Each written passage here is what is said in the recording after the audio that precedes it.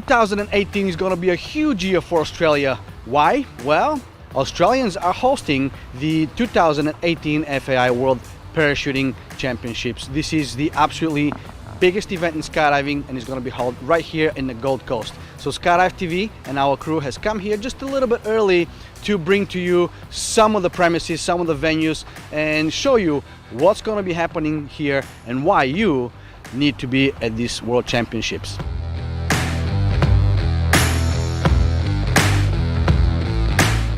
Right here, right behind me, is the headquarters of the Australian Parachute Federation. So we're going to take you shortly right in that building, show you around. A lot more action, a lot more stuff is coming your way, guys, so stay tuned right here on Skydive TV.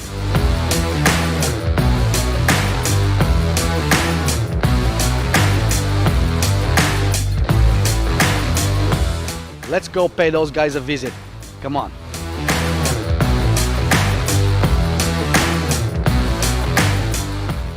Let's go, guys. Let's go pay them a visit. Hey, Rob. Sammy, how you going? Good to see you again, mate. Good to see you. Great to have you here at the Thank you for having us all the way here from Vegas. A little bit different. We came from a desert, no rain, and here it's a bit rainy today.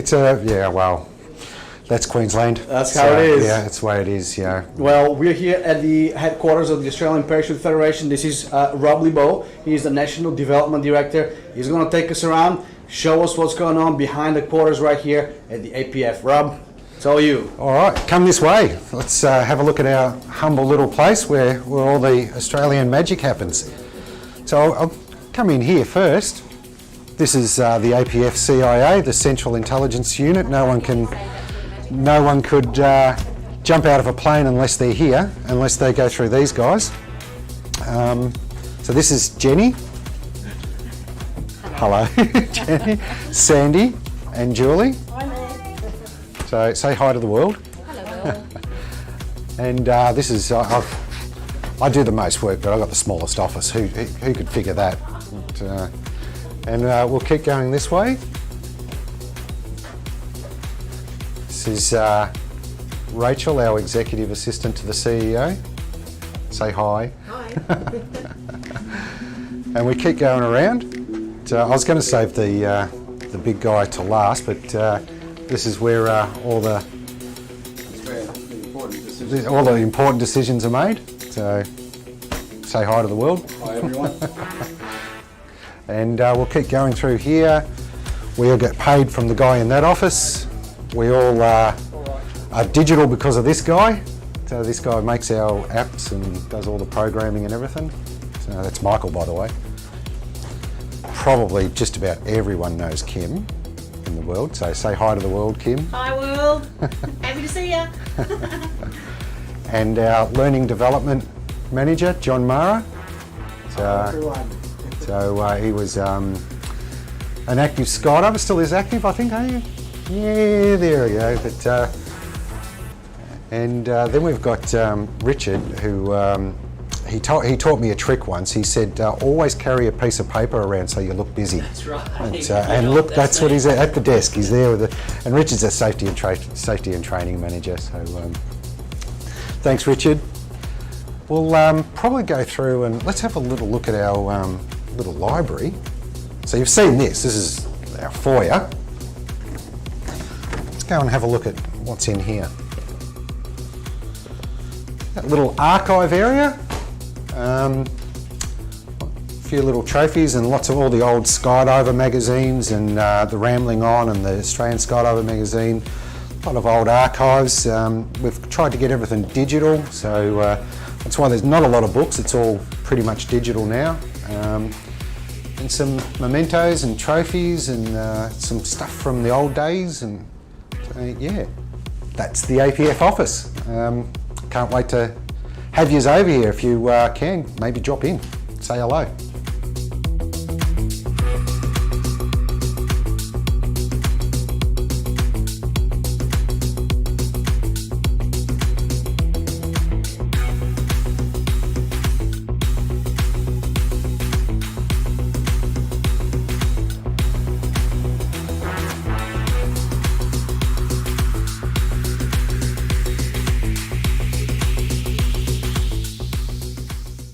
Well, Sammy, that was just a little tour of the APF head office here in Brisbane, and look, honestly, we're very excited and we can't wait to have the world here and share our little piece of Queensland and show the world exactly what us skydivers do.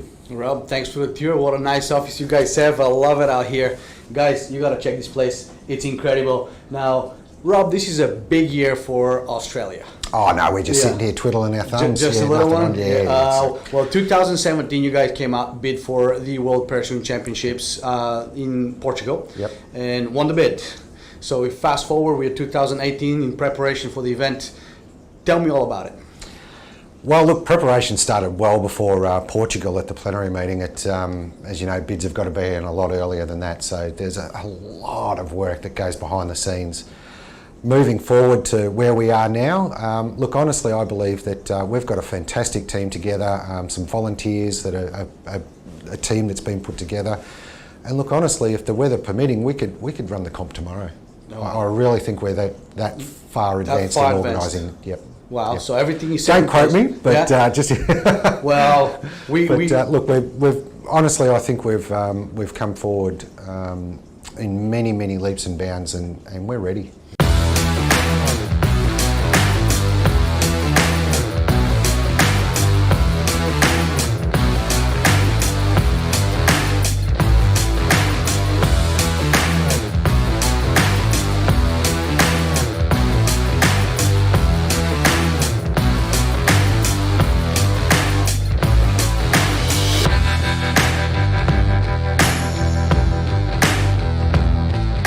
Going to be around 27, 28 degrees, light winds. We're right next to the beach, right next to Surfers Paradise. Come for the comp and stay for the hospitality. There you have it, guys. Stay tuned right here on Skydive TV because we're going to bring you all the action.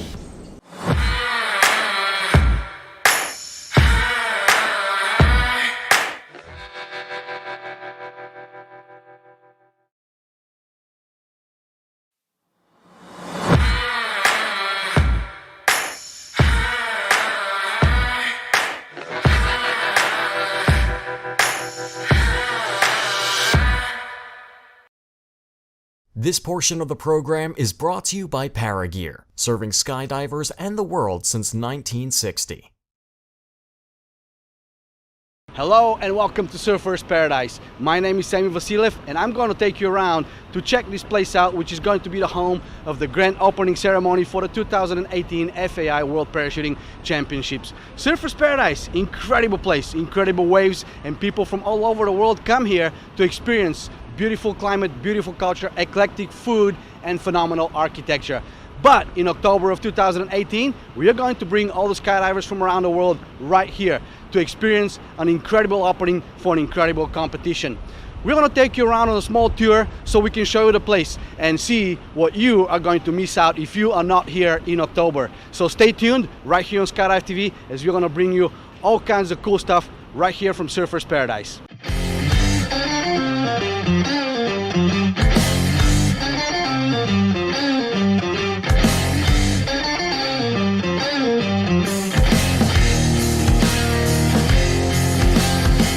The waves right behind me, right here, guys, are the reason why this place is called Surfers Paradise. People from all over the world come to experience this incredible opportunity for surf, some of the best waves on the planet. And the beach around me is just incredible, some of the finest sand. And in October, this beach will become Jumpers Paradise.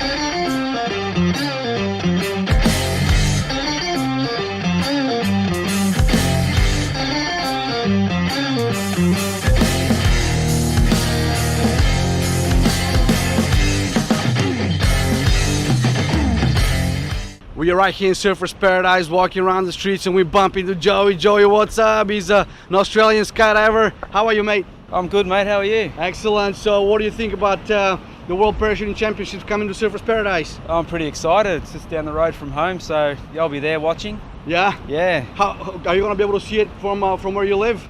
Probably not, but we're just 5 minutes down the road from Runaway Bay, so yeah, we'll be down there. That's cool. Anything you want to say to the competitors? Yeah, go the Aussie teams. Hey, I'm expecting a big performance this time out of you guys.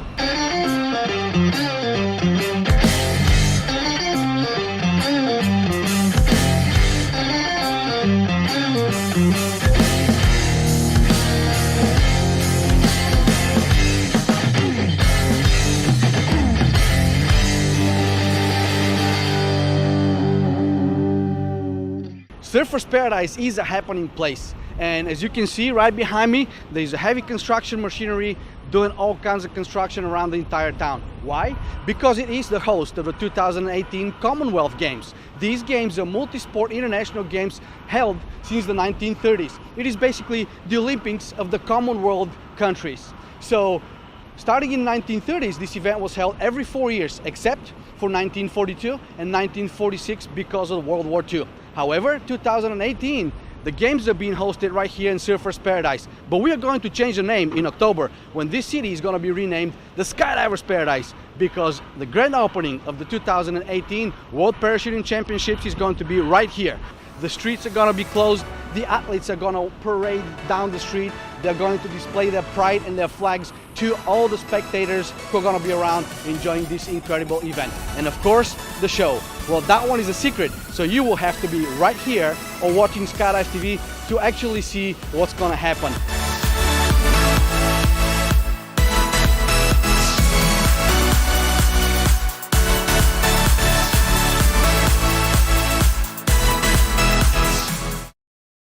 This portion of the program is brought to you by SunPath Products, the choice of champions for over 30 years. After the short tour that we did of the Surfers Paradise, which is going to be the host of the opening ceremony, right behind me is the actual venue where the entire competition is going to take place. This is the Sports Super Center. It's a phenomenal super center designed for athletic training and competitions, and now for the first time it is going to be hosting skydivers. Manifest, the bar, the vendors, the tents, everything is going to be happening right behind me. The Australian Parachute Federation has gone out of their way to make sure that everything happens in one place in the middle of the city, and is also accessible to all the spectators. So if you're a spectator and you want to come out and take a look at this event, it's free. Come on over. There's a whole bunch of activities that you're going to be able to participate in, as well as watch on the huge screens that are going to be posted on a couple of sides of the football field, so you can actually see what skydivers do. The skydivers are going to board a shuttle and take a short ride to the airport. They're going to board an aircraft in a little bit of a different location, which is about 3 or 4 kilometers down the road, and then they're going to be landing shortly right behind the Sports Super Center on a huge, incredible landing field. So let's go on a short tour. We want to show you around.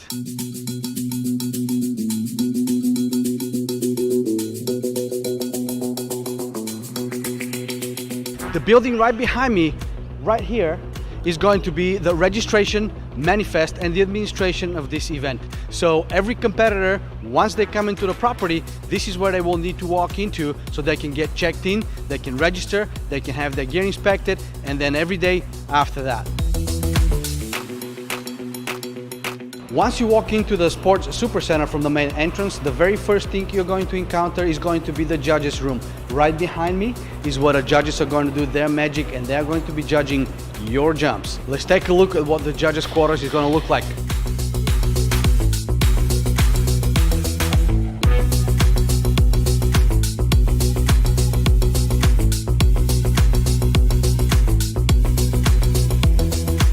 The Sports Super Center is designed with one thing and one thing in mind: competition. So there's plenty of room and plenty of locations where you, the competitor, are going to be able to take a break. You're going to be able to come around, have a seat in some of the many places just like this, and enjoy a relaxation moment before you go on to your next competition jump. And in case you're wondering where the athletes are going to have their breakfast, lunch, and dinner, don't wonder no more. This beautiful dining area behind me is designed to hold 300 athletes, and they can have anything they want throughout the entire competition.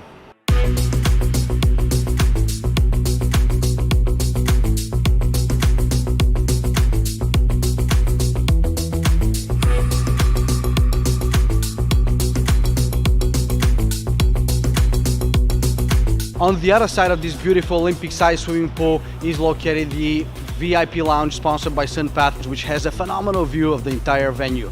So let's go take a look at what the VIPs are going to be able to see.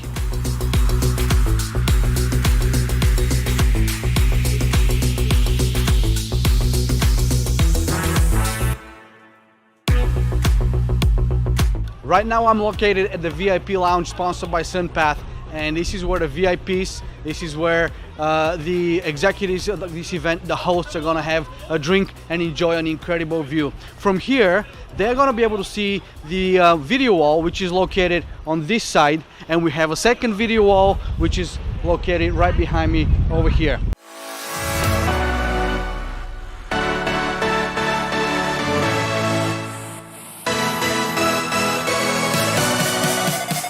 Currently, as you can see, there's athletes working out right behind me, and yes, this is the VIP lounge, which right now is a workout area. But comes the time, this is gonna be where the party is. It's gonna be a bar, there's gonna be tables, this is gonna be the hangout area. And yes, if you're not here, you're gonna miss out.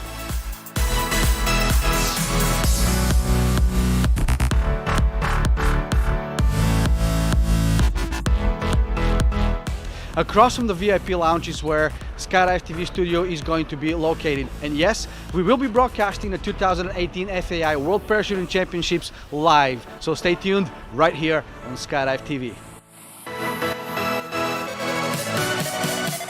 Right behind me is the lodging area where the competitors are going to have an opportunity to stay, play, and have a good time at night.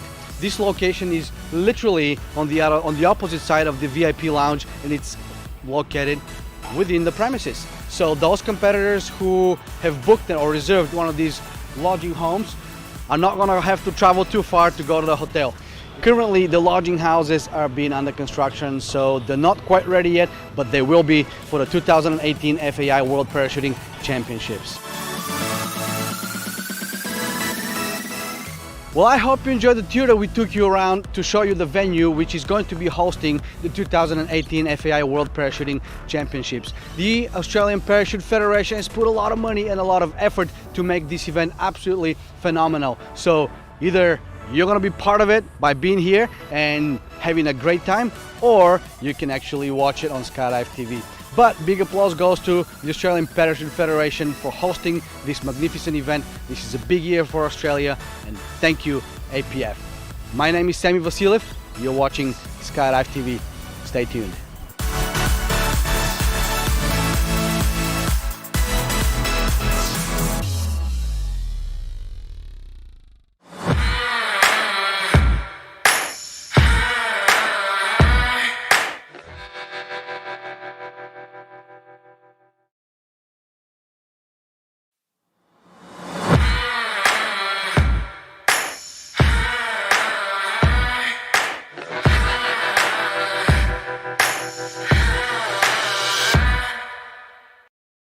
Hi, my name is Sammy Vasiliev, and thanks for watching.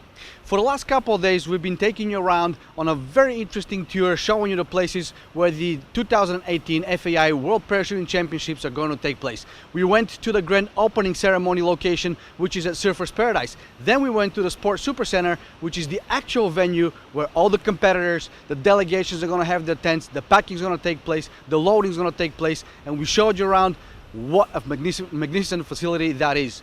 And today, we want to take you around a little tour to show you where the competitor is actually going to stay. It is an absolutely beautiful Intercontinental hotel right here in the Gold Coast.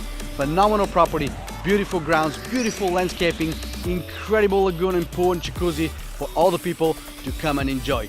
So take a look and enjoy the tour.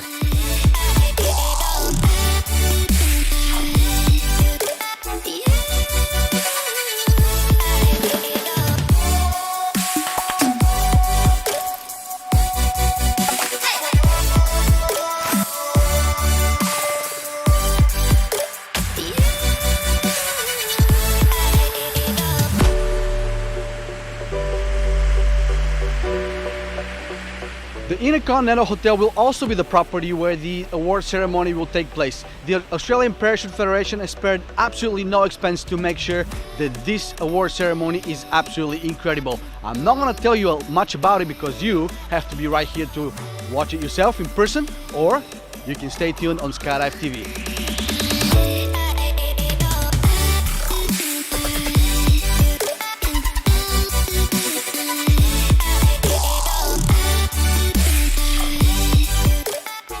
The Australian Parachute Federation has gone out of its way to make sure that this event is absolutely magnificent, and it goes flawlessly and perfectly as it possibly could.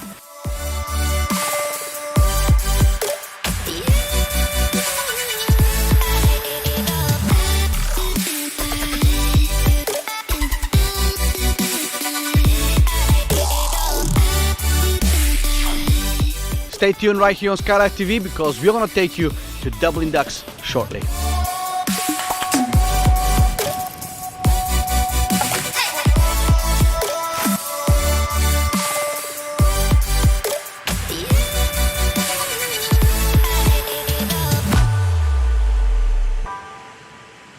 The Dublin Docks. This is the preferred entertainment venue for the 2018 FAI World Parachuting Championships. After a hard day of competition, the jumpers can come around, have a drink, relax, beautiful atmosphere and fantastic entertainment. Dublin Docks is also going to have a bar directly at the Sports Supercentre, so if you don't want to come all the way out here to the bar in this beautiful location, you can have a drink directly at the venue. Let's go ahead and take a look what Dublin Dock looks like.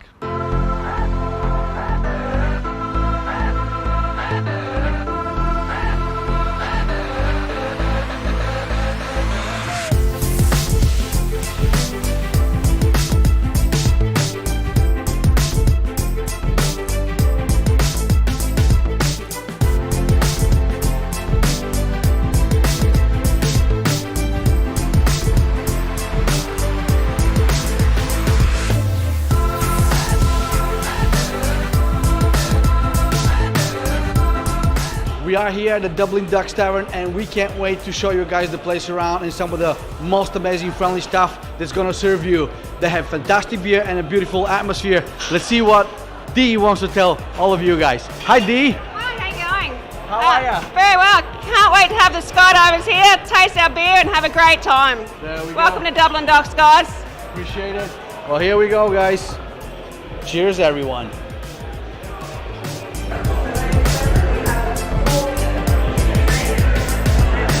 Welcome to Dublin Docks.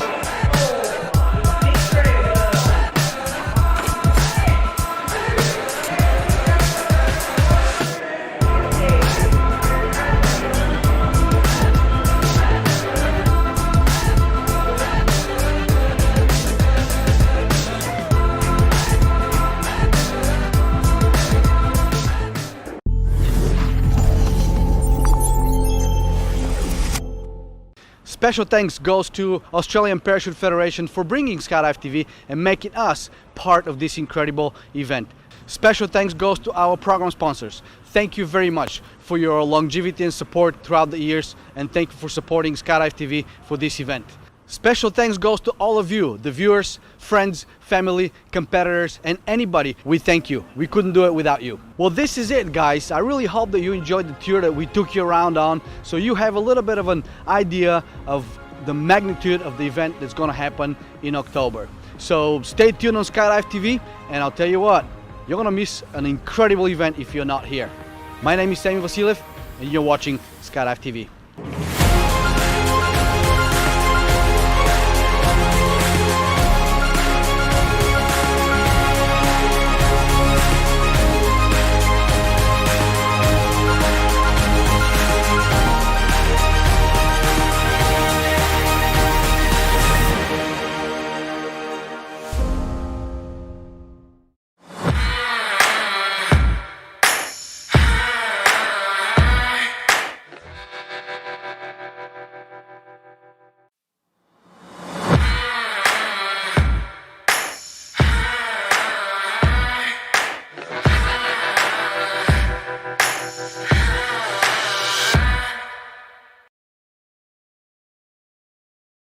Hi, Mayor Tom Tate here. The Gold Coast is a global event destination and we are excited to host the 2018 World Parachuting Championships in October. While you'll get to see our beautiful city from above, make sure you stick around a little longer and let us share our great city with you. From world-class entertainment, dining and shopping options to the city's spectacular coastline and iconic rainforest, the Gold Coast is a city like no other, inspired by lifestyle and driven by opportunity. See you in October.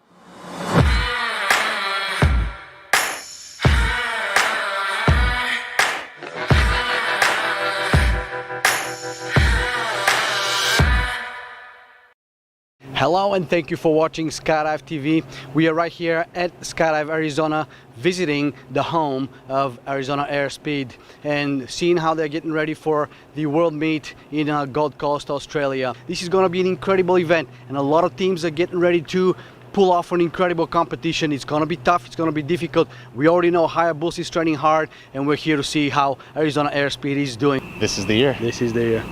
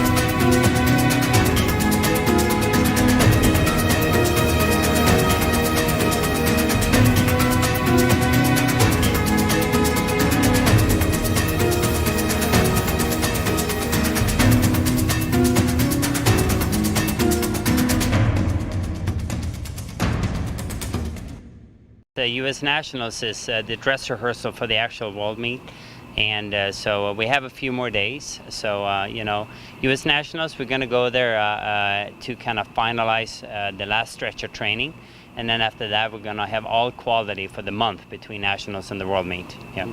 Very nice. Now Hayabusa is training pretty hard as well, and you guys are doing a lot of efforts into taking that world title. How bad do you want it? I mean, all of us want it. I know they want it, we want it, and the day of, it's going to come down to who wants it more. You know, we've been training for 2 years now to catch up to them and be able to throw down and hang with them and beat them. So whoever wants it more. Is this going to be the year? This is the year. This is the year.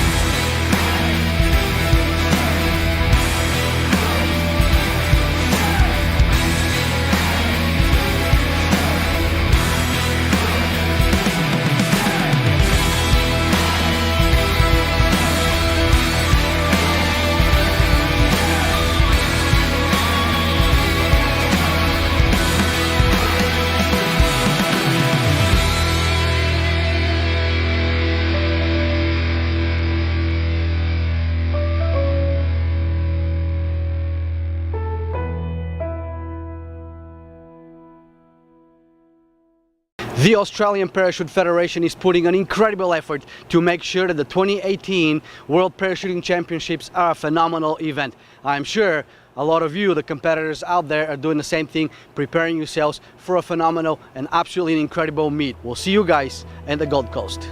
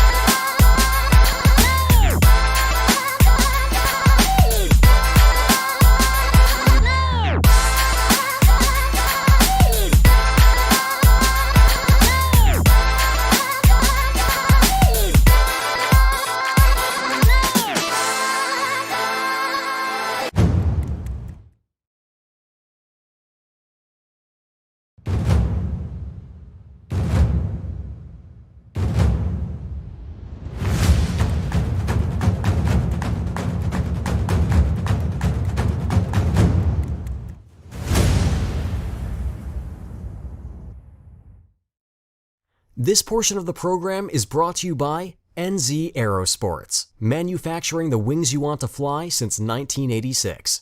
From AFF student to world champion, Icarus Canopies are for you.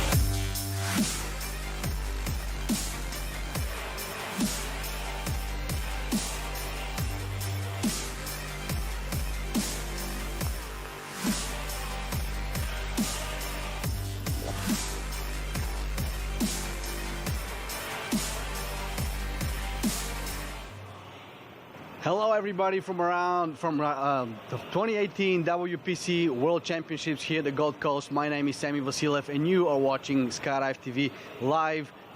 First time directly from the event. We've been here for the last couple of days getting ready, getting tested, making sure everything's going to work out so we can bring you this competition as it's happening and you can stay up to date with the most current information. For the last couple of days have been quite interesting. We've all been setting up, we've all been testing the setup, the environment, making sure that everything works very, very well and is well synchronized machine because, as you know, these championships are not held at a regular drop zone, they're held at a stadium in the middle of Gold Coast.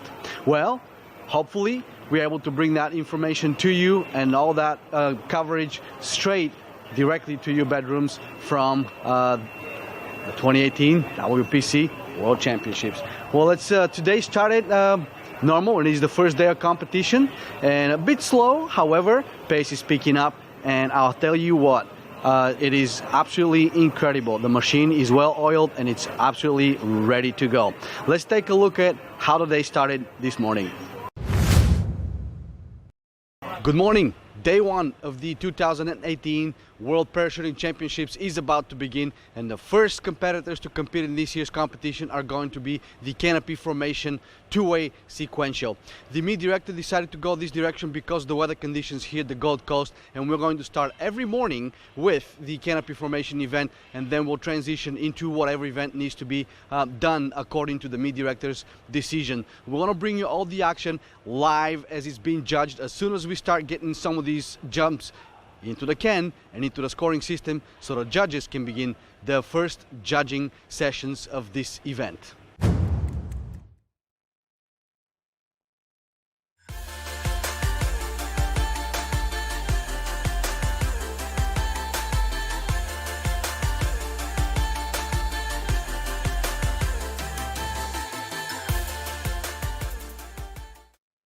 Stay tuned as we are going to have 2 live broadcasts per day. One is going to be in the morning and we're going to bring you in, let you know what's going to be happening throughout the day, and one in the evening. Times are to be determined based on what's going to happen and what's going to transpire throughout the day and how the event is going to take place. However, stay tuned right here on Skydive TV as we are going to bring you the latest information, the latest news from this event. We are with the one and only Brian Burke out of Skydive, Arizona. Brian, good morning. Good morning. First load of the day is about to go up, competition load that is. The first competition load of the meet. Absolutely. Last 2 days we've been doing jumps. Was that a training practice for the event? We had an unofficial day, actually 2, and then an official day of practice. From here on out, it's all competition. It's all competition. This is a very unusual situation. We are at a stadium which has never been done before. How much of an adjustment for you as a meet director did you have to do? Not very much. The biggest thing is making sure we can move the competitors from the venue here to the airport, and then from the landing area, which is in a third location back here. It means adjusting sometimes, but it's not really complicated. It's not. So, but logistic-wise, it takes quite a bit of people to do that. It does, but the Australian Federation was really well prepared. They've put a lot of thought into it. There we go.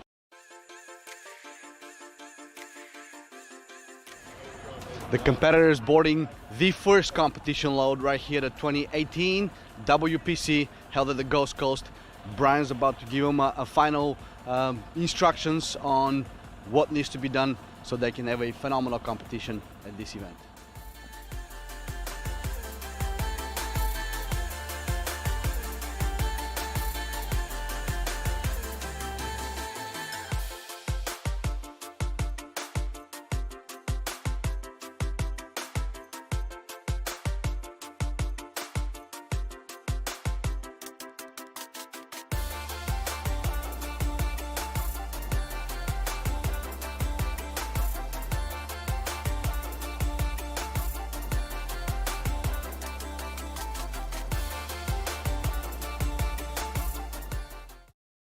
Team France, good morning. Morning. Round number 1 for the competition. Jitters, nervousness, anything? Just a bit. Yeah. We don't know what the other teams are like, so we don't know. We'll just do our best and we'll see after the first round how it's gonna go. Yeah, exactly. Is this the first competition for you guys? No, we are doing two-way since 2016 in international and 2013 like at the IPC. So it's not the first time. Not the first time. Yeah. And we were second in Chicago 2 years ago. 2 years ago. Good luck. Thank you. Thank you.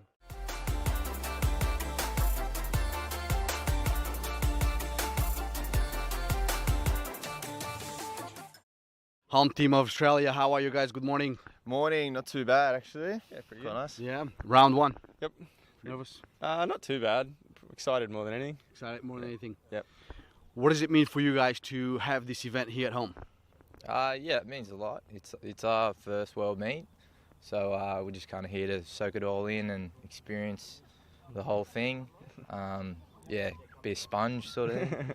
Yep. Yeah, it's pretty cool. It's pretty cool. How many training jumps did you put together? Just for this camp so far, last week we did about 26 training jumps. Didn't get as many as we wanted due to weather, but we're as ready as we can be. That's what it is. Anything you want to wish to the rest of the competitors? Oh, everyone, good luck, have fun, stay safe. That's right.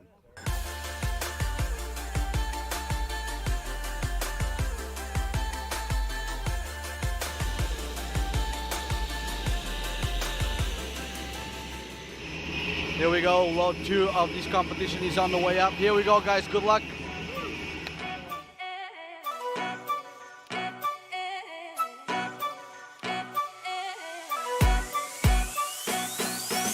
So often we would be at a small country airport like this with tents set up like we've done, like we always do, you know, and to have the championships centered on a beautiful Olympic sports center is a sort of a novel idea, and it was spectacular, I think. In addition, we've always had the award ceremonies in a track and field environment with the stands. That's what we always do, and to do it on the beach like we did yesterday afternoon was glorious. I thought it was like people remember that. Remember when we sat on towels on the beach and we had the opening ceremonies with people surfing out in the waves behind us? I thought that was great. Yeah, and we had the rain. Well, a little bit of rain, but you know, at least they got out of the airplane, out of that big C-17 Globemaster, and they got it done. And I think people will remember that forever. You know, so it won't be one blurry memory; it'll be a distinct memory. So, and we were all drinking bourbon and having beers on the beautiful cafes lining the beach before the ceremony. So yeah, it was nice. It was nice. Yeah. Anything you want to wish to competitors? Oh, just an outstanding championships. I think this is one where they'll get the fair and equitable opportunity to display their ability in spades. You know, this is a beautiful organization they set up here, and it looks like we've been blessed with good weather. So best of luck, for sure. Absolutely. Well, there you have it. Heard it from the official FAI controller for this event, Jimmy Hayhurst. Morning, guys. Round 1. Yeah. Ready? Ready to go. Yeah. Ready to go. Yeah. So you had some practice jumps last few days. Yeah, of got course. yourself acclimated. Yeah, of course. What's the expectation from your team?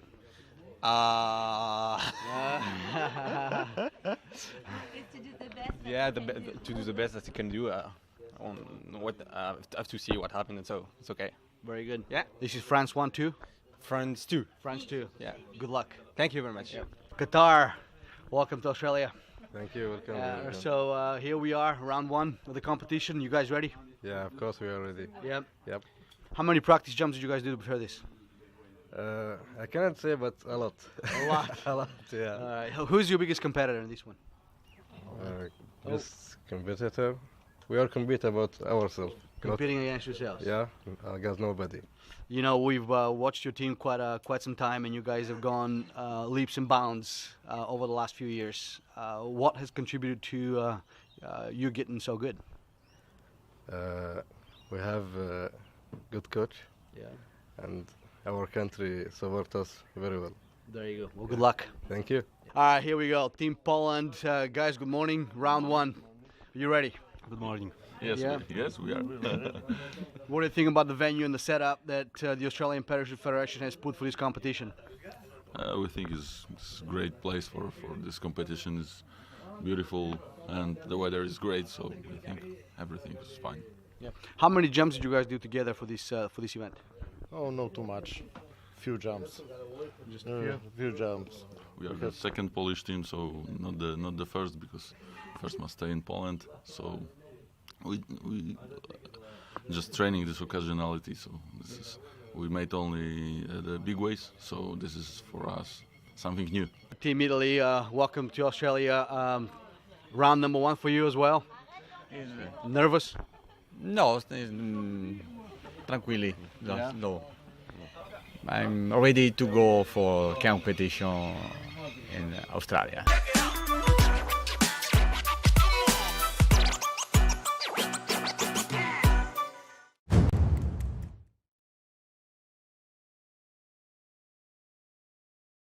This portion of the program is brought to you by Sunpath Products, the choice of world champions for over 30 years.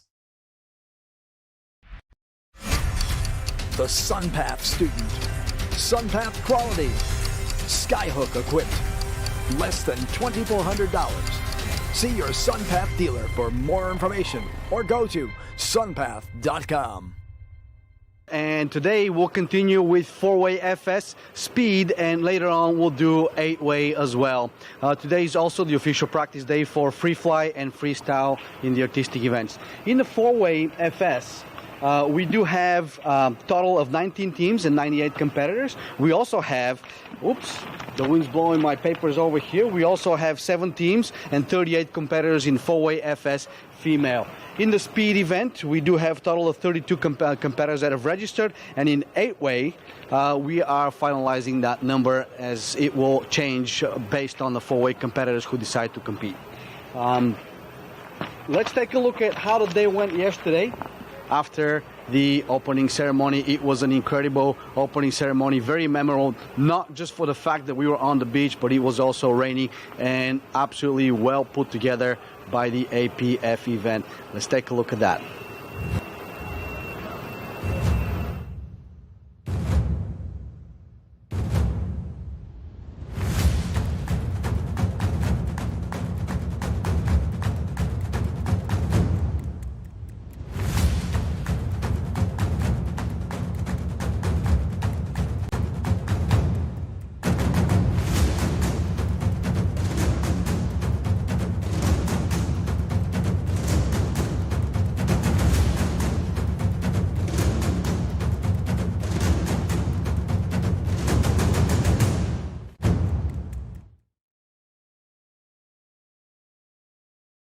This portion of the program is brought to you by CYPRES, reliability made in Germany.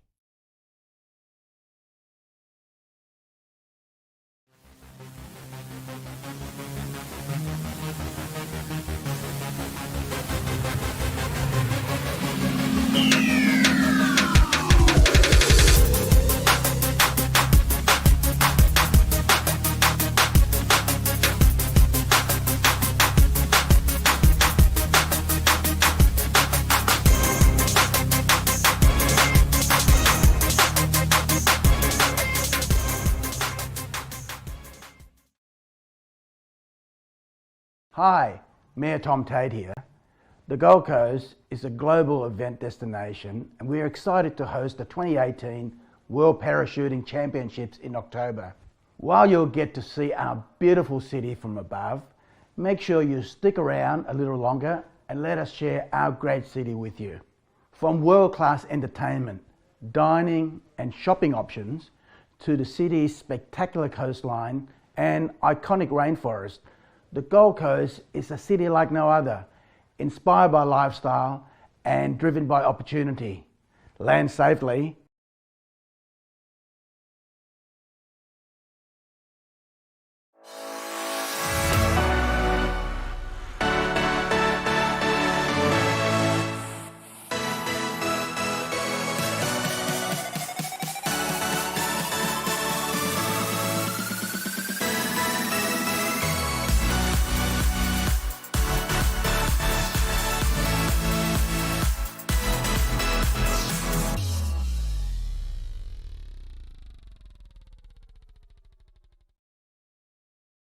This portion of the program is brought to you by Paragear, the world's largest selection of skydiving equipment.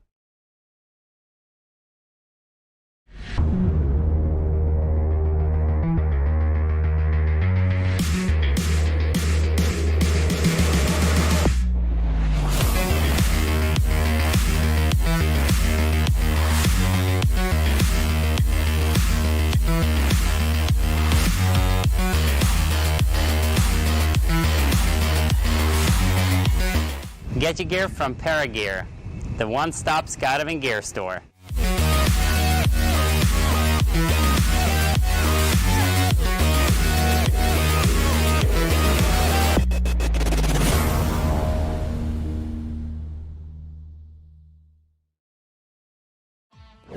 Download the Skydive TV app and have the skydiving world in your pocket.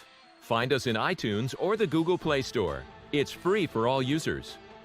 Get Skydive TV and watch the national and world championships anytime, anywhere, plus lots of bonus videos. Download it now. Watch the best of the best skydivers in the world on Skydive TV.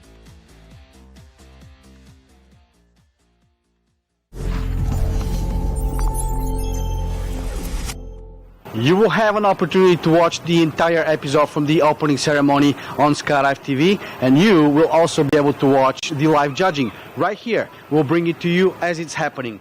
If you're interested to know where else you can watch Skydive TV, you can actually watch it on the official WPC app. You can download Skydive TV's app, or you can stay tuned right here on skydive-tv.com, as well on Facebook.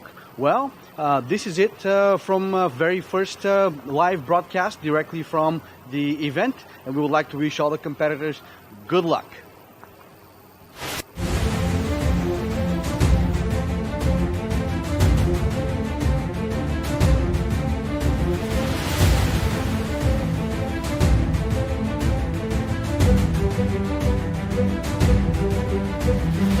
Good luck! Powodzenia! Viel Glück! Hodně štěstí! Viel Glück! Good luck! Удачи! Good luck! Viel Glück für alle! 祝你好运! Alles Gute! Удачи! Viel Glück! Good luck! Success!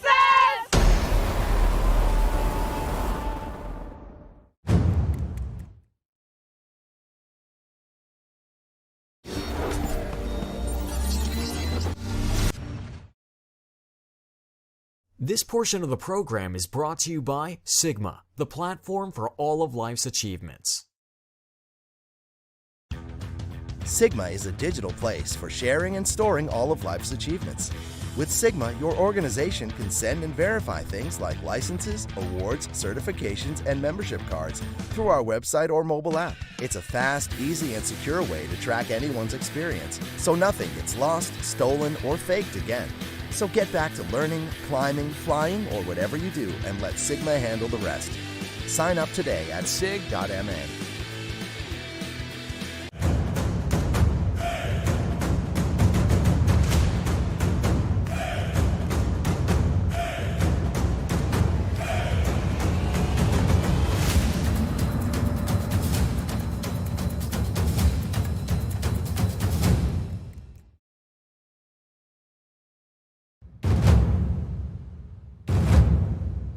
This portion of the program is brought to you by NZ Aerosports, manufacturing the wings you want to fly since 1986. From AFF student to world champion, Icarus Canopies are for you.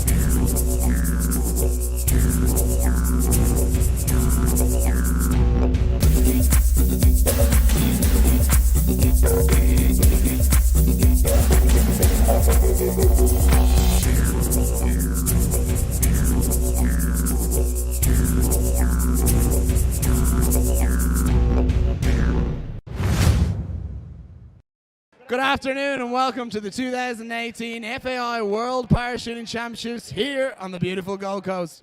We'd like to thank you all for coming down and supporting this amazing event. We have 400 competitors coming from 25 different countries competing for the top prize and hopefully bringing on gold for their country. To all the teams who've made the trip here, we'd like to welcome you to our beautiful country. We'd like you to take full advantage of the beautiful beaches, amazing culture, and state-of-the-art facilities here on the Gold Coast. To the Aussies, we wish you the best of luck, and you have the whole country behind you. Aussie, Aussie, Aussie! We're going to start with a welcome to the country by Uncle Alan Lena. Yeah, first of all, I'd like to acknowledge the traditional custodians of the area that we're on here today, which is all part of the Yugambeh language group of people. I'd also like to pay my respects to elders past and present, and I'd also like to welcome all other Aboriginal and Torres Strait Islander people that might have joined us here today. And I'd also welcome all other people that have come and joined us from all over the corners of the world to welcome here on our country. Have a safe week and enjoy yourselves here on the beautiful Gold Coast.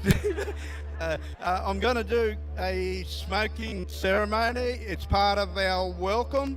It also clears all negative energies or bad spirits that we may have come with us here today. I'm not saying there is, but we will do a nice smoking and a clearing. And and welcome everybody. So enjoy yourselves and most of all, have fun. Thank you.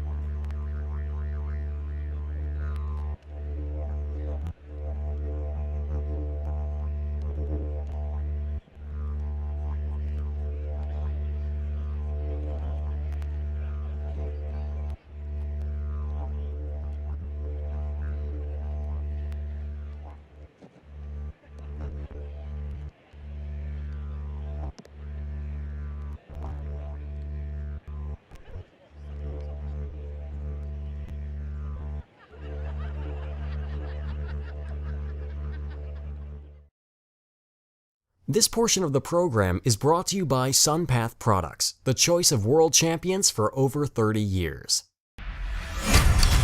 The Sunpath student. Sunpath quality. Skyhook equipped. Less than $2,400. See your Sunpath dealer for more information or go to sunpath.com. Could we please be upstanding for the Australian national anthem sung in the Yugambeh language by Sophie Urell. Gari manalinga namba laya prumawanta jagi kanjagun yarabai nalin narin yenga wanta.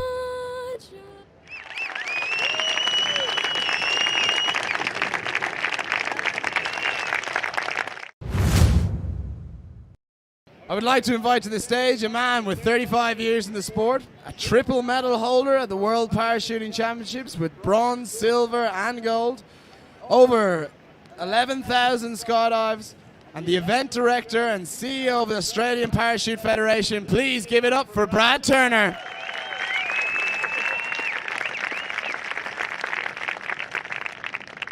Thank you everyone for a warm welcome. And I welcome you to the city of the Gold Coast, Queensland, Australia. This championships has been over 20 years in the making since the last time we had a World Championships held in this country. And we thought if we're going to hold a World Championships, let's take it to the people. And what a better city to take it to than the Gold Coast. where the surf, sun and sand, except for today. You can't always get it right. But as skydivers, I think we're pretty resilient. We're used to being patient around bad weather. So thank you for hanging it out there and being part of it today. Competition starts tomorrow, day one. This is what we've all been waiting for, what you've been training for over many years, to come to this World Championships and perform your best. And all that we can ask for is to achieve your best performances. We're all aiming for medals. Some of us may go home disappointed, but don't. Go home proud that you picked to represent your country. Be proud of that. If you happen to make it to a podium, I'd like to wish you all the best in competition. This championship is for the competitors. Welcome to the Gold Coast. Have a great week. Enjoy it. You're mad if you don't, and you only got yourself to blame if you don't.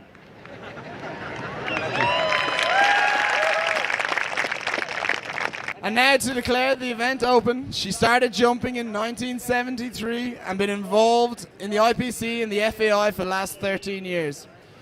She's holding the IPC present at the moment. Please give it up for Gillian Rayner. Good afternoon, everybody.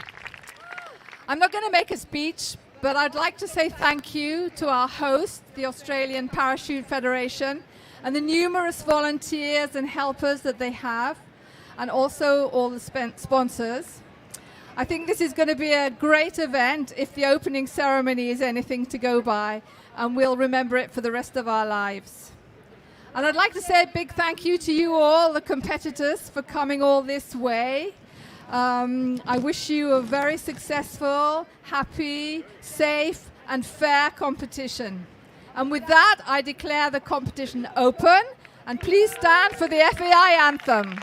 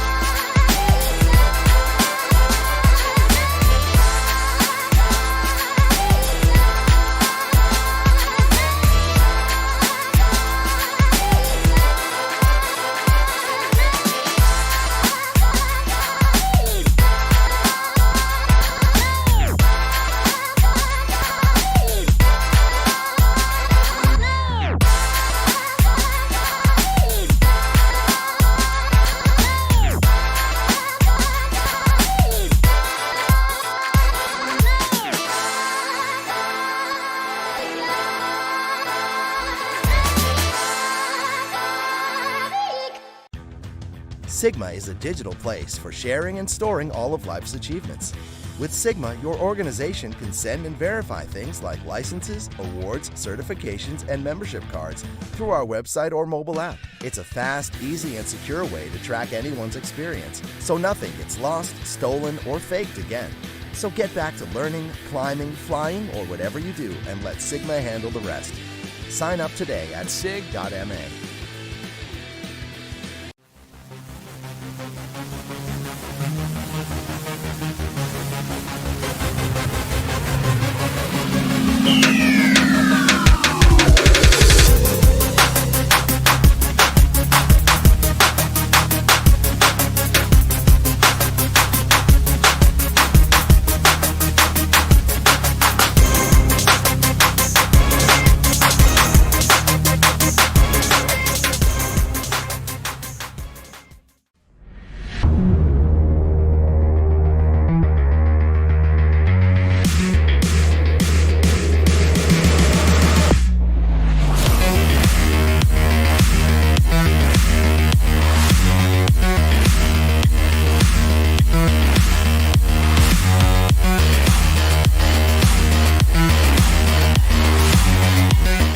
Get your gear from Paragear, the one-stop skydiving gear store.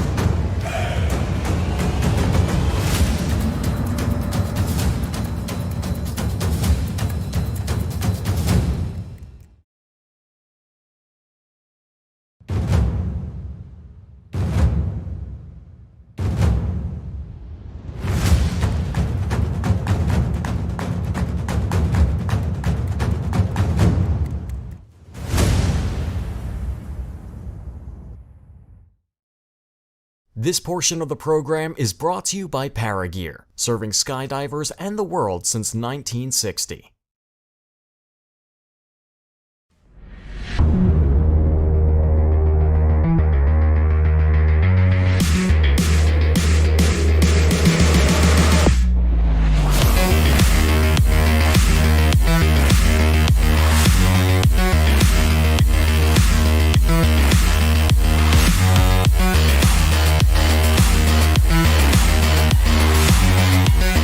Get your gear from Paragear, the one-stop skydiving gear store.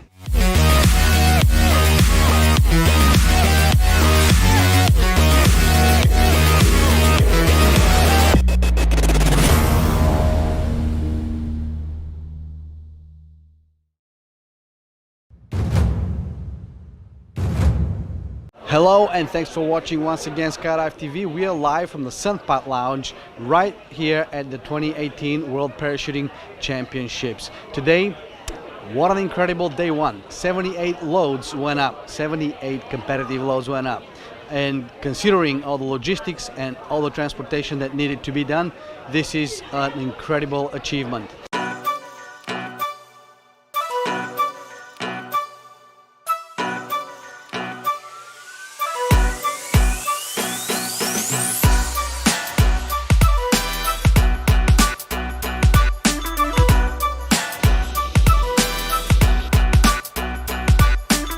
The day started with a two-way CF sequential event. It went into four-way FS, then it went into four-way FS female, speed, VFS started, and of course concluded with eight-way round one formation skydiving. Let's take a look at some of the highlights of the day.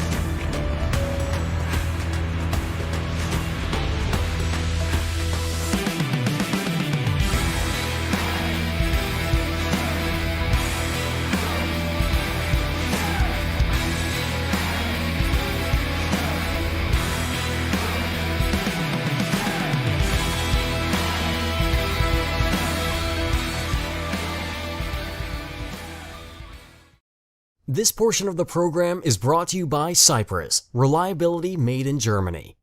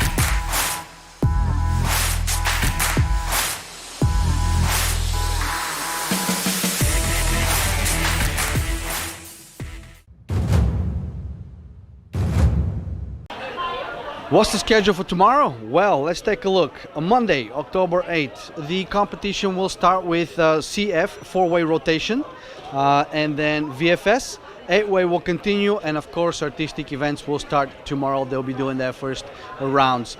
Two-way CF sequential has been released until Wednesday. They will come back later to conclude the rest of their rounds. At the end of the day, we have gathered right here at the Sunpath VIP Lounge to celebrate a day one of competition and chill out in a nice environment with good friends and competitors. Until tomorrow, guys, my name is Sam Vasiliev, and you're watching Skydive TV. Stay tuned.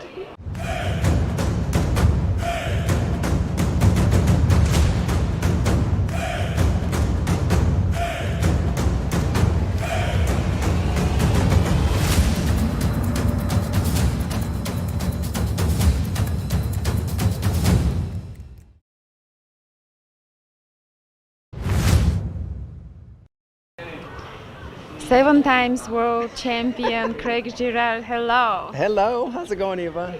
How about you? What are you doing here? I am the coach of the Russian national 8-weight team. First time ever for me. So, you know, as we have spoken before, I was on the U.S. team for many, many years. And then I was coach of the Dubai national team, and now I'm working with the Russian national team for the next 3 years until 2020. Because I'm coaching the Russian 8-weight 2 weeks a month, every month, for 3 years. So you live in Russia? I don't live in Russia, but it's funny because a lot of people who live in Arizona ask me, because they don't see me anymore, they're like, do you still live in the United States? I'm like, no, I do. But how is it to work with Russians? What is the difference between the entire structure of their organizations? That's a really good question. I will say this, that I had no preconceived ideas, because these guys are former world champions also. But like being an American world champion and working with the Russian, it's two different systems. And when I started, I know that they're really proud of their performance because they're very good, and I think they expected me to come in and change it all around. It's taken me probably 2 or 3 camps just to understand what their system is. And so they're such technically good skydivers that actually the technical part of the jump, I've probably had 40% input. But what my biggest help for them is team building, how to get along and not argue. But listen, it's about being a good teammate. And so they were very open-minded about asking me for help, because we've been friends for 30 years. And so it's a lot of trust placed on me, because they want me to share what the success is, why we keep the teams together for so long. After the breakup of the Soviet Union, they have individual sponsors who are also skydivers, who are businessmen, who have funds to finance the team and pay the professional athletes to train them. And so that's been the norm for probably since the breakup of the Soviet Union, like 1990s, like 95-ish until now. And so they've had some very, very good athletes who are sponsors, but it requires a lot of time, and they're businessmen, you know. And money, of course. How much approximately is the budget for the team? Well, this year, Andre, who's the sponsor of the 8-way, and he's also hosting the 2020 Mondial, the next World Championships in Tanai, Siberia. Okay, he has committed somewhere around about $1 million for all of the training, travel, and I don't have the exact numbers, but I've kind of loosely heard that that's a pretty round number, which is a very, very big investment. But one thing I will say about Andre is this guy is doing it's a huge gift for increasing the level of the sport, you know, because without money and sponsorship of that kind of level, like this is like the Golden Knights, they have the U.S. government. I mean, that's a big sponsor. You know? Can we say Golden Knights, watch out, Russian is coming? Oh, yeah, I will definitely say that. Now, I haven't even seen anything. I've just been kind of feeling it out. They've been feeling me out, like what are the Russian teams doing? And the Russians are like, you were a Golden Knight, what are they doing? This will be the first competition of the 8-way Russian team coached by you. Yes. Okay. Da. So their main competition is the Golden Knights, who are the current world champions. And so they don't know what the Russians are doing, and the Russians don't know what the Americans are doing, because there's been no results from any competitions for the last year. And so this first jump is going to be a really big eye-opener.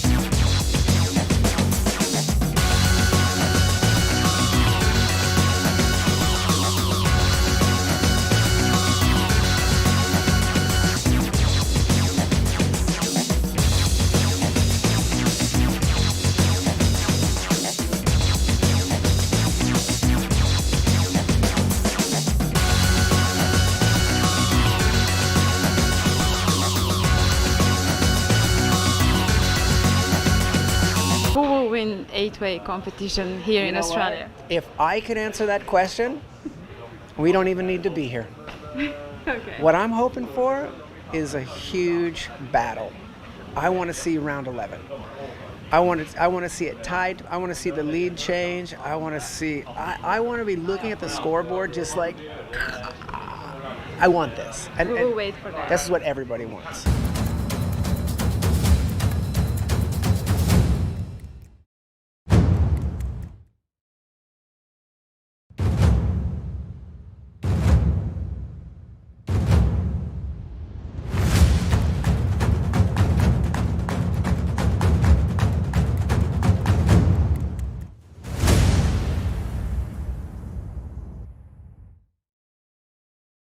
This portion of the program is brought to you by Sigma, the platform for all of life's achievements. Sigma is a digital place for sharing and storing all of life's achievements. With Sigma, your organization can send and verify things like licenses, awards, certifications, and membership cards through our website or mobile app. It's a fast, easy, and secure way to track anyone's experience, so nothing gets lost, stolen, or faked again. So get back to learning, climbing, flying, or whatever you do, and let Sigma handle the rest. Sign up today at sig.ma. Good morning. A beautiful day here at the 2018 World Parachuting Championships. What an incredible morning. The day started at 5:45 with 4-way CF rotation, followed by VFS, 8-way, then speed, 4-way female, and 4-way FS has been on hold until 2 o'clock. They will start a little bit later on today, and we'll bring you those jumps as soon as we have them as well. Stay tuned with Skydive TV as we are broadcasting all the live judging 24 hours for all of you out there around the world can see and can follow the action.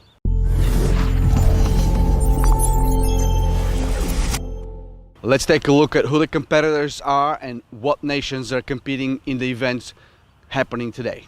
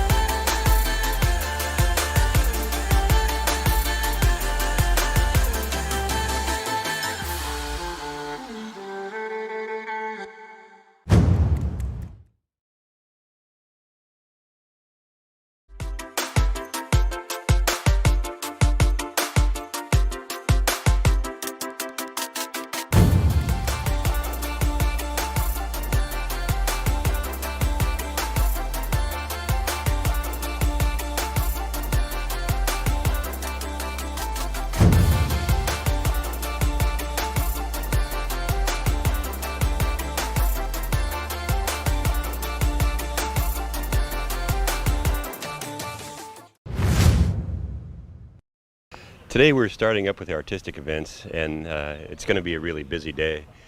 There's more teams, more things to get done. So you think we're going to beat the 78 lows today? Very unlikely. We're going to higher altitude for most of them, and we'll have multiple passes.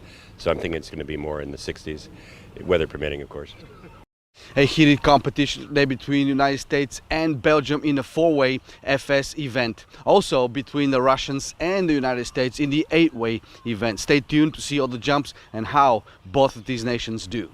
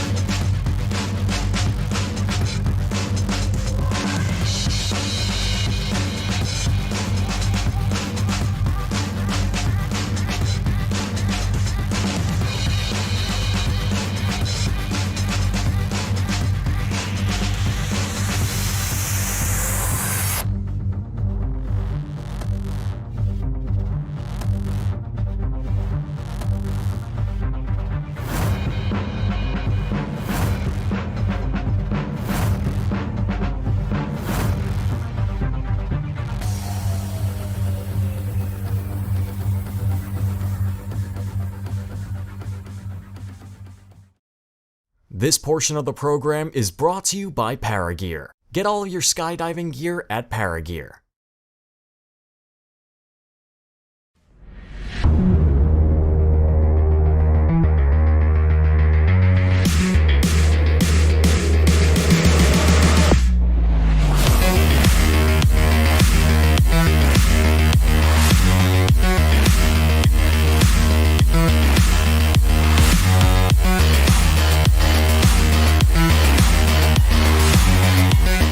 Get your gear from Paragear, the one-stop skydiving gear store.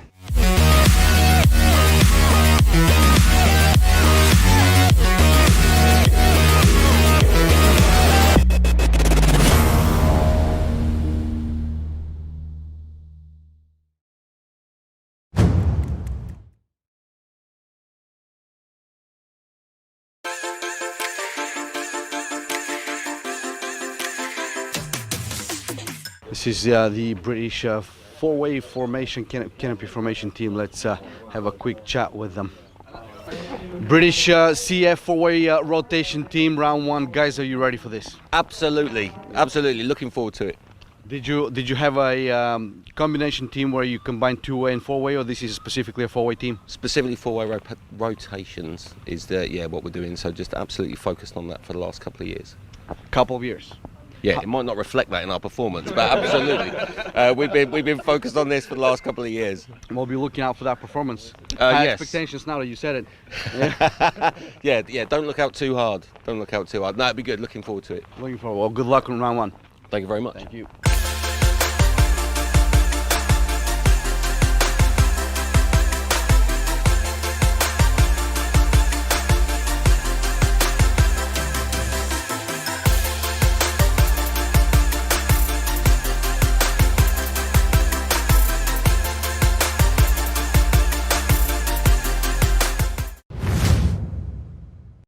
This is round one. It's round one.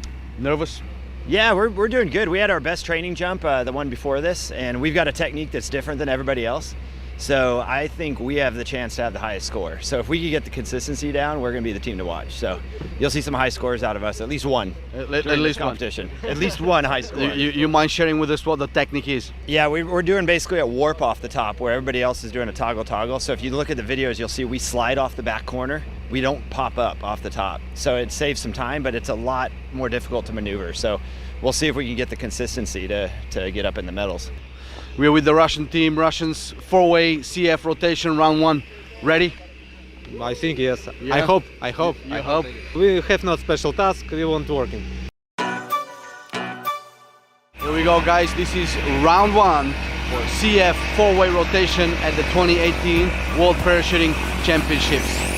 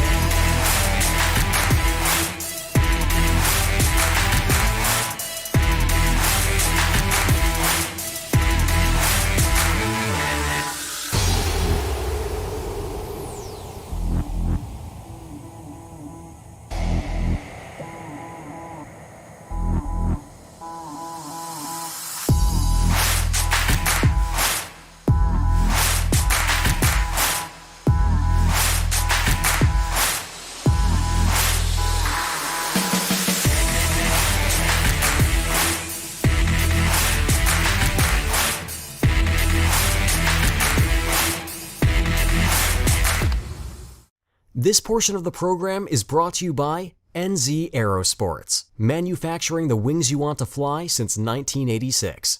From AFF student to world champion, Icarus Canopies are for you.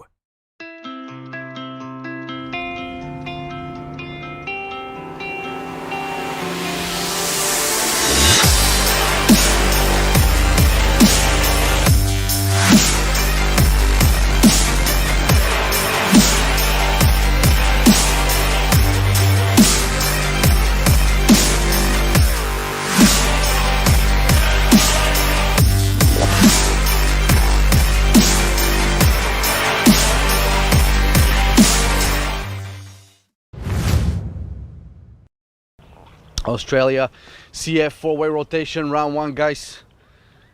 Nervous, jitters?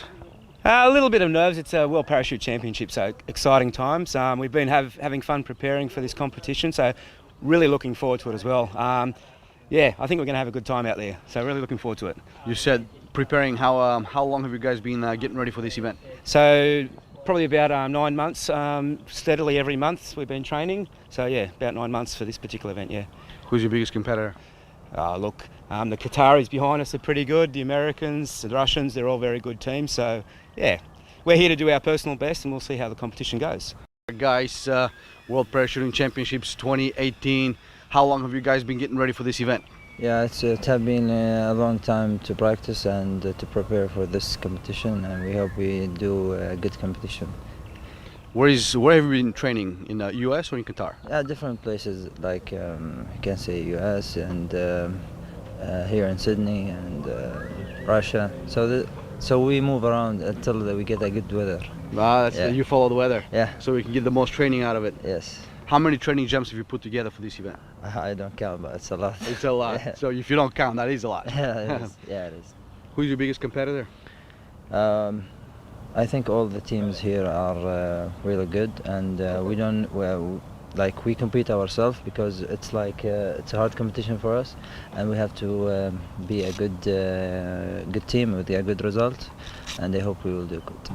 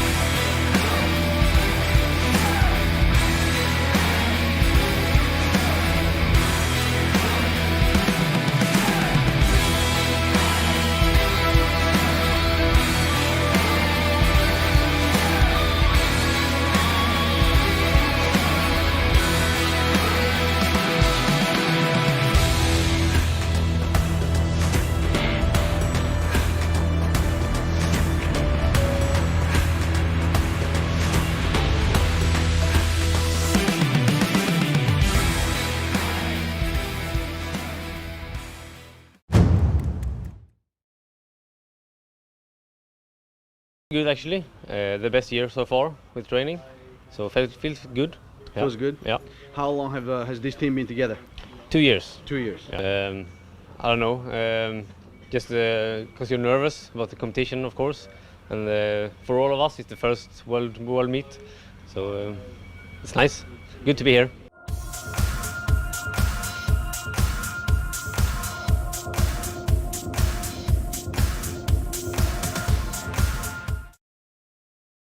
This portion of the program is brought to you by Sunpath Products, the choice of world champions for over 30 years.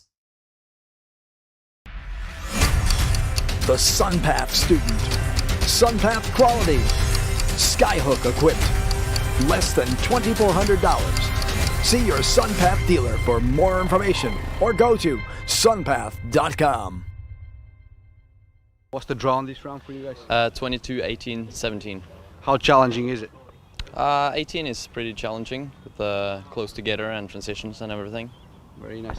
What's the biggest competitor for you guys on this event? I would say UK, Russia, maybe. Yeah. Not the US? Well, they are kind of in another league, but yeah. So this year, that's the teams we kind of aiming to fight.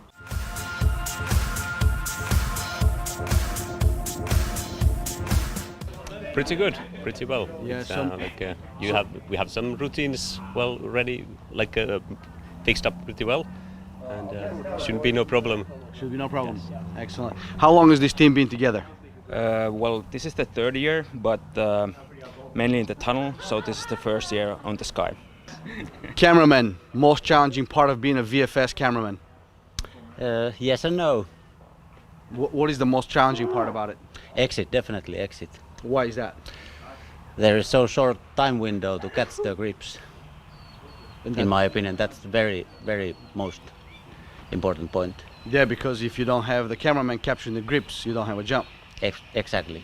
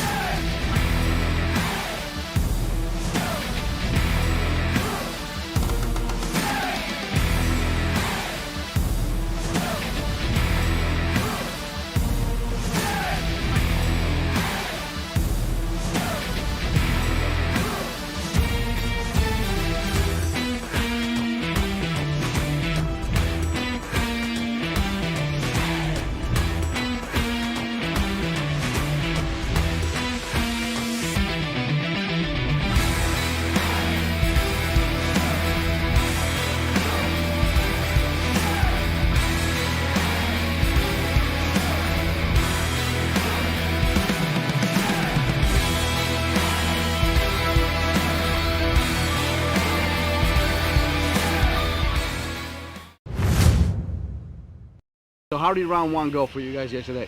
It was a pretty good round. I want to say maybe a little bit cautious for what we usually do. Maybe scaled it back a little bit for round one. Why was that? I don't know. I think it was just if we didn't discuss it, I think it just happened in the air.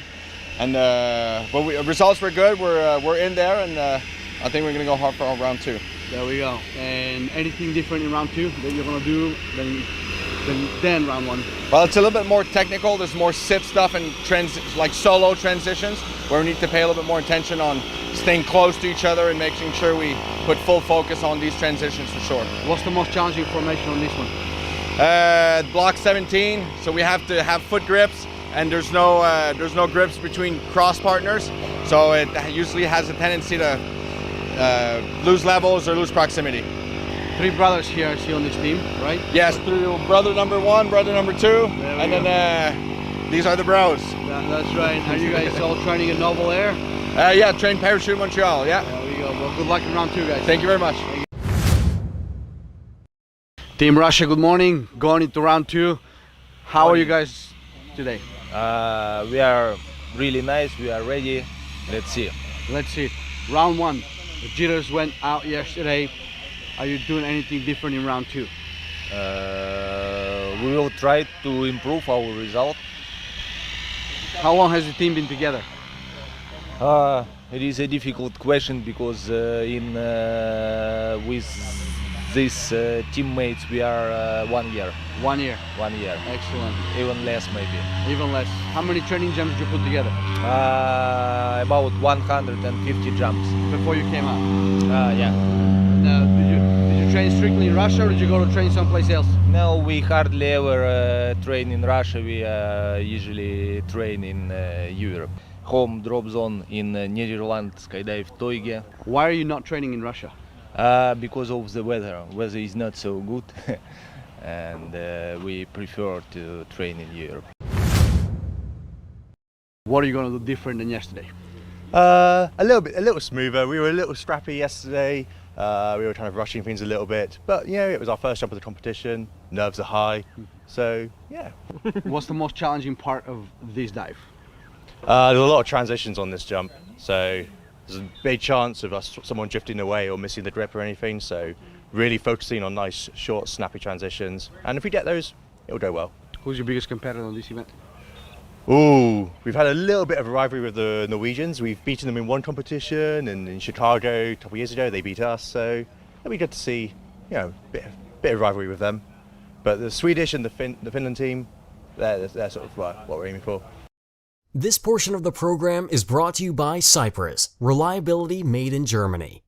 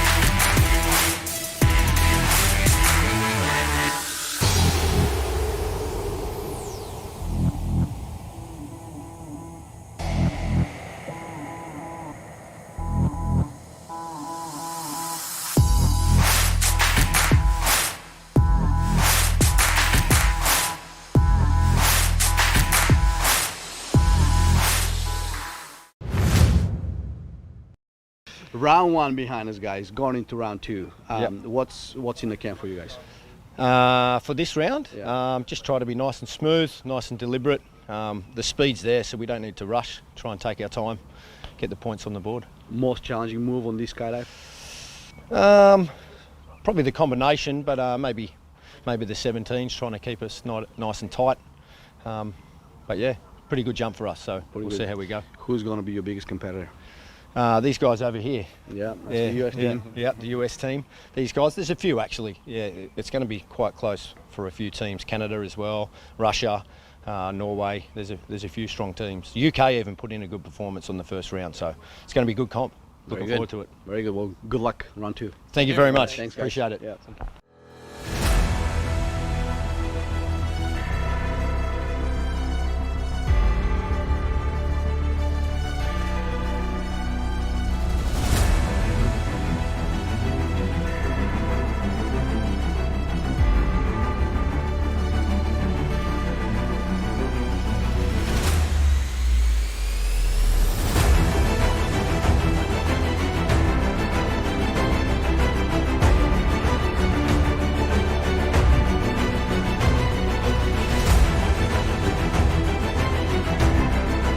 Round one was done yesterday.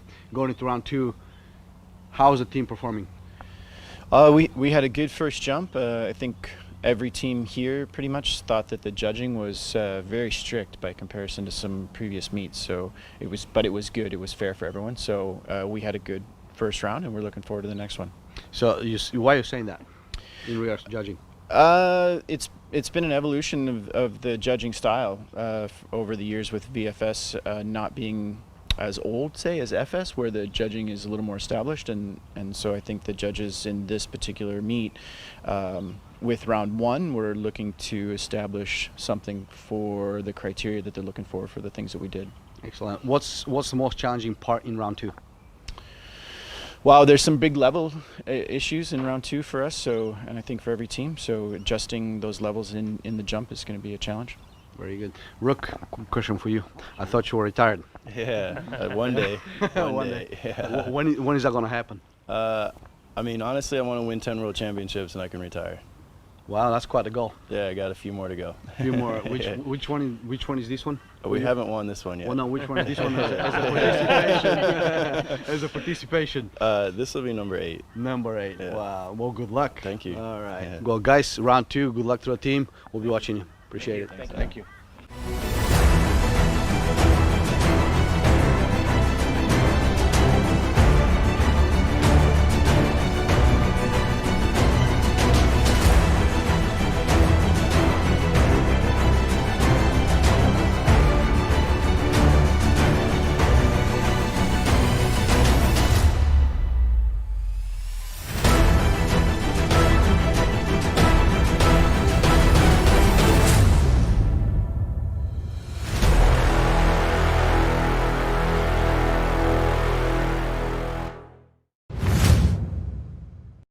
This is it this morning from the 2018 World Parachuting Championships. As soon as these competition jumps start getting in and the judges start working on it, we will be broadcasting those jumps live to you. So stay tuned right here and enjoy the 24-hour broadcast that we are providing for your enjoyment.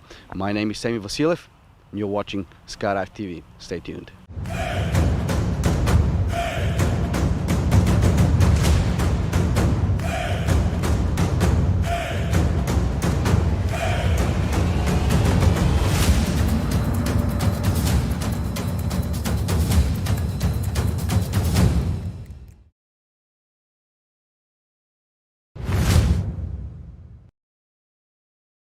This portion of the program is brought to you by Sunpath Products, the choice of world champions for over 30 years.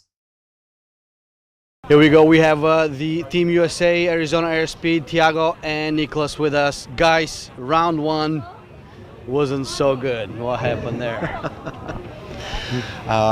Honestly, I'm still trying to figure it out. No, I kind of know what happened. I think we stepped on that gas pedal just a touch too much. And, we were riding a very fine line between success and failure. And I think we leaned towards the failure. I think we went a little bit too fast for what we had in mind. Any hurt, I'm still hurting from it, but at the same time, over it. It's in the past, nothing we can do about it.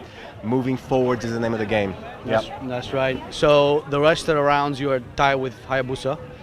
Yeah, and so after a first round like that, you know, you have to regroup, and that's the challenge. That's the crux, as a climber would say it. That's the difficult part, to rechannel all the energy into actually get it back. And we did that. Second jump was a good jump for us. Third and fourth just got better and better, so we were finding our stride. And you know, the way we like to talk about it on the team is that sometimes you got to really lose it all to gain it all. And I feel almost like we have turned that around. So it's a lot of positive energy on the team right now. You're just looking forward to round 5 and so on, and trying to stay competitive. Yeah. That's right. As long as the weather cooperates. Yeah, I'm sure it will. Yeah. We're here for another 7 days, 6 days. That's right. That's right. It'll be fine. Yeah. So round 1 is always a challenging round because on any competition, because it's the first time that you get in the competition, and you, just like Thiago said, it's you put the pedal to the metal trying to go for the gold. But do you think it had to do with being on a different continent, jet lag, rest, or anything like that? No, you know what? I think everyone on the team, we were nervous like everyone was, but we weren't over the line. I think we're hungry to score well, so some of that was deliberate, putting some extra energy and speed into the skydive. And when we saw the end results, the way the judges interpreted our performance, we were actually stunned and surprised, because we thought we had a great jump. It might have been 1 penalty, but we by no means thought it was 5. And sometimes you track away from a jump and you're like, wow, that was terrible, we're not going to get a good score. Or you could say, that was rough, let's see how they score us. But that didn't feel like that at all. It felt like we went for it. So it was a big surprise. So we're really nothing really to put the blame on, except for what Thiago said. We put a little bit too much gas on it. Okay, so you guys are well regrouped, ready to continue with a steady pace and back to the plan. Back to the plan. Yes, sir. Well, good luck in the next rounds, guys. Thank you so much. Appreciate it.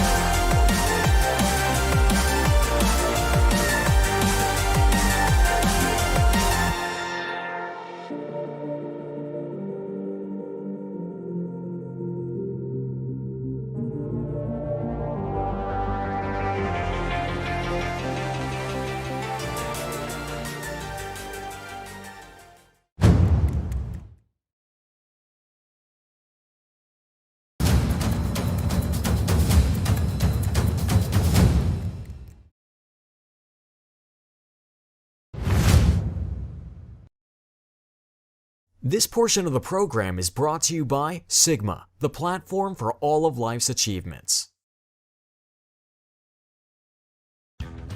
Sigma is a digital place for sharing and storing all of life's achievements.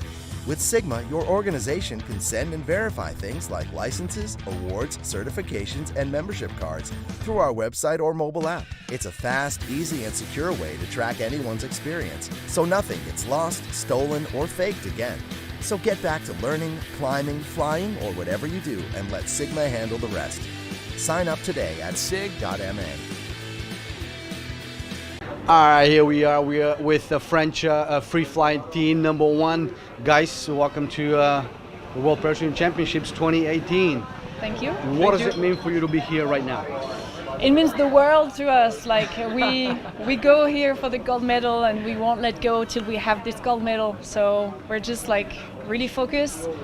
We got a really good first jump, and the second was not what we used to do. So we got a little low on this one, but we're going back up and wait for us. We're back for the second compulsory. Pressure. That's right. I'm gonna go back to 2016 Mondial in Chicago, and that was your first competition, correct? World Championship. First World Championship. Yep. So last minute change, you ended up going from second to third. How did you guys take that at that time?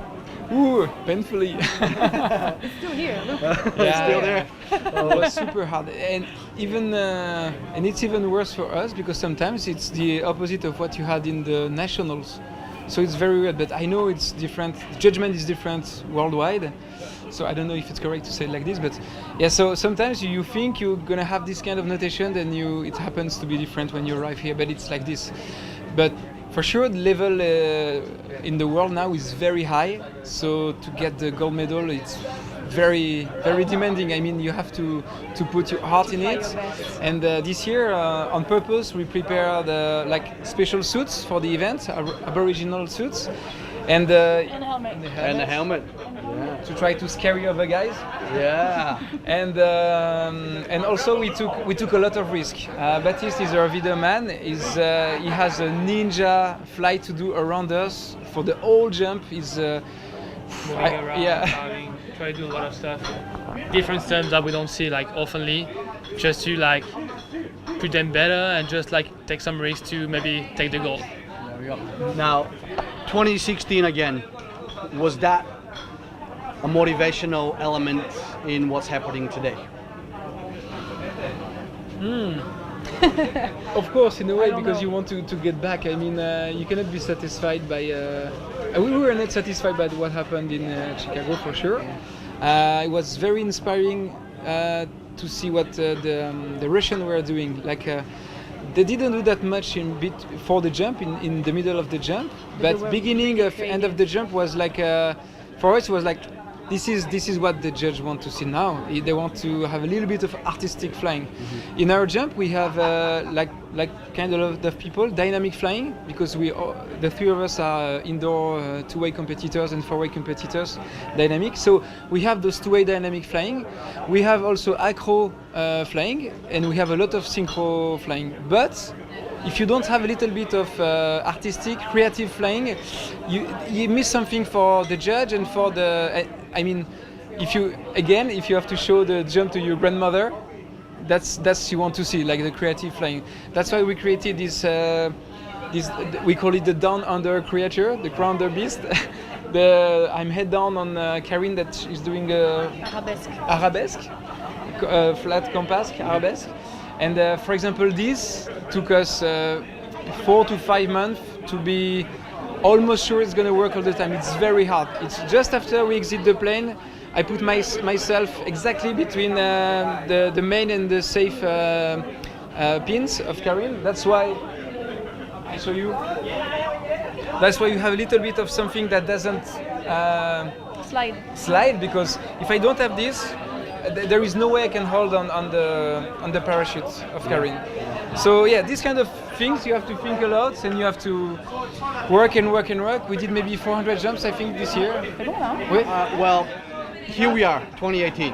Yeah. Very fierce competition. I watched some of your rounds, and it does look like you did a lot of tunnel flying. But I also noticed some of the elements from the traditional free flying that you incorporated. Is this a strategic move? Everything, yeah. Yeah, we want to fly. We want to represent all the types of flying, because for us, free fly is more like a mix of every move and every evolution and every step of the free fly. So if you fly only one way, to me, it's missing something. Mm-hmm. That's of course a personal point of view, but we really try to show it all and to keep on being creative, which is harder each year, because each year you see new movements.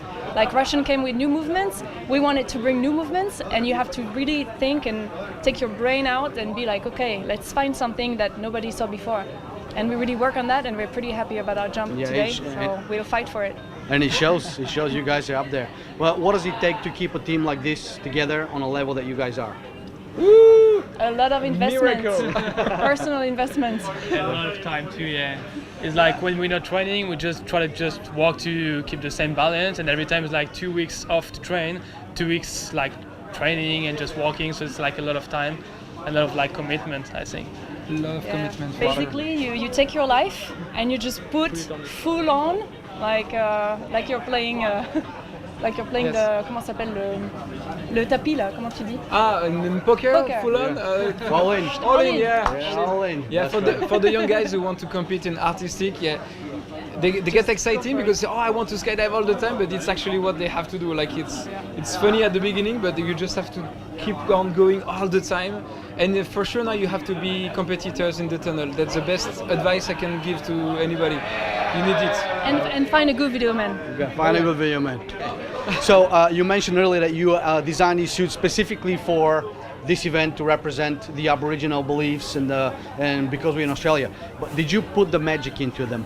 For sure. Yeah? Yep. Excellent. That's great. Of course. You're the national champions. Yep. And you actually beat the other team in France. Three times this year. Yeah. But now they're ahead of you on this competition. Does that psychologically play with you? That happens every international competition. Wait for it. So we know that it's gonna happen. So we're gonna just fight as fast as we can. Very good. Very good. I want to wish you all the best in this competition. Thank you. All in, guys. Yeah. Thank you. Definitely all in. Absolutely.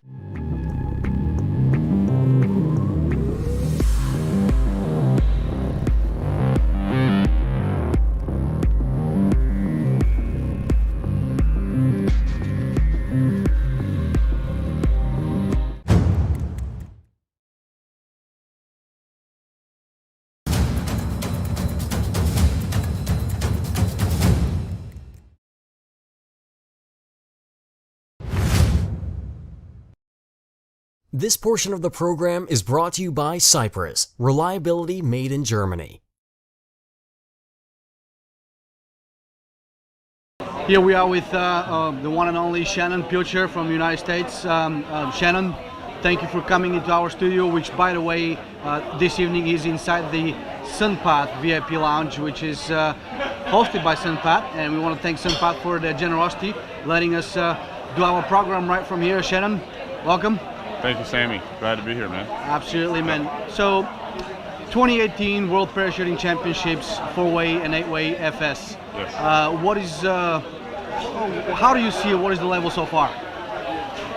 Well, the level is as it always is. It's the top. I'll be interested to see the final averages because every 2 years, every World Championships, it continues to move higher, right? So we have wind tunnels now, the parachute simulators all over the world, blanketing the world literally. And that means that teams are now needing to travel less in order to train. And you're just seeing more and more the performance being raised across the board. So yeah, the level here is spectacular. Still 4 rounds in to each event. I think 4 rounds into 8-way. And so it's still early. There are a couple of very fast rounds. One extremely fast round happening in 4-way tomorrow, hopefully. That's round 5. Round 6. Oh, round 6. Round 6. What's the draw on it? It is. I don't know that the non-skydivers will know what this is, but it is. Let me see if I get this right. Q. I don't even know actually. It's the second jump for tomorrow, so it's QMFCN. QMFCN. Do you see any potential for world records?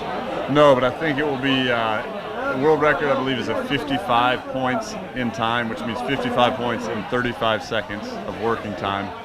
And I would guess it'll be in the 50s. It'll be in the 50s. Close to 50, yeah. Wow. I don't even know where it will fall, but it's going to be fast. So. And that has a lot of. A round like that has a lot of. It can create a lot of drama in a competition, right? Not only is it tense preparing for that and getting ready for that, but you have teams that are close at the top, but also throughout the competition, vying for the same slot. And suddenly a very fast round like that, one error can mean losing several points. 2 errors means double that. So the standings can change dramatically after a round like that. Pretty much what happened with on round 1 with the US team. Big time. Yeah, big time. We actually had a conversation with them earlier, and Yes. One of the things that they said was we were amped up, we wanted to go so fast, Yes. and they were a bit surprised by the fact that they get 5 busts. Yes. I think, what do you yeah. think about it? You know, every team has their own story, and I think several teams here have gotten busts that they're not expecting. And truthfully, at every World Championships, there's a certain calibration that goes on between competitors and judges to find out how are these judges calling things, you know. And it's, I think yesterday, for example, I'm with Australia, and we had 6 busts in the course of 4 rounds. And it was, as we carefully analyzed the videos, we had trouble finding the busts. And I did the same with Airspeed, I did the same with several other teams, and I walk away saying that whereas normally I might be griping that the judging is not up to par or it's inaccurate, I actually feel like it's very accurate. It's very precise. It's just very, very specific. They're really getting people for the smallest infractions, and so that just means that the way we train and the speeds we're training at, there's more room for a miscall. And that's what could happen in round 6. Yes, and it is what happened to Airspeed. So I'm sure we'll get into that, but that drama is unfolding, or that drama would be tighter. That race would be tighter if it weren't for that round 1 that the USA had.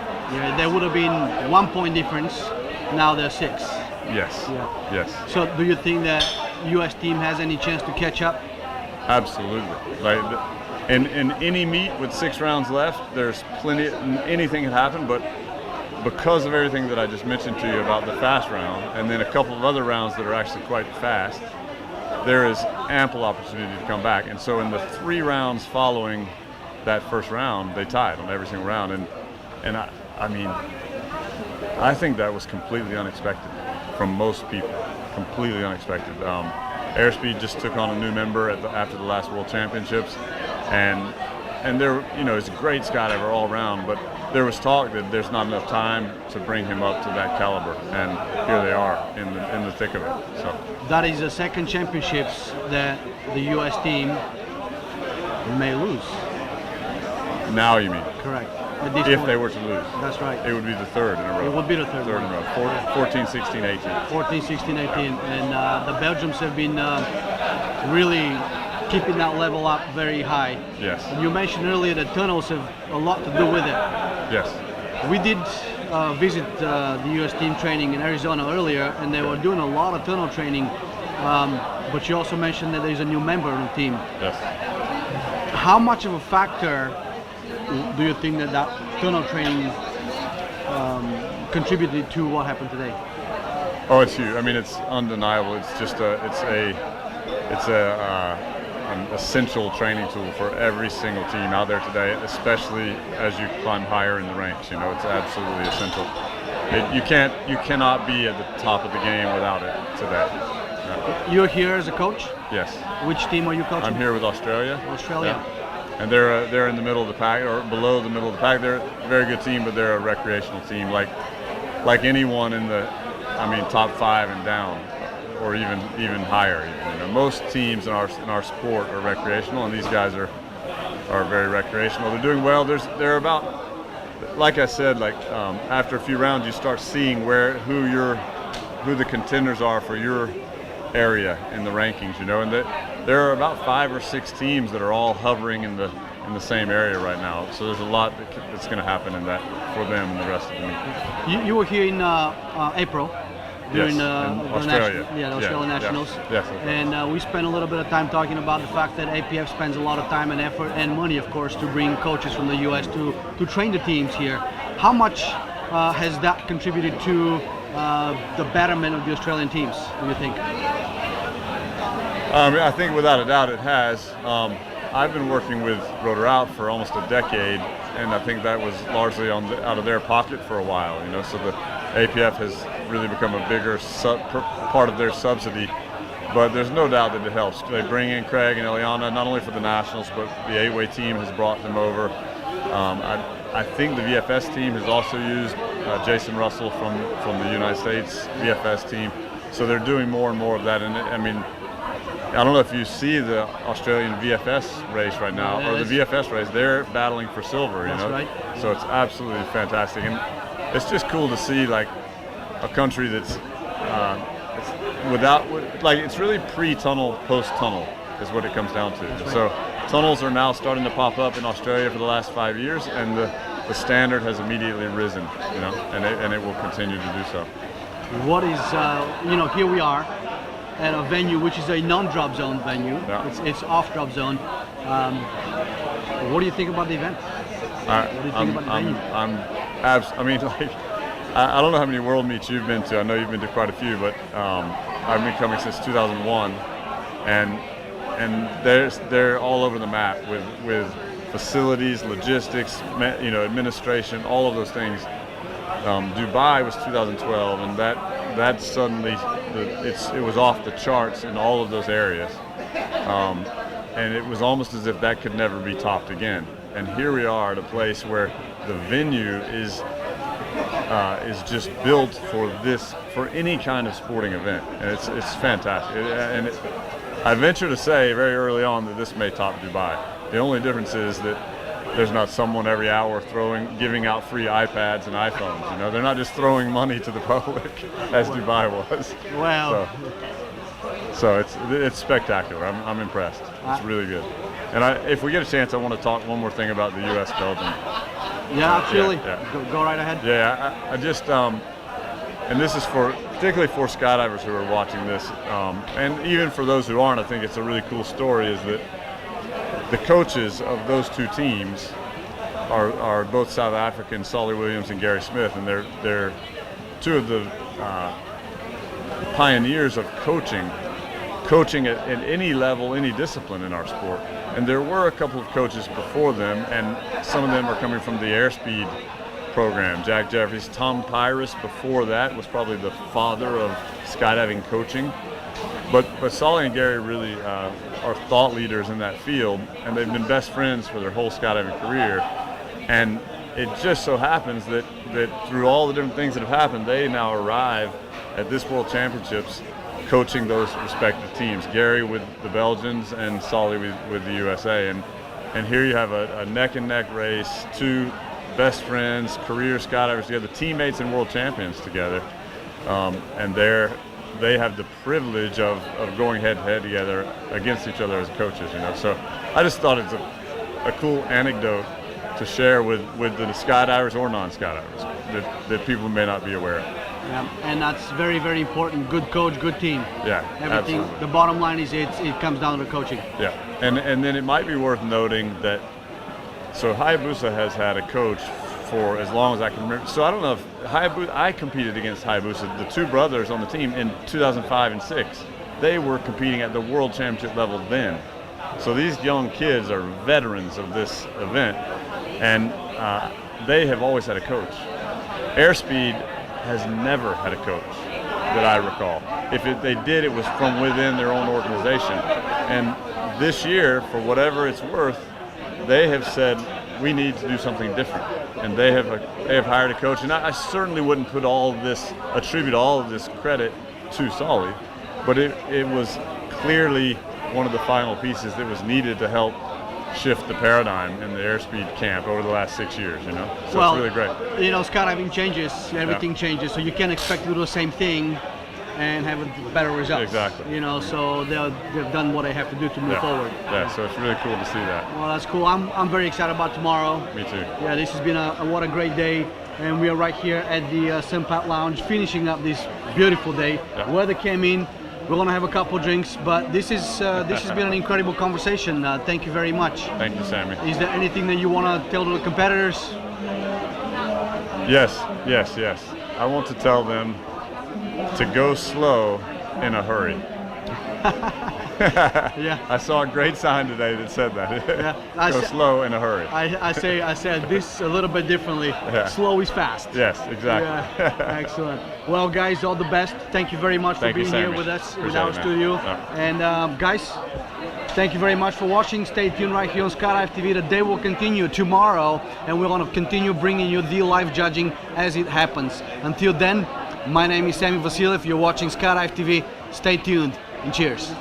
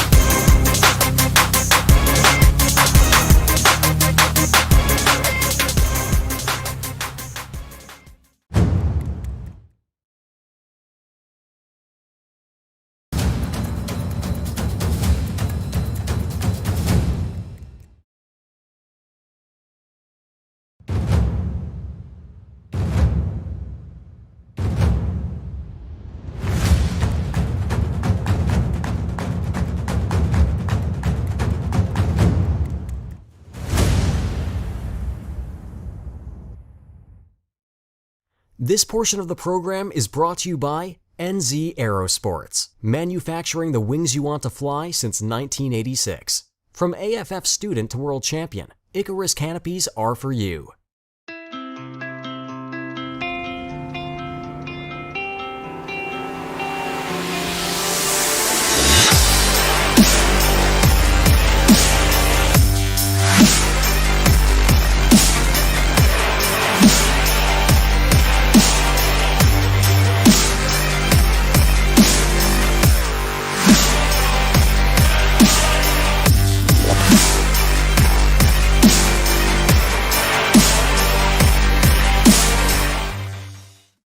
Good morning. Thanks for watching Skydive TV. My name is Sammy Vasiliev. Day 3 of the competition. Beautiful day, no rain. Yesterday we got a little bit of rain. We were two hours on hold. However, it's beautiful sunny day today. The day started at 5:45 with a 15-minute call for the canopy formation 4-way rotation discipline. Shortly here, the day will continue with the 4-way formation skydiving. It's gonna go into 8-way formation skydiving later on. Beautiful morning today. So far, so good. So far, so good. So can you tell us what's going to be happening today? Yes, we've already put up some loads of canopy formation and vertical formation skydiving, as well as catching up on the incomplete rounds of speed and free fly. They just gave 15-minute calls for 4-way. We'll be doing that until about the middle of the day, and then 8-way will come on. So at the end of the day, we're very hopeful that we'll have no less than 5 rounds of every event completed. Some will be a little bit further ahead. So that's quite an accomplishment in 3 days. It's been going really well. So far, the only delay was about 2 hours for weather yesterday. The forecast for today is pretty good, so I'm optimistic that we'll be able to get at least as much done as we did yesterday. The competition is quite heated up today because of the battles between the females in 4-way formation skydiving and the 8-way teams between the United States and Russia.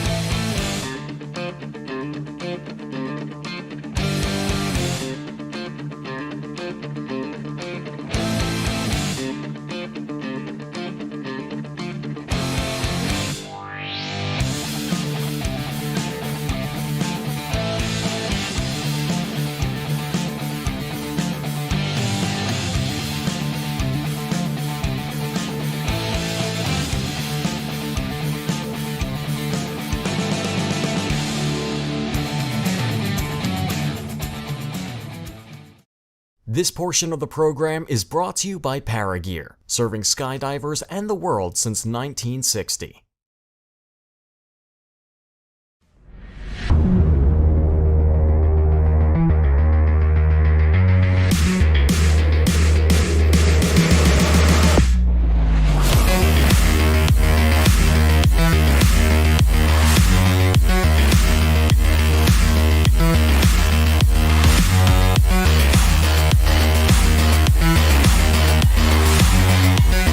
Get your gear from Paragear, the one-stop skydiving gear store.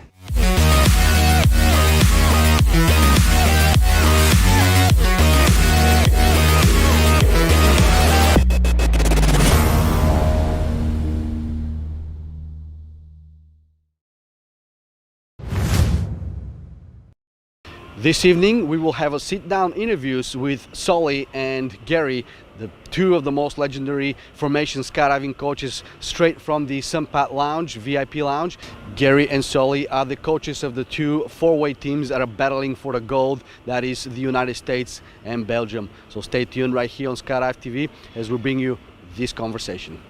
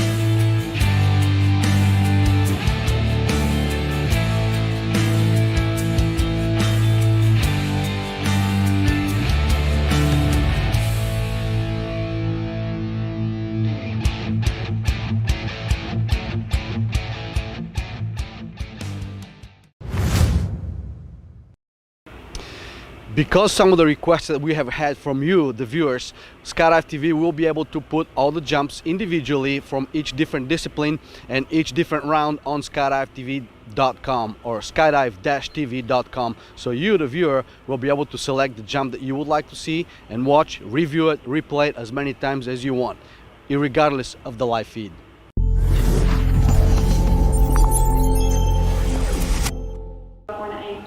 Throughout the day, we will speak to some of the competitors and some of the teams, and we'll bring you their interviews right here on Skydive TV. This is it so far from this morning, guys. Stay tuned right here on Skydive TV as we continue to bring you live the judging and also the recorded jumps from this competition. My name is Sam Vasiliev. You're watching Skydive TV. Stay tuned.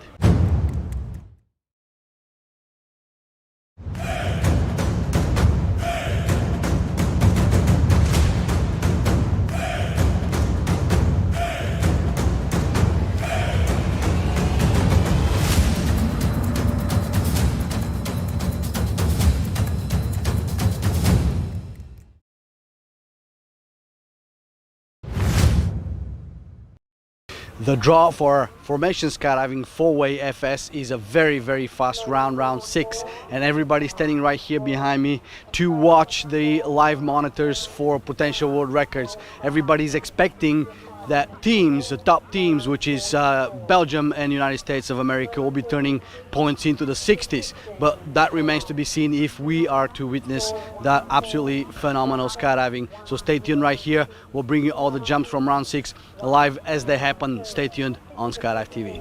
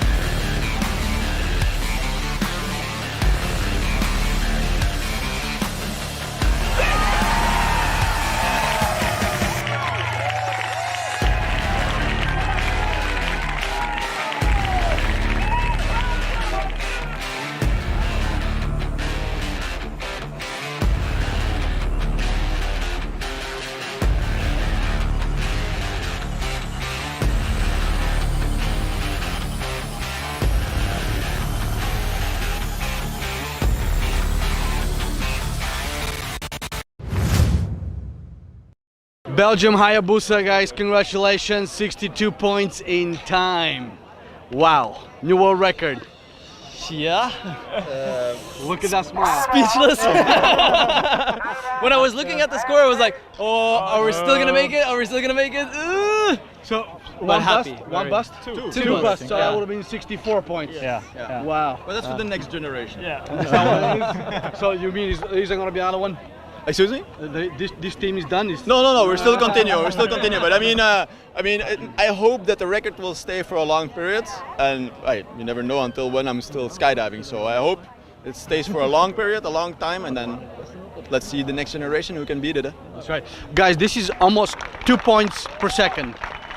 What did it take to make that record? to break that one, I think you need a sequence that is a little bit more roundish, you know, with like even the more round formations that we have, because now there were some in there that were where you have big moves to do, and I think if you would have a sequence where it's all round and compact, then for sure you break it. There we go. Well, guys, congratulations. This was round 6, so round 4 more left to go. Yeah. Excellent. It can rain now. It can rain. It can start raining now. The goal is set. The goal is achieved, so it's okay. There we go.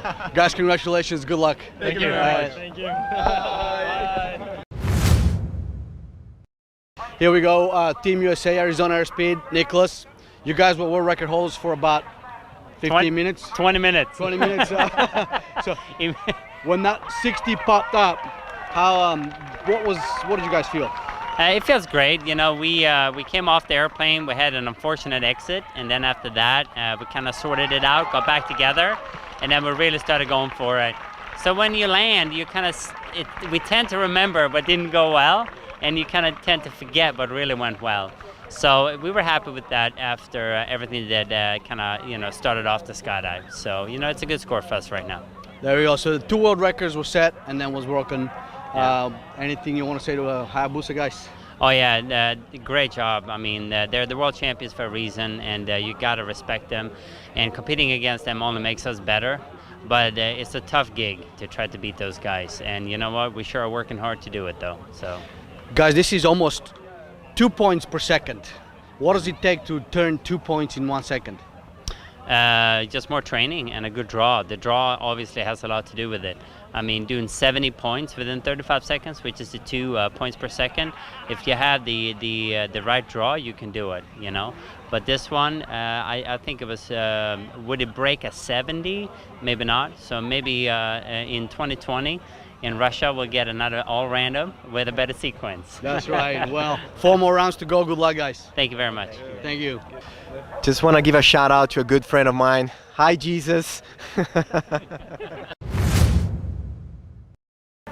We are right here with Jill Rayner. She's the president of the International Parachuting Commission. Jill, what a 6th round. We have a new world record. Absolutely fantastic.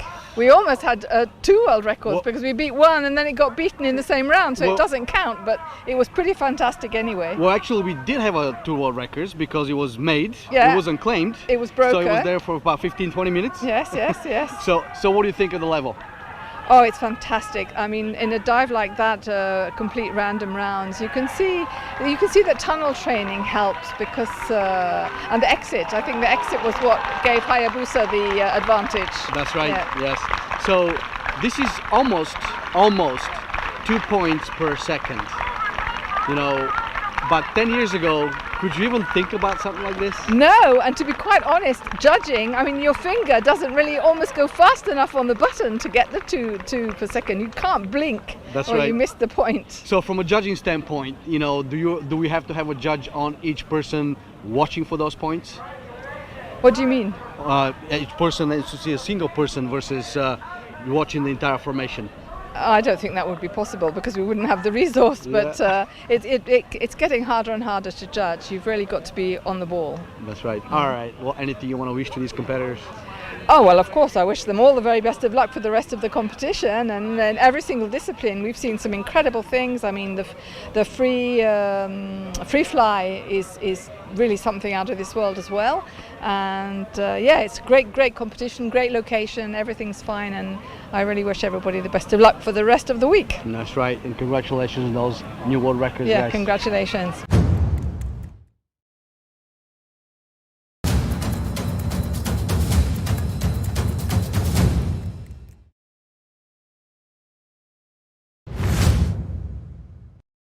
So here we are with 3 legendary coaches today. Guys, welcome to the Skydive TV studio right here from Sunpath VIP Lounge.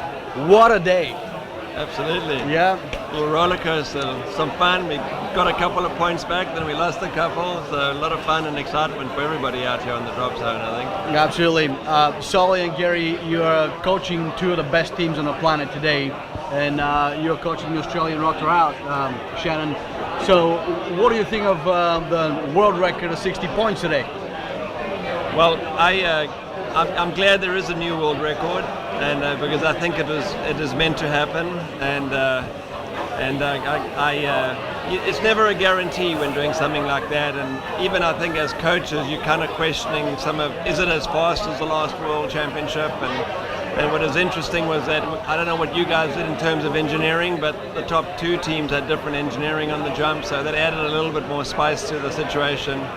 But yeah, very exciting. I mean, it makes me think that we should always have a random jump in every draw in competition. Yeah, that's right.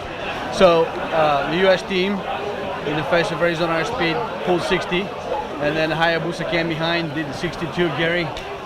Yeah, almost just ditto exactly what Soli said. Yeah, as a coach, you never know if they're going to do it. We just had a bad round before that, so it took a lot of confidence and talking and mental energy to get them up to say we can go and do the job. And all they did is they just went and they had a solid jump. Yes, it was fast, but I think at that level they are quick. You just needed no mistakes. So they went out, and when they landed, they were very happy. So, how difficult would it be to beat that 62 points? What do you think, Shannon? That's already the talk of the town, is kind of when will the record be broken. I happened to be on a team with Gary in 2009. We set a record, and the very next year it was broken by a landslide. Well, now this record, I think it's fair to say it will last a while, but and I've also heard people saying, I don't see how this can ever be beaten. And I think that's kind of the one of the characteristics of a record, is it seems impossible at the moment. But I have no doubt that the time will come when it's beaten. The question is when. That's right. Yeah. You and I had a conversation about this yesterday, about this round 6. I was completely off. Yeah. Completely off. And you said no record. You don't see it. 50s, no record, but in the 50s. There we go. Yeah. So, guys, 3 legendary coaches right here on this table. What does it take to be a coach and coach a world-level team? Well, I think it's a lot of effort, it's a lot of work for sure. You are dealing with the top in the sport, so you have to have all your statistics behind you. You have to have studied also other teams, other past top teams. You need to know what is acceptable and what's not. And then obviously as you work more and more with your team, then you start to decide what works best for your team. And then of course, if it works for your team and it's in that range, and then you have to go with it. That's the best that you can do. But it's a lot of work. I must say, a lot of studying. What about you? Yes, I would say the advantage is having the experience, because we've all sort of had similar moments in our sporting careers, going back over maybe 2-3 decades now. So I think that's perhaps the reason why we can still coach it, is because I think teams start to recognize that experience does help in this regard. And we've been down similar avenues before, and we can share some of the heartburn, we can share some of the adrenaline and some of the anticipation and some of the disappointment. Our team was very disappointed after the last jump, and to the point where it was the first real downer in our meet so far, where the team was really, we let it go on a jump where we could have had a record, but then they were very surprised at how the outcome came. And so yeah, but I guess as long as we're got experience, we can pass it on. We'll probably have jobs, I guess. That's right. Yeah. Well, both of you and Shannon, you guys are the original coaches, pretty much. You invented coaching in 4 ways. Yeah. I'm getting bumped in here. And there's other coaches before us too. But yeah. So how has the evolution of coaching in formation skydiving has evolved, Gary? I think again, if I go back to it's become more scientific. We timing everything, we're watching. Obviously with internet and social media, you see everything more. The teams obviously at the top have to be more in tune with what everybody else is doing, so you can adapt your training. But I mean, as far as the coaching goes, I think it's still about making four or eight individuals with the cameramans gel as a unit. And if they're not having fun together, it doesn't matter if you have the best individuals in the world, they're not going to become world champions. So it's not only technical, but it's also about the human aspect. You've got to be able to bring the best out of each person. But I think that goes back a long way. But nowadays, if you go and look at Google and you see about sports coaching and sports management, you'll see there's tons of schools, everybody's preaching it, it's all over. But so I think there's books to read, but at the end of the day, what we do as working with individuals in our sport, it kind of makes you realize that you've got to You've got to make a group work together. If you can't get that right, you're not going to be successful. Well, Sharon, speaking about the sport from past, present, and future, what can you compare the past to the present, and where do you see the future? That's a big one. I haven't been around as long as these guys in the discipline at the top level. I almost feel like a different person should be sitting in my chair. It's Pete Allen. Pete Allen is. Well, he should at least be here with us. Yeah, Pete Allen is very much in the same league, and as far as I fit with them with a lot of experience, but they have experience and then experience as coaches, experience as players and coaches to a very deep level, and I think Pete would be a serious addition to this conversation. But as far as where the sport is going, I think there are some.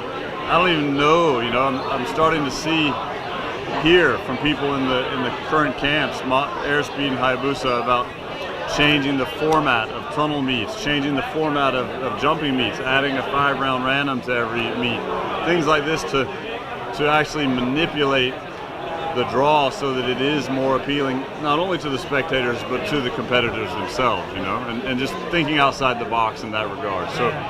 So I have to attribute the tunnels to that kind of thinking. It's taking the sport where it is right now in a lot of ways. I think if you saw the excitement out there for every nation, for the Australian girls set a new record, every country, if you could have that all the time, amazing, at every world meet. So every country or nation has something to be excited about. And everyone is setting personal records, national records, world records, I think, and fantastic. Yeah, Charlie, what's your thought on that? Where are we going in the future, sir? Well, I think anything that we can do to make it as fun as what we just witnessed over the last hour would be a plus. And I think we're alluding to keeping a 5-point random maybe in every competition, but hopefully that can happen in the future.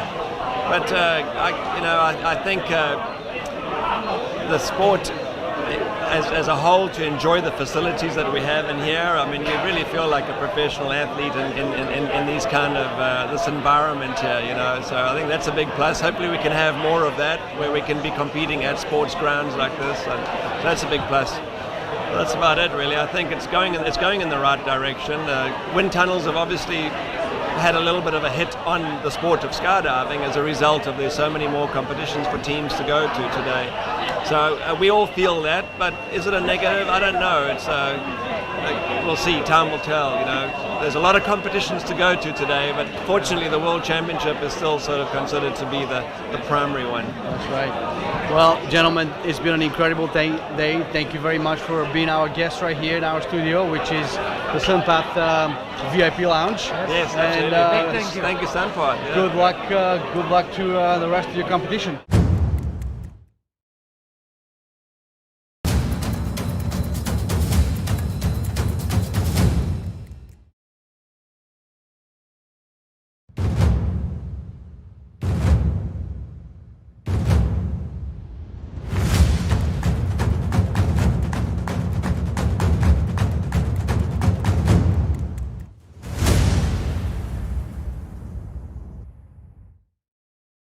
This portion of the program is brought to you by CYPRES, reliability made in Germany.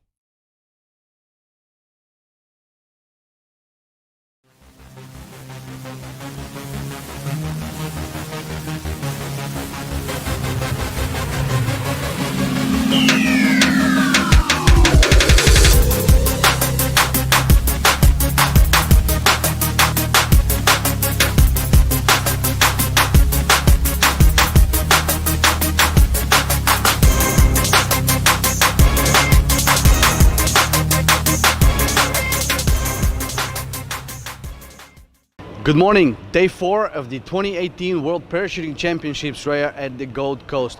Today is a beautiful day, however, the weatherman is predicting a lot of wind and a lot of clouds and a lot of rain this afternoon. So this morning started with 8-way, artistic events and VFS. At noon, it will be a 15-minute call for 4-way formation skydiving, 4-way formation skydiving female. Later on, hopefully the weather holds up so we can continue with the canopy formation events as well. Let's take a look at the best jumps of this competition so far.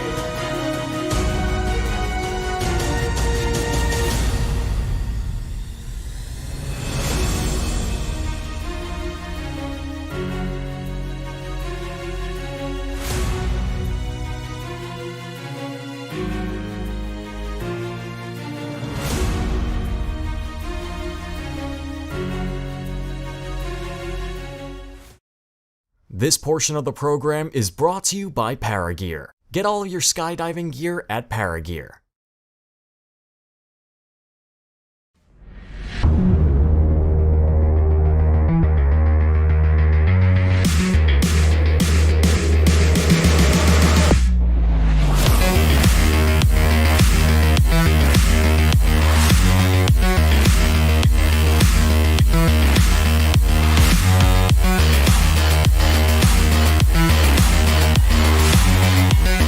Get your gear from Paragear, the one-stop skydiving gear store.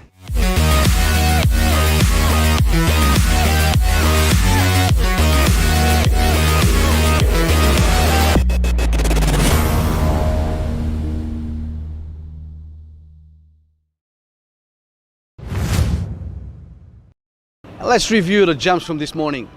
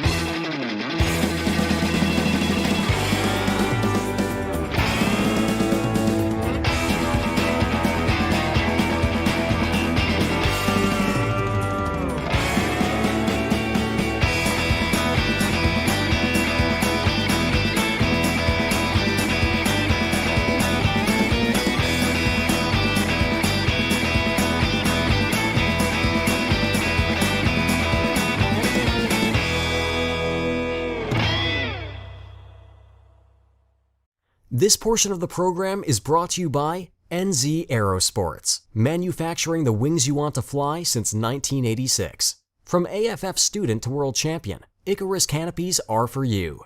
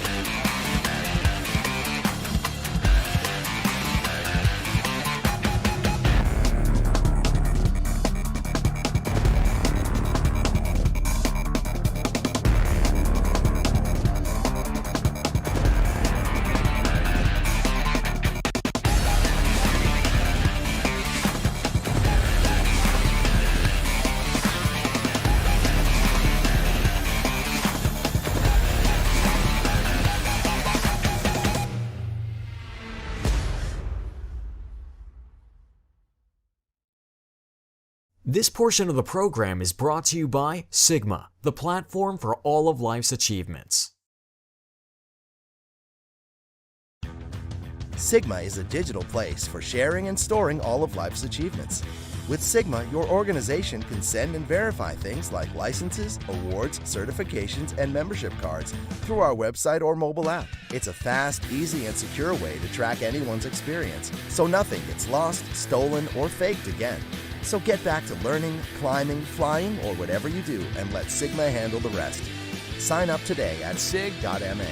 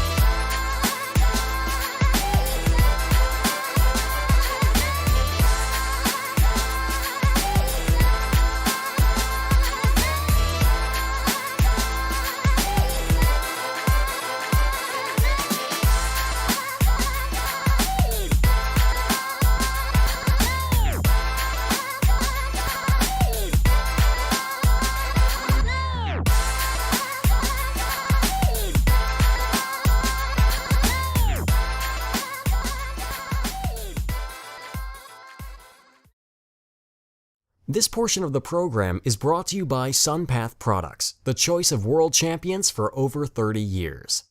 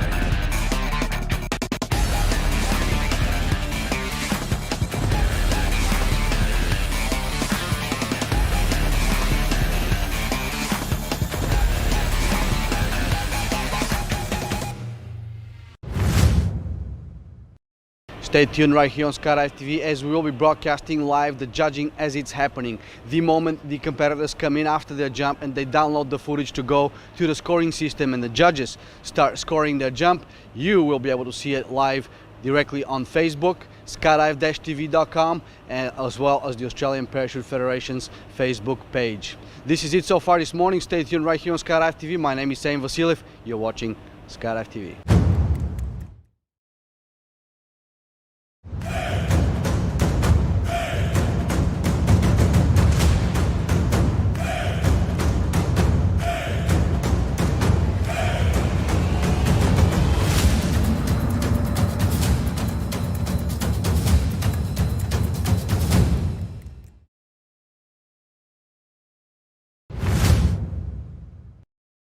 All right, here we go.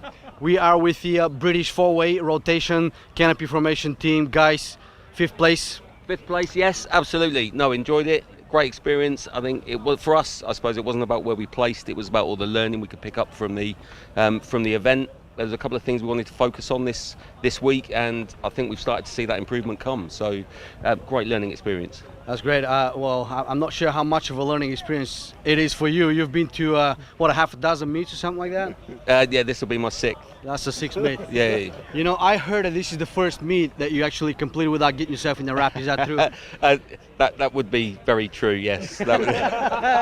Yes. And I think it's the start of a new era. That's right. We've turned a corner.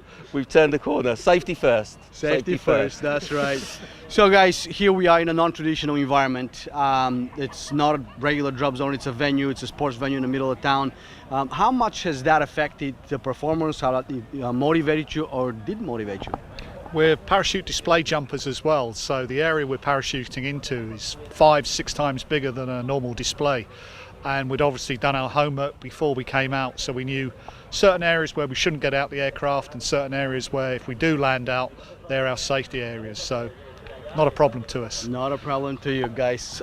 Overall, here we are. How was the event for you? Oh, I thought it was amazing. This is my first meet. I think we had a suspicious idea of where we'd come, where we'd place, but it was amazing. I was smiling the whole way through. So when he was talking about learning curves, did he mean you?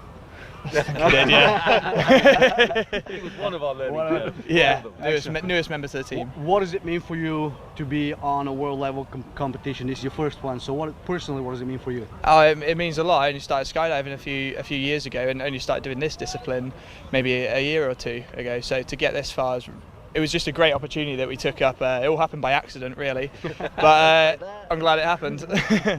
Are you going to continue? Yeah. Yep. Yeah, absolutely. I'll see you next year. Excellent. What about you? What was the most impressive thing for you about this meet and just the overall event? It was definitely just being able to participate, being able to come here alongside all the other world competitors in my discipline of skydiving, and to be able to come here and represent Team GB. What a fantastic opportunity and a humbling experience. This is the first meet for you as well? First meet for me, yeah. Like Jordan, I've only been doing it just over 2 years, 4 years in the sport, 2 years in CF, and yeah, joined the team last year, had a good last year, and then here we are today. That's right, and that means 2 cases of beer, guys, not 1. Thank you. And you seem that you're from a different generation, nothing harsh to say, but you've been around for quite some time. How has this event been for you? It's been great. It's been my first major event as well. 3 beers. So, yeah, it's been great. I've not wrapped anyone this time, which Biff is very happy about. Yeah, I've been improving my times on our sheet, so it's been fantastic. I couldn't have wanted anything else. How long have you been in skydiving? 18 years. 10 years, so that's quite a bit. I was right. Yeah, it's been good. What draws you to CF? Because I'm crazy, like everyone else. Yeah. And you look for like-minded people, you join them and go do some canopy formation. I learnt on static line, so I've always enjoyed canopy ride, and this is great. If you're at the bottom of a stack, you can have a look around while everyone's working. It's brilliant. I wouldn't want to do anything else. Very good, thank you. You're a coach? No, not at all. I'm the one without the top.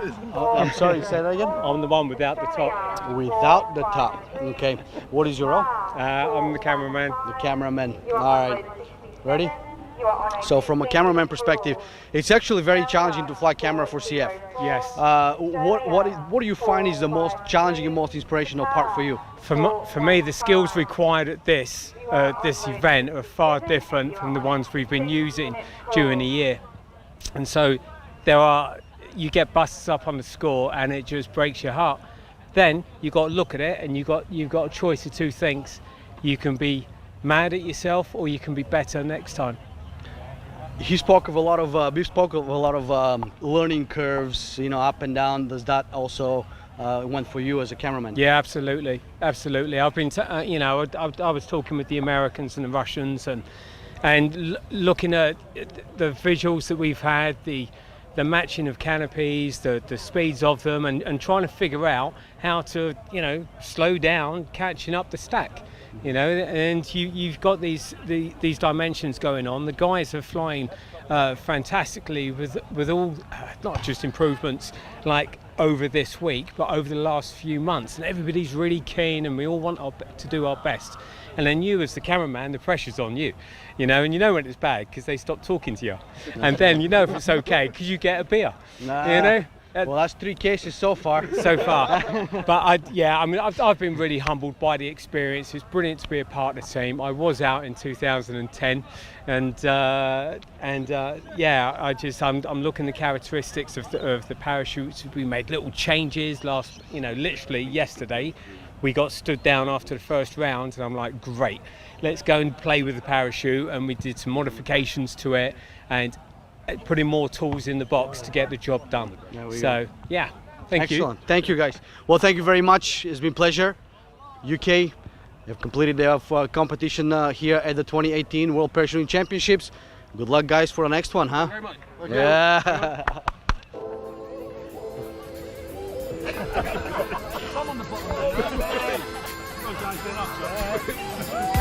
Look how quickly we built that.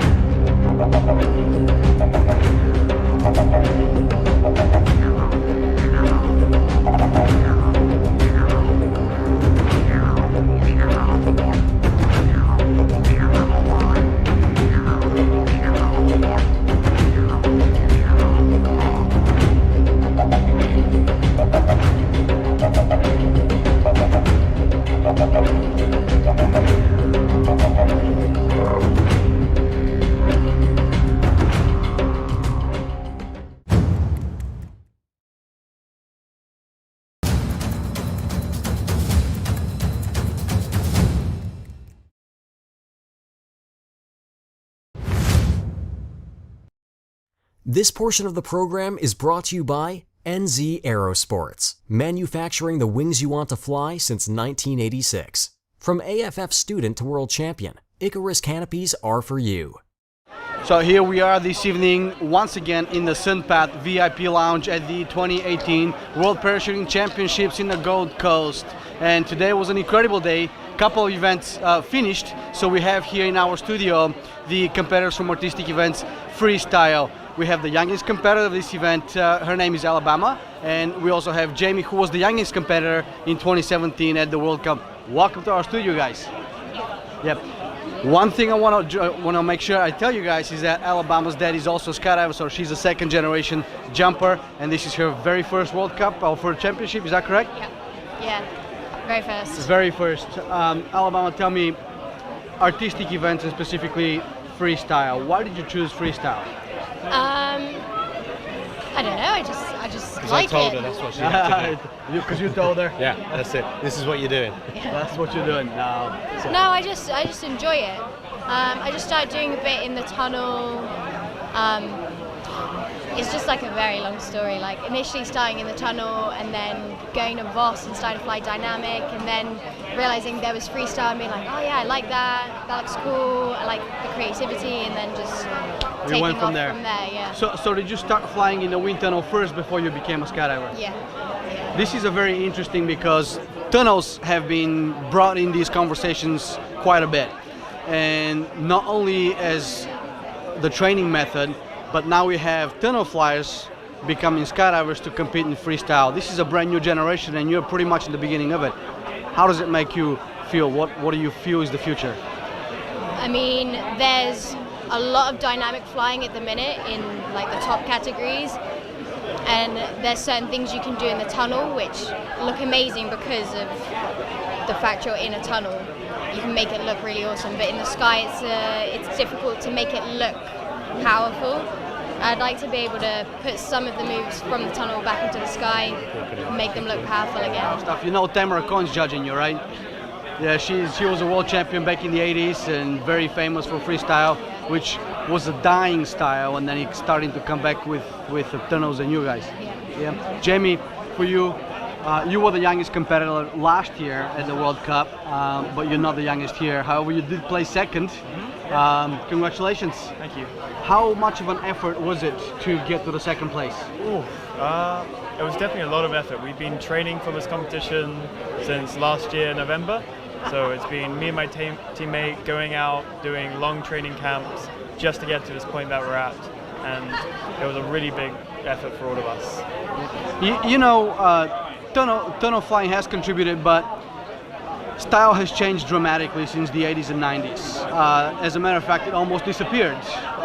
So what kind of a basis do you have as far as skill levels, judging? It's very subjective. Can you tell me how you prepare yourself for this?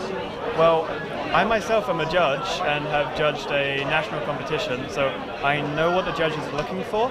And as soon as I realized this, I've changed my whole demeanor.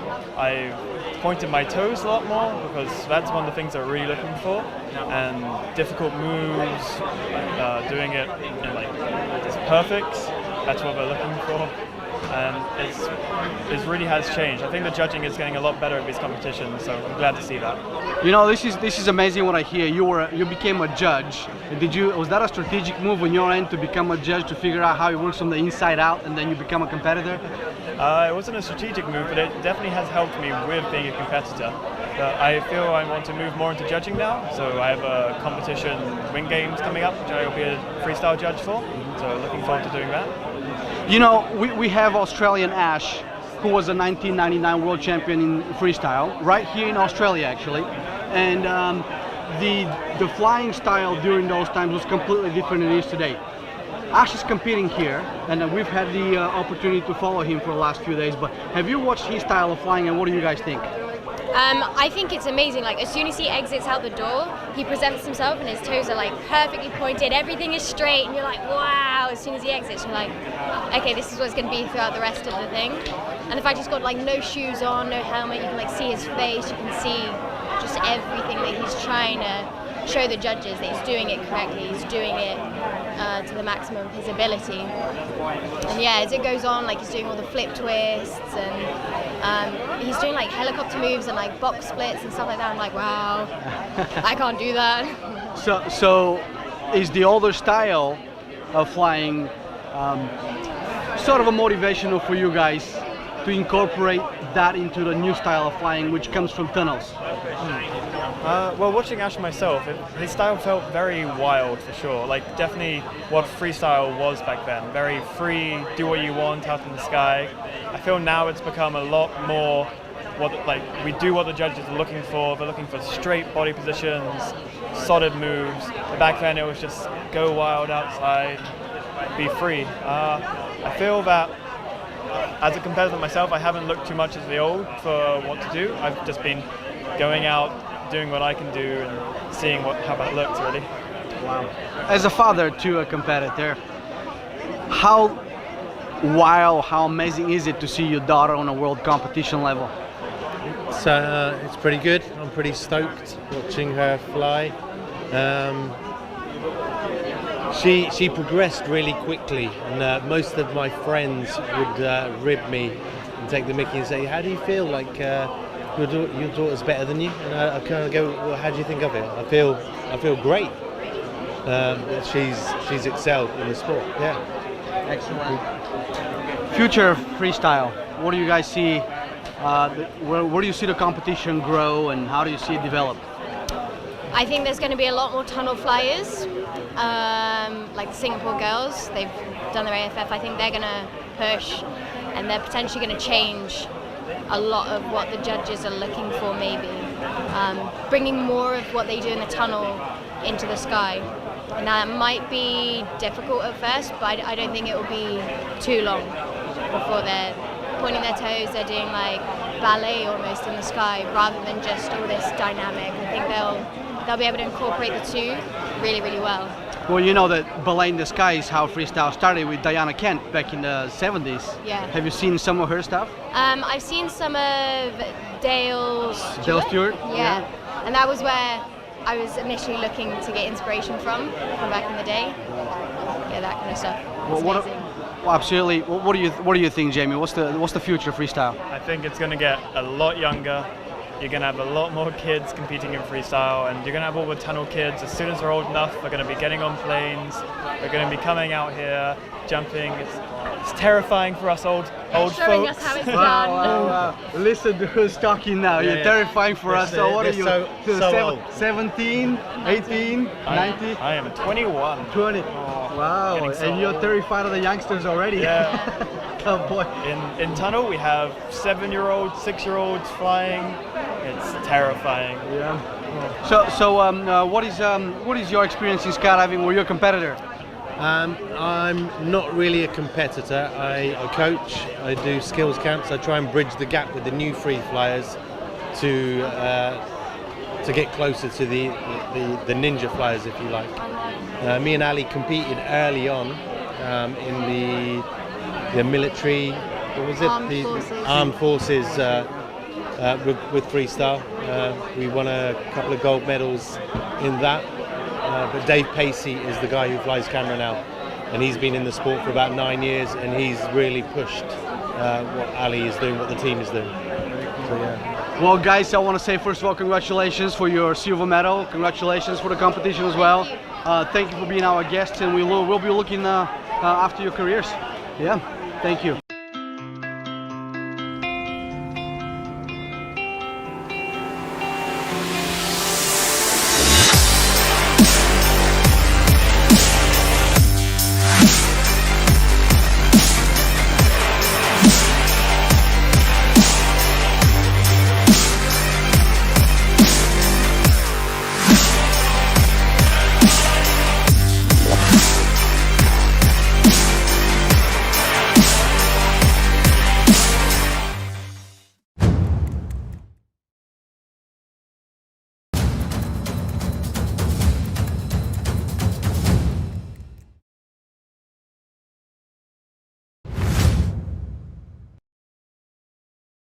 This portion of the program is brought to you by Sunpath Products, the choice of world champions for over 30 years. Here we are with Rook Nelson, who has just finished the VFS competition event, and of course, as expected, he's the new world champion in the VFS event. Rook, congratulations. Thank you, Sammy. Absolutely. This is title number 8, from what I understand. No, world title number 8. World title number 8. You and I had a conversation, I believe, at round 2. Early in the morning, too. Yeah. And I asked you, why did you come out of retirement? You said you wanted to have 10 titles. 10 world titles, yes. So the key didn't change the situation. You just wanted to keep going. No, you know, oftentimes when people stop doing what they love to do, they don't become the people. They don't become the people that they want to be, and they don't live a good life. And you know, I want to teach Rocket that, you know, do whatever you want to do, but just do it passionately and do it 110%. That's right. Absolutely. Yeah. Well, it's absolutely amazing to see you here. Yeah, it's fun to be here, man. The Australians have amazing hospitality. This venue that they have is incredible, and it's been a great experience. You know, it's been fun. The Aussies are always a good time. They are, and the event is absolutely phenomenal, isn't Absolutely, it? yes. I want to go back to VFS. It's one of the things that VFS all of a sudden came out, but it really has its roots in free flying. Is that right? It does. You know, like when we were free flying early on in Alchemy days, like in the late 90s, early 2000s, there was a compulsory round, and we thought the compulsory round should be more of a speed round, like how many points can we get? And that kind of morphed into what VFS is today. And you know, there's the people that want to be free and do whatever they want, and I respect that. I did it for a while. And then I moved into more of a point system where either you got the point or you didn't get the point. And to me, it was just a little bit more rewarding. I didn't have to worry about interpretation of rules, and it just kind of blew up from there. My sister Melissa and Eric Darren came up with the rules for VFS. Started it actually quite a while ago, and we've just been kind of running it ever since. And you know, my sister often gives me the thumbs up, like it's cool to see you still doing the event that we created, it's good, man. It's rewarding, and I really like it. Me too. It's grown from humble roots to where it is today, and it keeps on growing. How much of that growth do you contribute to the tunnels? Yeah, the tunnels for sure, because VFS is definitely the hardest sport I've ever done, a discipline I've ever done, and I've done most all of them to where you can't even dirt dive it. You know, if you think about it, if you're walking a skydive and one of the people is on their feet, well, it's backwards to them. So the tunnels allow you to give a chance to do the engineering, to do the angles, to basically dirt dive what you're doing in the sky. And I mean, it's certainly like slingshotted the fact that people are able to do what we do today. Absolutely. We witnessed the 60-point skydiving four-way. Super impressive.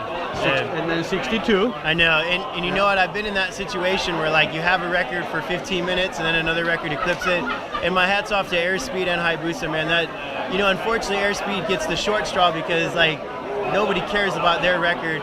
However, it's still a very impressive skydive, and both those guys deserve a round of applause. They did a phenomenal job. Absolutely do, and as a matter of fact, Airspeed has actually gained 4 more points on that last jump, so they're 2 points apart, and there's 3 more rounds left. Yeah, the battles are incredible here. You know, in VFS, there's the Canadian and the Australians that are close, and definitely in four-way FS, there's Hayabusa and Airspeed, and even in the women's category, that third place spot right now is in a close race, and that's what makes competition fun, you know, like it's neat to see the battle go back and forth, and you know the intensity is really raised, and then like that's what it's about. It's what it's all about. Let's talk about the past, the present, and the future of not just skydiving in VFS, but as a community as well. Yeah. So you've been around for a long time. We've known each other for a very long time as well. Pretty long. Most of our young years we spent together at Skydive Chicago, which was absolutely phenomenal memories. This portion of the program is brought to you by CYPRES, reliability made in Germany. Starting from with our generation, free flying was born, sky surfing was born, then it evolved, it morphed. How do you see VFS? Yeah, you know, like we've introduced an intermediate category into the nationals now, and we doubled the number of attendance than we did the previous year. So I think those stepping stones will definitely increase the attendance, and overall, like it's gonna bloom up. You know, like I think people have now the opportunity to compete in an arena that they want to compete in and feel competitive in, and from there they can move up. You know, and move up, and it's just how long they want to do the career for. And before it was like, man, do I really want to compete against core, or do I really want to compete against the advanced? With the beginner or intermediate team, I think it allows people to get that stepping stone of being introduced to it, finding what they like, and then from there, just, you know, the sky's the limits. You know, it kind of reminds me a little bit of sky surfing. Because what happened was the sky surfing was born and everybody was on the same level. Yep. And then the level went from here to here. Yes. And then it died. Yeah. And the reason being is because it's very expensive to train. Of course. How much does it matter to have a good sponsorship to where you can actually reach up to the level of the world champions, which is you and your team, which is SDC Core? Yeah, I think that the most important thing is that you think of core values of your team, right? Like, and if one of those values isn't having fun, then you're doing it for the wrong reasons, you know? And like the sponsorship's great, and to be able to jump for free is great, and the tunnel time is great, but ultimately, like, at the end of the day, if you're not feeling rewarded, you're doing the wrong thing. So I think beyond just the sponsorship, just having the right mindset to get involved with the team and to continue on with the team is a better gameplay than just to worry about like getting free stuff. The future of VFS, what do you think? Where is it going? Yeah, I think it's going to go huge. You know, and the younger kids love free flying, you know, and I think that free flying, once they get a taste of the artistic side and they do their free flying, maybe they want more of a point system where it's more cut and dry, black and white. And I feel that we're going to be as many teams, if not more, than the FS side, which is exciting. That's an interesting statement. Oh, for sure. You know, it's more teams in VFS than four-way. I would love to see that myself. Yeah, I mean, it may take a few years, but I think we'll get there. Yeah. Rookie also DZO. From a DZO perspective, what is the most important part a DZO needs to do to help teams compete, youngsters compete? Yeah, I think what the most important is, like, we're the top team right now, and if we act like these sky gods, like, it's going to be unattractive to the new guys. So like, we need to give back as much as we can, and we need to bring up as many people as we can, and not for the money, purely for the love of the sport. You know, like, if without competitors, there's no comp. And I think that the top level teams really need to take a step back from their high chair and just really contribute to the sport as much as they can and be like the iconic idol that they can actually be, and not somebody that's just hiding on Facebook trying to get more likes. Any surprises on the level from the other teams? Yeah, I mean, the Focus guys, the Australians, man, you can tell they put a lot of heart and soul in it. Evolution, the team, the Canadians that are in second place, and we've competed with them for a while. You know, they're an FS team and they're a VFS team, which is impressive in its own arena.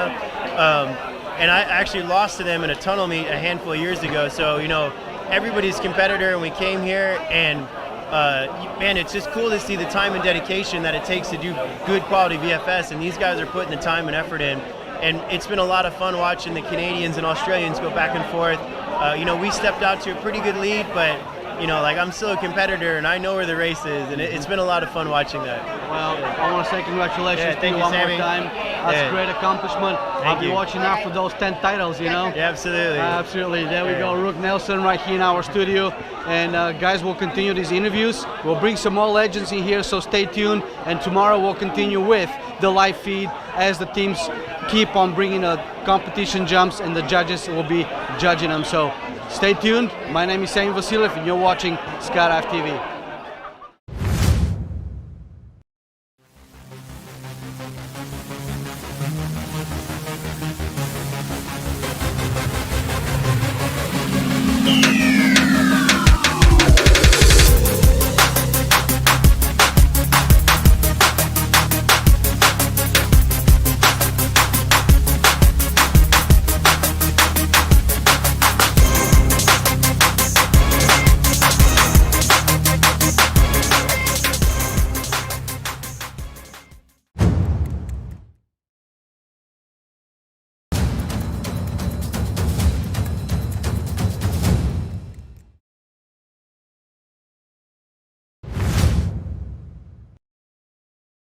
This portion of the program is brought to you by Sigma, the platform for all of life's achievements.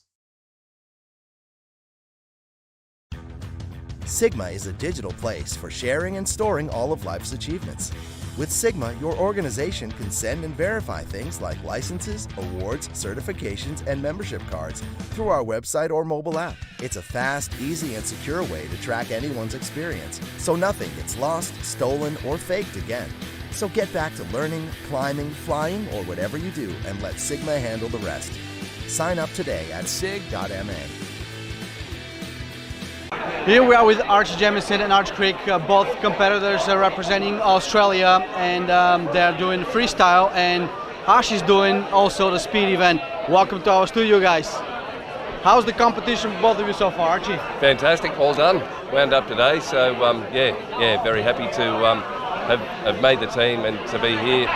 First world meet in this discipline, so yeah, very happy. You know, it's absolutely incredible to have the world meet at home, and you actually live on the Ghost Coast. You own Ghost Coast Skydivers, right? That's right, yeah. So when you're jumping right over the city, does it make you want to build a drop zone right down the street from here? I already got one. It was so good to jump here like we did. There's probably only half a dozen jumps that were done into this event before the actual event started. They were all high-profile media stuff.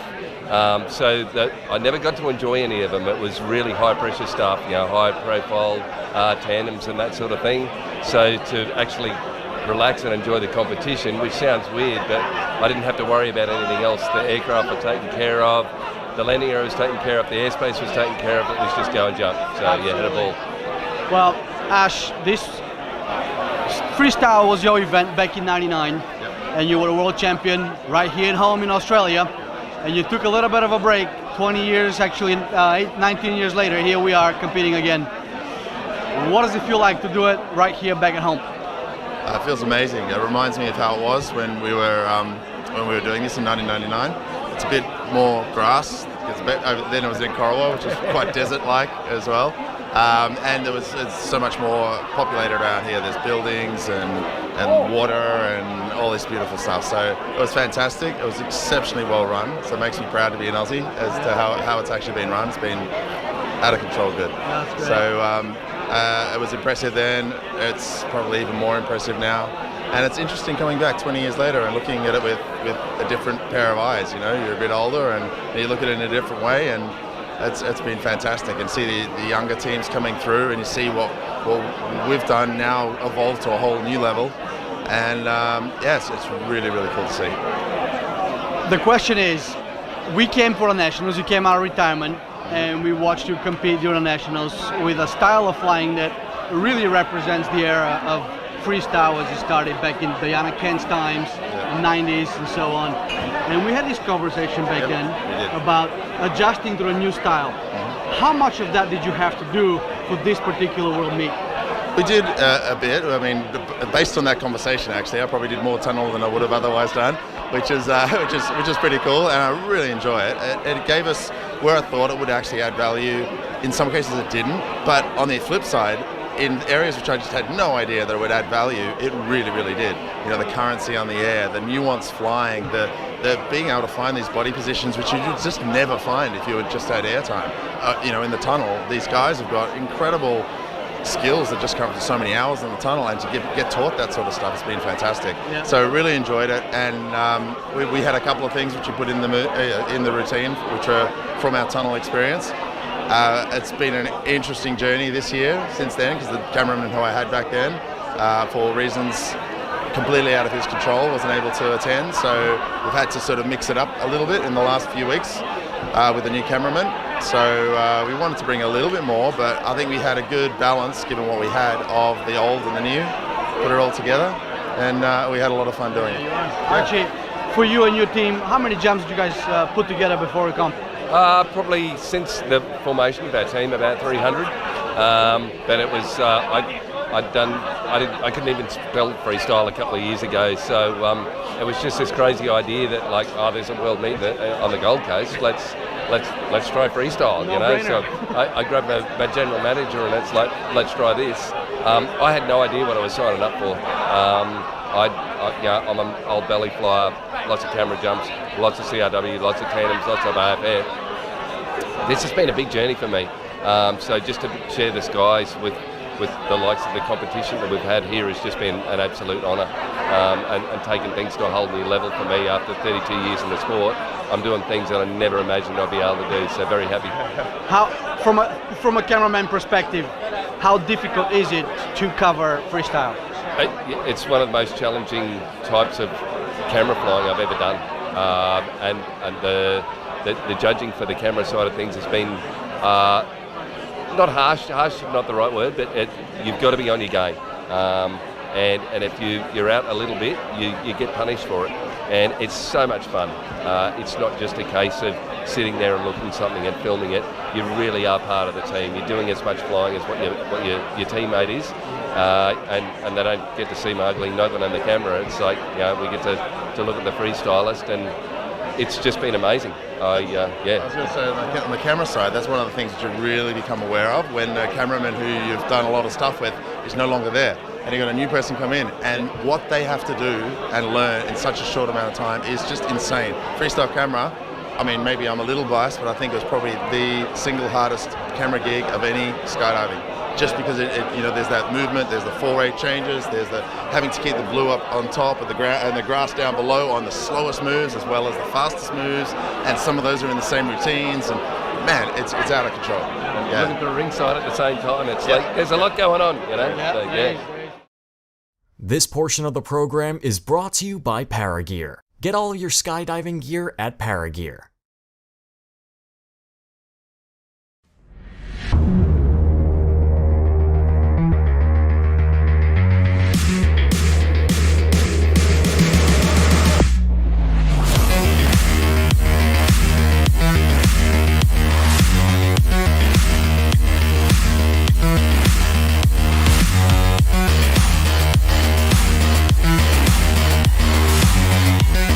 Get your gear from Paragear, the one-stop skydiving gear store.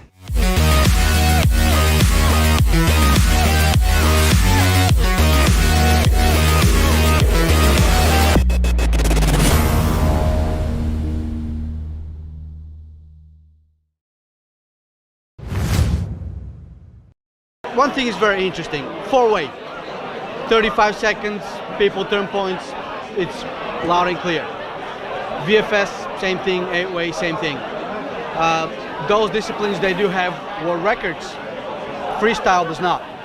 It's how do you adjust for the judging? I mean, how is it judged to where, how do you know what the judges want? Because it changes over the periods of time.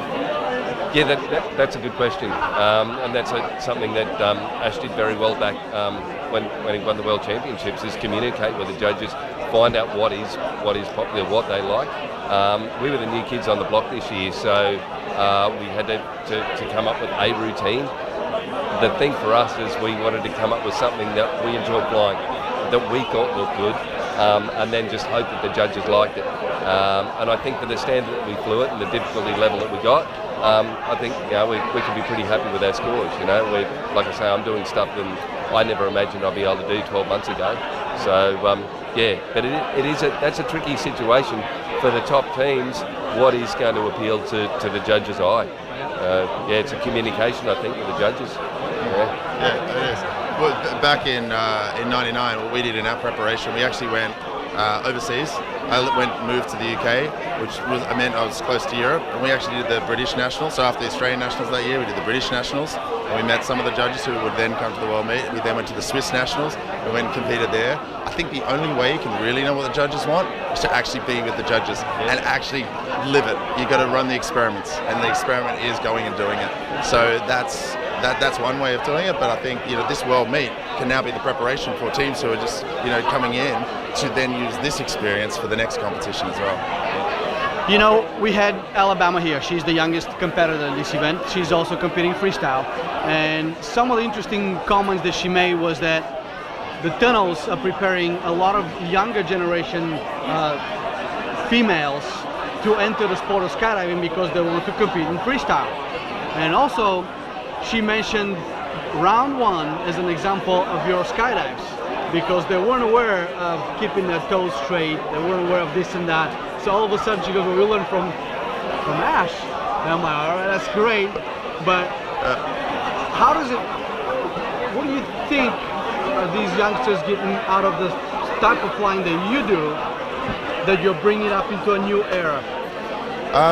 Well, that's one of the things which I've sort of seen when I've looked at the freestyle, is that the tunnel influence has come through. I'm really happy to see that some people have brought some of that thing and seen the pointed toes, the strong lines, the power, that type of stuff into it. You look at the French one freestyle team, just mind-blowing what they're doing, and they're bringing form back.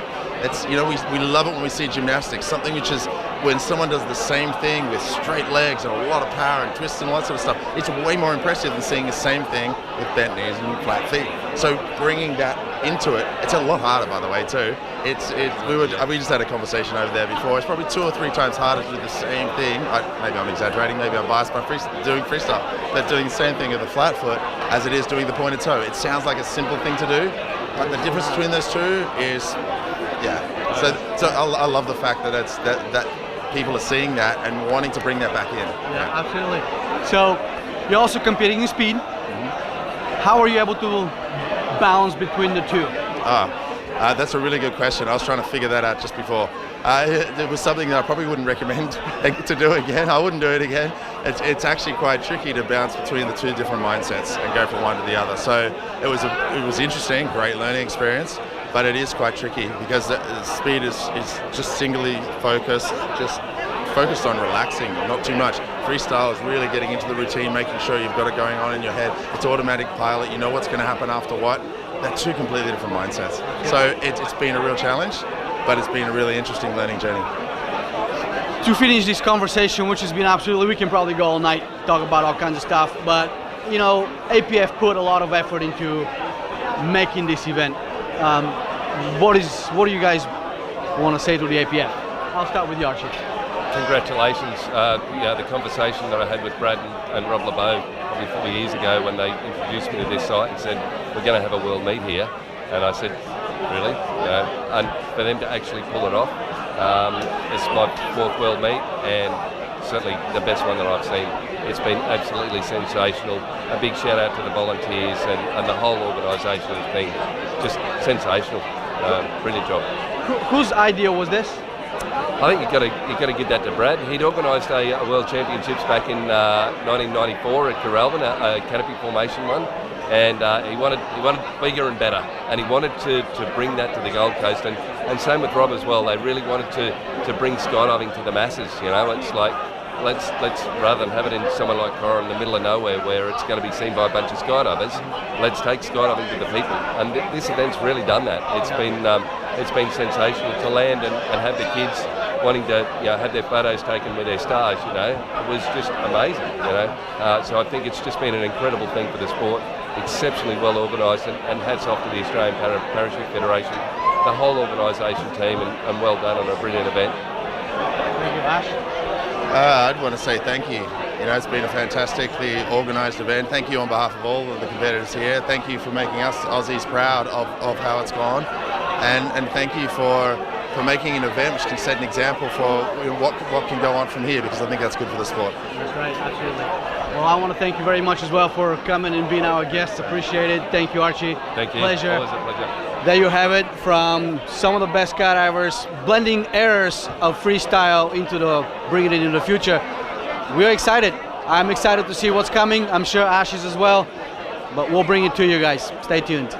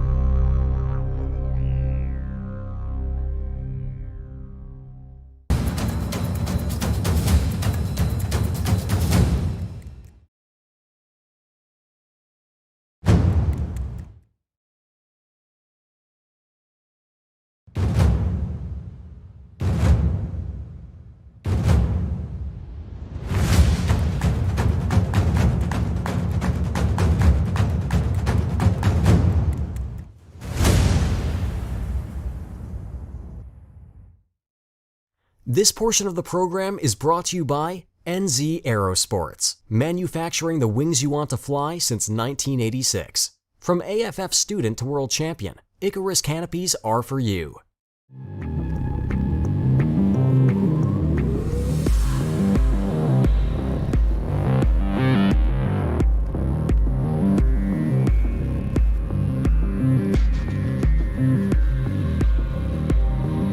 Good morning, day 4 of the 2018 World Parachuting Championships here at the Gold Coast. A beautiful morning turned into not so beautiful morning. The winds came in and the clouds came in, and guess what? We are on a weather hold.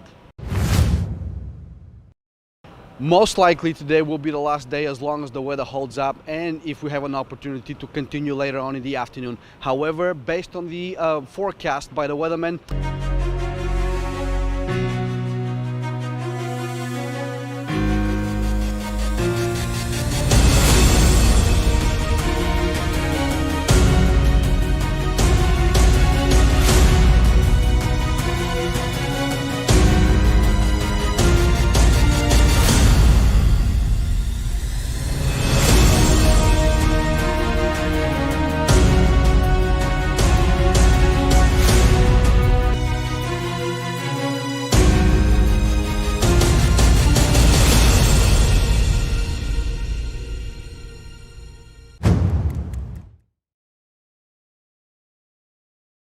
the battle for the four-way formation world title is on between Belgium and the United States. 2 rounds are left. Let's see who is going to be the better team and will take the gold home.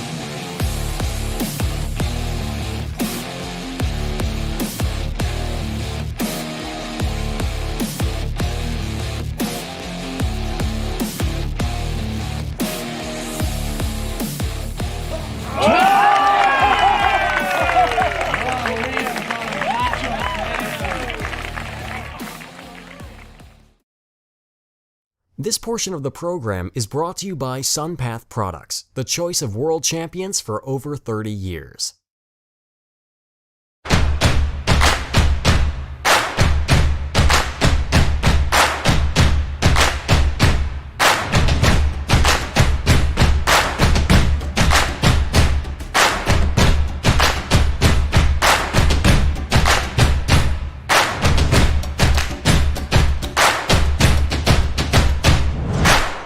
This is incredible, guys. Belgium scored 27 on round 9 and so did the United States of America. So once again we do have a tie going into round 10 in the four-way formation skydiving event. What an incredible competition. This last round is going to be absolutely phenomenal. So stay tuned right here on Skydive TV as we are broadcasting the judging live to you. Team USA, after round 9, you guys tied once again going into the last round. Nicholas, you guys pulled off an incredible competition going back to the beginning, 6 points down to an even going into round 10. Tell me all about it. Yeah, we had a really good jump for us. It was solid. Not a judge gave us an infraction. It was just clean. So that for us is good. Hayabusa put a little bit of speed on theirs. They had 1 infraction, so raw score for them was 28, down 1. So they put a little bit of energy into that jump, but we're happy. We're doing exactly as we have been doing, and that's why we're successful. We're doing our game. What's going to be the challenge for round 10? Let's first try to jump clean. That would be already a very good performance for ourselves, and then see what happens. You've made a few mistakes in the last few jumps. Is that pure pressure? Well, we cannot really pinpoint what's going wrong. We just do the same like we always do, and there's just some glitches or stuff happening in the jumps that we never had before, so it's just some bad luck, I guess. But like we see, we are a touch faster, but we just cannot make mistakes, so otherwise they will keep catching up. Okay, last round, what's the draw on that? 4, 1, and 3. Okay, that was a good question. I was like, yeah. What's the most challenging part of this dive? I think that for us, mainly the transition from the exit 4 into the 1, it's a little bit bigger. But then actually just to keep it solid. I mean, we all need to go together. It's not gonna be a jump that you can like go individually very fast. I mean, the 3 you can, huh? Yeah, the 3 you can. The 3 you should. Yeah, exactly. Last day of the competition is always the most intense one, as we do have another tie in the canopy formation event, 4-way rotation between Russia and the Qatari team. They will be going for a jump off as soon as the weather conditions improve and we are able to take an aircraft up so they can finalize their scores and find out who is going to be the new world champion in the canopy formation 4-way rotation event. Stay tuned right here on Skydive TV as we will bring you those last 2 jumps from the jump off as soon as we have them and as soon as the jumps are completed.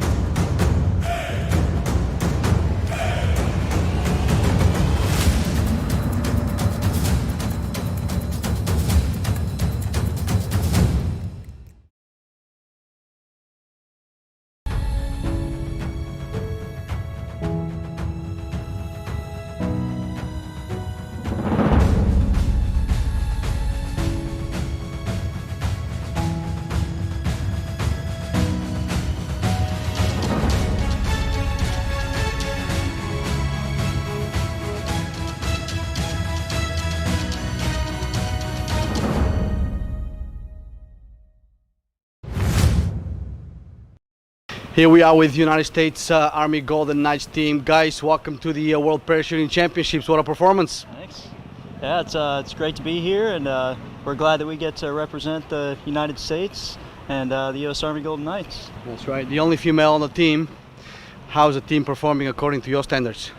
Oh, I mean, at a competition is when we can all really come together. We have a lot of time to prep the jumps and put a lot of effort into that, and it really shows at competitions. So we're pretty happy with the numbers we've been putting up here.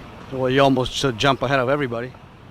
A jump ahead of everybody? Almost, numbers wise. Yeah, I can never relax. So it's we want to try to put the pressure on ourselves to perform as best as we can. There we go. How has the Russians been giving you a hard time, Drew? I'll ask you that question. Well, they've put a lot of work in this year, and they've been a threat for a long time. So we came to this meet knowing that it was going to be a fight, and after round 1 and 2 and the opening of the meet, we knew we had that fight in us. As we all know, the Russian team is trained by a former Golden Knight. Matt, how does that play in your mind? How do you guys see that as a competitive? Does it affect you? Does it in any way bother you? Does it motivate you? Tell me a little bit about that fact. He's a traitor. Can't stand the guy. No. All kidding aside, he's a great friend of ours, and whatever it takes to build the sport and to get the level of competition higher, I think it's a great thing. So, you know, it doesn't matter. I think, you know, the boundaries between countries are blurred, and that's why we're here in the first place, is friendship through sport. You know, I think that's the bottom line for me. So the Russians are doing really, really good this year, and they've specifically hired Craig Girard to come and train him. Do you think that some of the techniques that he's learned from this team over the years are passed on to that team? It seems like it, just from what I've seen the Russians do so far. They've standardized their exit, and though they have a different continuity plan, it's you know, you can see more similarities than how they used to train and compete. There we go. Anything you want to guys say to the Russians and Craig Girard? Yeah, you guys are doing great, and it's definitely been a tight race, and definitely putting the fire to us. So it's a great competition. So how many jumps did you guys do together before you came here? This year was a little bit of a light year. We'd hoped to make 750 training jumps. We'd had some weather and some other things that limited our training, but we estimate about 650 jumps together with this lineup. Who's the new kid on this team? Well, we've got, you talked to Jen already, but Dave last year behind me, he made the switch from the air-to-air videographer to slot. He came in last year. And then Joe's our new videographer. And then we were lucky enough to bring back Jesse Stoller for one last run at gold. Last run, Jesse, why is that? Well, right now I hold position on the VFS team for the Golden Knights, and I just came back momentarily to help the 8-way team, and it's been great being back with the guys and my peace partner, Jen Davidson. Yeah, there we go. You know, Drew, we've been interviewing your team for many years. And we remember about 8 years ago, or maybe a little less, when you were at a video slot. How did that transition happen for you personally, and now everybody's looking at you as the team captain? How does that make you feel? Well, it's, you know, everything comes full circle, and that's one of the things that the Army is great at, is instilling that next man up philosophy. We're always training your replacement, you know, take over for you, and actually I'm Sean's number 2 right now.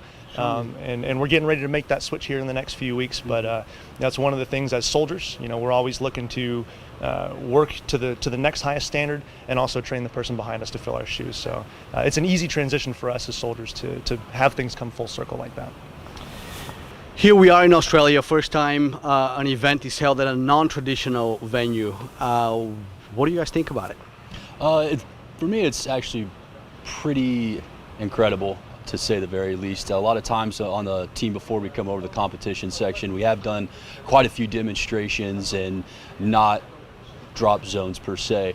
So it's very different to say that we've come here and to jump into a situation that's not necessarily a drop zone, but we have trained for that before as well, where we're jumping into a foreign drop zone as well. So yeah, did that play a little bit of a mind game with you guys, that this is not a traditional drop zone, traditional setup?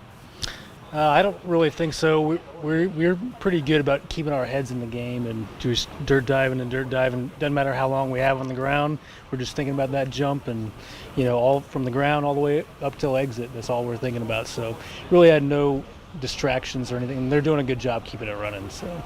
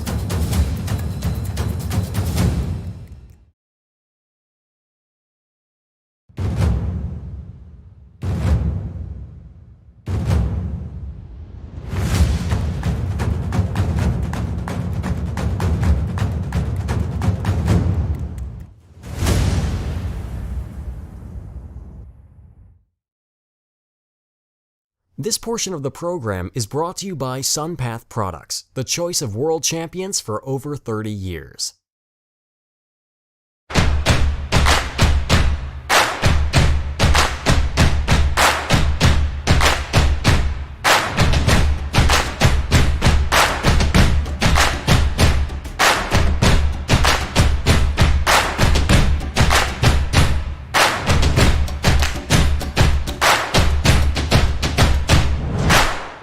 Good morning, day 5 of the competition, and the final day of this event has started.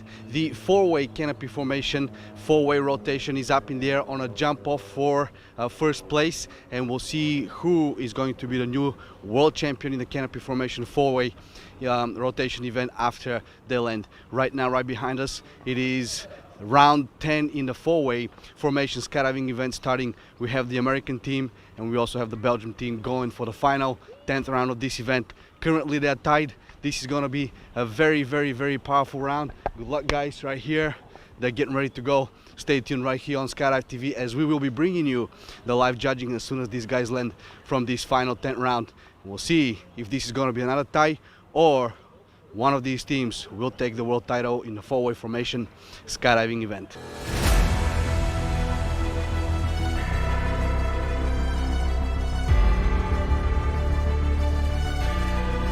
Good luck, guys. Round 10. There you go. There we go. There we go, Tiago. Good luck, guys. Good luck. Good luck. Good luck. This is it, guys. This is the final round of four-way formation skydiving, going into an incredible battle. Currently, USA and Belgium are tied for the first place. If one of these competitors scores more, then we'll have a new champion. If they tie again, we are going to go into a re-jump for first place.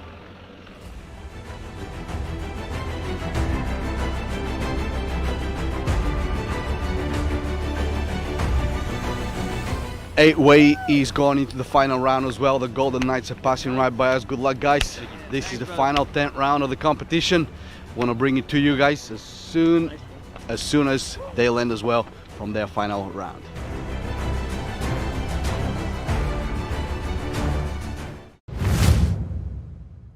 Four-way female formation skydiving is also going on their last round. We do have a tie for fourth place between Australia and the United States female teams. Let's see who is going to take the fourth place after this final 10th round. Stay tuned right here on Skydive TV.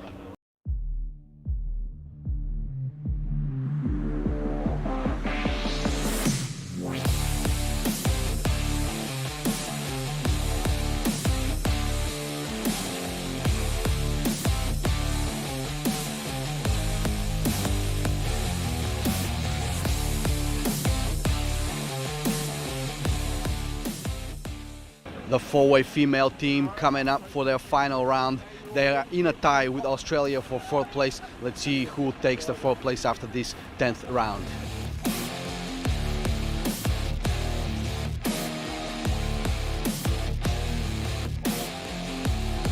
The French team loading up for their final round, the four-way female team. Currently they're in first and it looks like they will be able to keep their first position, but this is a competition and it's not final until the final 10th round has been scored officially by the judges.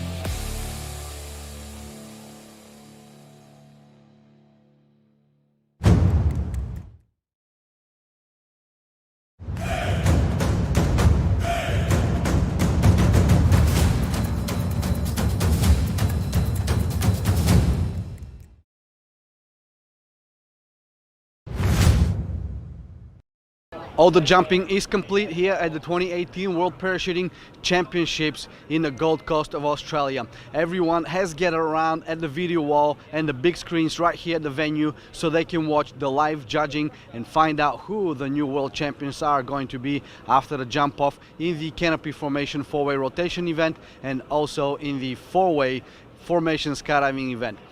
The final 2 jumps to be scored are US and Belgium, and they're just about to get on, so stay tuned right here on Skydive TV so we will find out who the new world champion is going to be, or if they tie, they will be going for a jump off.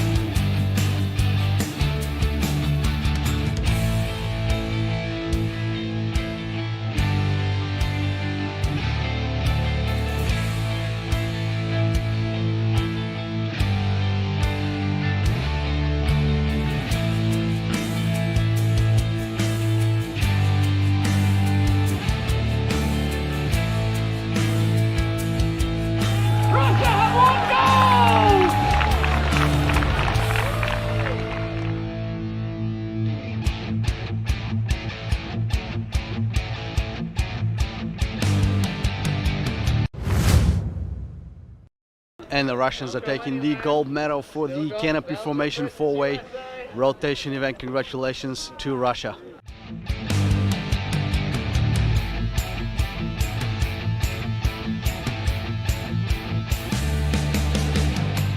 Here we are with the Russian 4-way Canopy formation, four-way rotation team. Guys, congratulations on the World Championships from Skydive TV. You're the only Russian team that's going to get a gold medal this year at these championships. What was the most difficult part about getting where you are? I think it was difficult because Qatar team it is really hard team and good discipline, good jumpers, and Qatar and Russia team go like I don't know, like brothers before last jump. Only 8, 9, 9.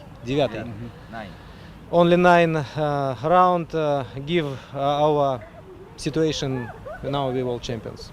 It is not joke. It is really not joke because we has only 60 jump before this competition, 20 jump before Russian nationals and 20 jump before world champions. It is really short position.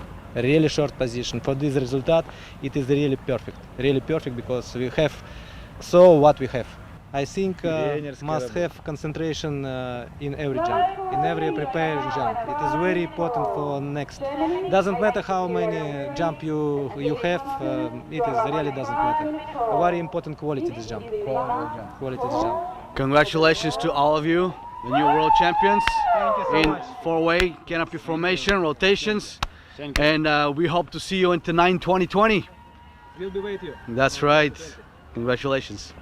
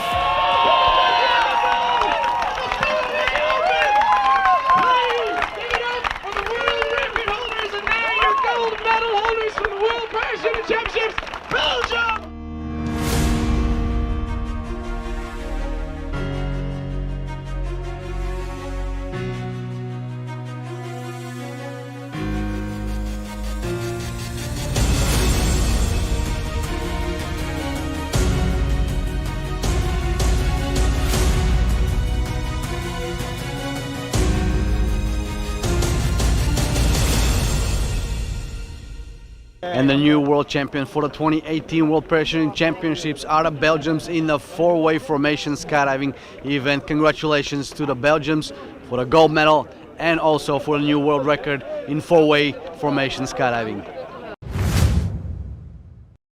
What an incredible competition the 2018 World Parachuting Championships was. We witnessed new world records and national records being made and broken, and the competition moved on to the last round with an incredible energy, an incredible fight for the gold.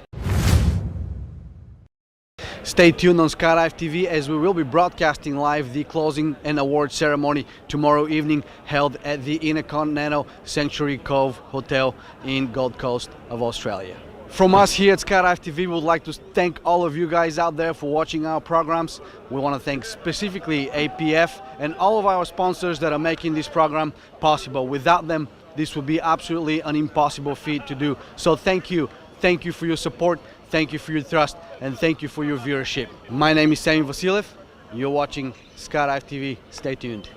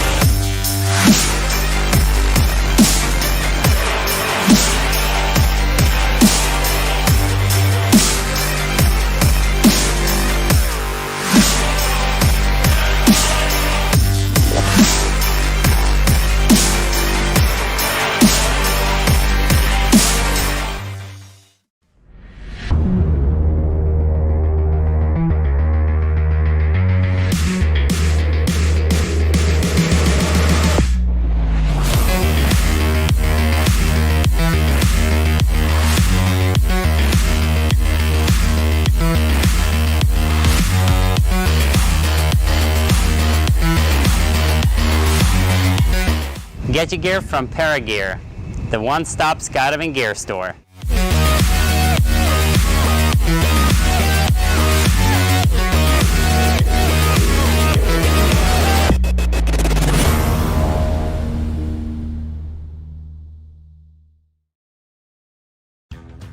Sigma is a digital place for sharing and storing all of life's achievements.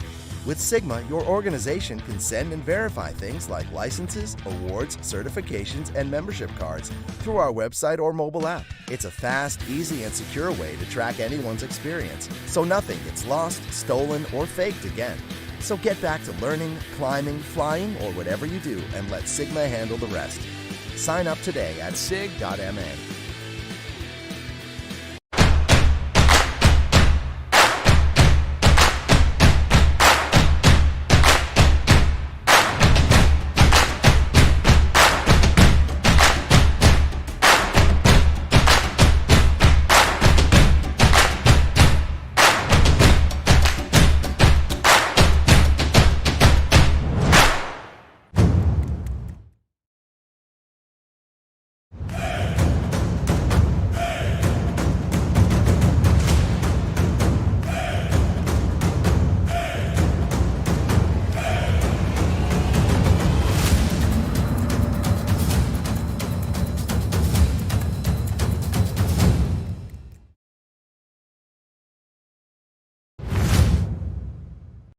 Here we are with Craig Girard, a legendary competitor and a coach, coach of the Russian team 8-way right here at the 2018 World Parachuting Championships. Craig, what a competition. Amazing competition. Super proud of the Russian 8-way team. They achieved their highest result ever at the World Championships. How much of that result would you contribute to coaching? There's a lot of coaches on that team. That's a team full of coaches. So trying to get as much information to help fill in some of the cracks and make the team stronger. But like if I look around at all the guys on there, it's a lot of coaches and a lot of excellent skydivers. They've been skydiving for years. Actually, one of the guys on the team was at the 91 World Championship when I was a Golden Knight, and he was on the Russian 8-way team. That's Alex. He's on the team right now. He's on the team right now. You know, let's talk about 8-way from the past, present, and the future. You know, the sport has grown tremendously, has developed tremendously. You've seen it on just about every aspect and every level. When you were a competitor, if we put the Golden Knight 8-way team at that time and compare them to what's going on today, how would you compare the two? There's no comparison. But like at the time, it felt like this. So I can think back on my first World Championship, 1989, and it was the U.S. against the Soviet Union team. Yeah. And we averaged 13.8. Okay, 13.8. Right now, this average is 22. So almost double. But at the time, I felt like I was going as fast as I could go. Yeah, I had the same when I was doing four-way. That year I averaged 13.5 in four-way. And later on, I did 27. And I felt like it was the exact same speed. So if you look at history, it keeps... The reason why it is where it is from the team before and the team before. So it's almost like a stair step, like making it better, which kind of leads to somebody just asked me, it's like, I can't imagine a U.S. coach working with the Russian 8-way team. I was like, why? I was like, to help make it better. Yep. To help make it better. You know, this has been a conversation at these World Championships. Yeah. Greg Girard teaching the Russian team. Yeah. And a lot of people are going, you know, what is he doing out there? You know, it's kind of funky to see that. Yeah. But how important do you think it is to pass on the knowledge that you have, not just to the American teams, but to everybody else, so the sport grows? That has been something that airspeed that's who we wanted to be. Because I remember times in the 80s when we would all be hiding our engineering in the tents, waiting to holding secrets. And doesn't get better like that. And it gets better by sharing. And so, that's what we wanted to live by, and not just in the United States. It has to be globally. And so if you give everybody the same information and you still win, you are a true champion. Mm-hmm. You are a true champion. But these guys really want to do something special. They want to have what Airspeed and Hayabusa just had. They want that. They want that. We all want that. And if we don't do that, then the Golden Knights are going to be always the champions. The Mike Tyson. Yeah. Like round one, boom. And it's like, great fight. Yeah, you know? Exactly. What an incredible event in four-way. We witnessed a world record being made, 60 points by the U.S. Airspeed team, which you were on. Yeah. And then they were world record holders for about 20 minutes or so. and then the Hayabusa comes in and smashes it at 62. What do you think about the 62 points in time, sir? Both those teams did amazing jumps, and I don't know if you've seen, there's a Facebook post where they put both jumps side by side, and they actually did the same with the 8-way, and they put both those jumps. My hat's off to Hayabusa, congratulations on the world record, but I was almost more impressed with Airspeed, because watching their jump, they were 5 points down, and they had a horrible exit, wouldn't wish it on anybody. And they came back. It came back, and we saw it happen in rounds 8 and 9. They came back from 6 points down and came back. And man, I know I'm a big Airspeed fan, but I feel I wouldn't believe that. But I feel like Airspeed has a whole bunch of believers in them, because we saw it. Because it's hard to be the top all the time. Those guys have been doing an amazing job, but everybody wants a piece of them. Mm-hmm. But not everybody can catch them, and I think we just saw that they're catchable, and there's a little crack in the armor, you know. Right. Yeah. So before they were, see you later. After 4 or 5 rounds, it's 10 or 12 points up. I think that round 6 was a really motivational round for Airspeed, and they really collected themselves and went out and proved to the world that this is possible. It is possible to come back up and win. Me too. Get it? They almost had it. Dude, it was so exciting. It was super exciting just to see it go to round 10. Mm-hmm. You know, and I was hoping that they could finish it, because the weather has been a little bit iffy, but it opened up clear blue this morning. That's right. So let's talk about formation skydiving as a whole, not just 8-way and 4-way, but literally it started pretty humble, used to be called relative work. Yeah. And then it shifted into formation skydiving, and we're seeing numbers that are unprecedented. Yes. What would you contribute that level of skydiving today to? Wind tunnels. Straight up. Not even just in formation skydiving, vertical formation skydiving, freestyle. I think it's going to be in the Olympics. It's going to be in the Olympics. Just seeing what's going on with the routines that they're doing at the indoor skydiving with 14-year-old kids. Amazing. I can't do that. I can't do that. The wind tunnels, everybody talks about them. Yeah. And I personally have been involved from pretty much the very beginning of the wind tunnels. We were used to be called the tunnel rats. You were dangerous, and you guys, you did is impossible, and we kept proving it. But it took a long time for the sport to really realize that. We knew it, you know, right then and there, 'cause, you know, and nobody believed it. Now I am no longer a tunnel rat because these guys have surpassed everything we ever did.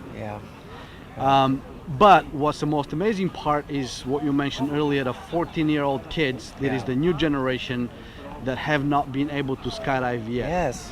What do you think? What do you think, specifically in freestyle, would happen when these kids turn 18? Do you think we're going to have an influx of jumpers? I think it's can only be exciting. But the other thing is, to be a world champion, you don't even have to jump. You can only do indoor. You know, like that's a possibility. Well, of course it is, but it's a sport on its own. It is. So You're right. so it's not. It doesn't really mix with skydiving. So they all have their own federation. But let's talk about the skydiving aspect of it. I'm with you. I'm with you. But it's like I like that it's growing, but it's bringing more into ours because the training is happening where you can get 1,000 repetitions. One of the things with skydiving, man, we have 1 minute. That's right, or less. Or less, yeah. And so to try to capitalize on that 1 minute or 35 seconds, it's like lots of tunnel training with skydiving rigs on. Like I know when I was on Airspeed, we trained full rigs, everything. Like we just had rig covers on them. And did as much training as we could, and I think it helped change everything. And I see Airspeed still doing that. That's right. So 2020. 2020. Yeah. Tonight, 2020. Tonight, 2020. We had some interesting conversations with President Andrei Barabash, and he's also on the 8-way team. Yes. And 2020, tonight Russia is hosting the Mondial. I hear nothing but motivation to beat the Golden Knights. Is that a possible? That is 100%. 100%. And so I was speaking with the Golden Knights. There's going to have some personnel changes in there. I was talking with Kirk Werner in the United States. He wants to try to put an 8-way team together. So I like that we're getting more competition in there. I think it's going to be an interesting 2 more years. But these guys, they just did a 21.0. Okay, the Golden Knights I just heard a rumor, maybe close to a world record or tied it or something around there. So I think they're going to be 22 plus on their average. So it's going to, to push it into a 23, it's going to need a lot of training. A lot of training. We also heard from the Russians that in order to be the best, you have to learn from the best. And in order to be the competitor, you have to learn from the competitor. That's right. Yeah. So bringing you in as their coach, as a former Golden Knight and Airspeed coach, how much effort are you going to put into making the Russians the #1 team? As much as I can. Yeah, it was a belief in me. When they asked me, I thought, I have to really sit here and think about this. And I weighed the pros and the cons, and a lot of it was like, people are going to be upset because I'm American and they're Russian. But that doesn't change whenever we're at the competition, hanging out, supporting each other. But it's like they went into another place where they asked me to help them, and a lot of it, what I'm helping, is not so much the technical part, was about how to keep the team together, functioning, communicating, training, and being efficient. Yeah. So I want to do as much as I can to try to help them achieve their goal. Well, Craig, we can't wait to follow this competition. Me too. It's going to be very interesting, especially now hearing that Kirk Werner's putting an 8-way team. Yes. Maybe BC will put an 8-way team together too. What do you think? Maybe get a couple old Airspeed guys out of retirement. Jeffrey comes out. Yeah, it'll be fun. You never know. What will happen if they invite you? Well, I don't know. I might have a conflict of interest. But listen, Sammy, I've been competing for 30 years. 30 years. And I'm 53. All right, but there's guys, Andre's 55, the youngest guy is 45, right? And they're on those creepers all day long, you know. I love competing, but the thought of training like that every day, I'm doing this right now. I'm like, ooh, I can feel my neck right now. So I'm actually enjoying standing up, being the coach. Yeah, exactly right. Well, we want to wish you all the best. Thank you very much. And we'll be following what's going to happen from here on, and hopefully there's a new world champion in 2020. That will be the Russian team. And again, you guys, I'm going to say it, I want round 11. I want round 11. That would be great, wouldn't I want it? round 11. Yeah. I want it to be a fight. And that's the whole reason I'm doing it, because I want to help make the fight better. That's it. That's great. Okay. Thank you, Greg. My pleasure. You heard it from Greg Girard right here, and everybody's getting ready and very excited about the 2020 Mondial, and tonight I think it's going to be an absolutely incredible event. We can't wait to be there. We can't wait to bring it to you. So stay tuned right here on Skydive TV. It'll be in 2 years from now, guys. Lots of time to prep.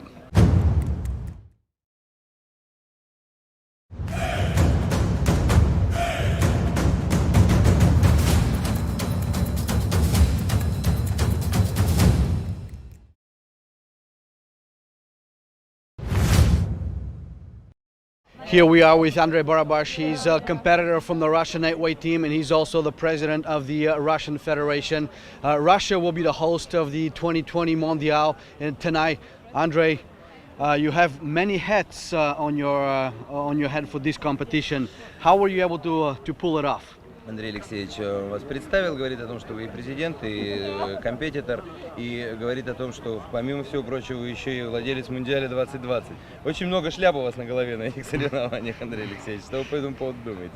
Все отлично. Мне они не жмут, хорошо сидят, и я в них себя хорошо чувствую. Everything is good. His hat is very nice fit of this hat. Yeah.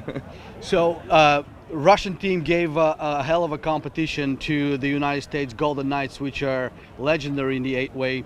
How much training and how were you able to pull it off?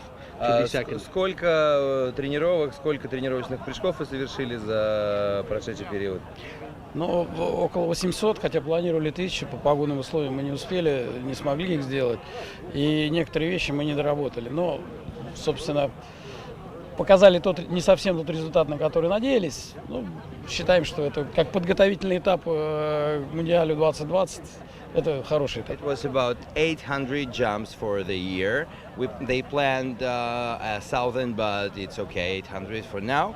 And this championship is quite a preparation for the Mundial 2020 to show the best results for all over the world. Well, now that you learn the lessons, for 2020 for the preparation, what is the biggest lesson you're going to take away from these championships that you're going to take for the Mondial in 2020? About the organization or about 8-way? About the 8-way. Вот сейчас вы получили один из своих самых лучших уроков в участии в соревнованиях в восьмерках. Какой урок вы вынесли, который пригодится вам при будущей подготовке к Мундиалю 2020?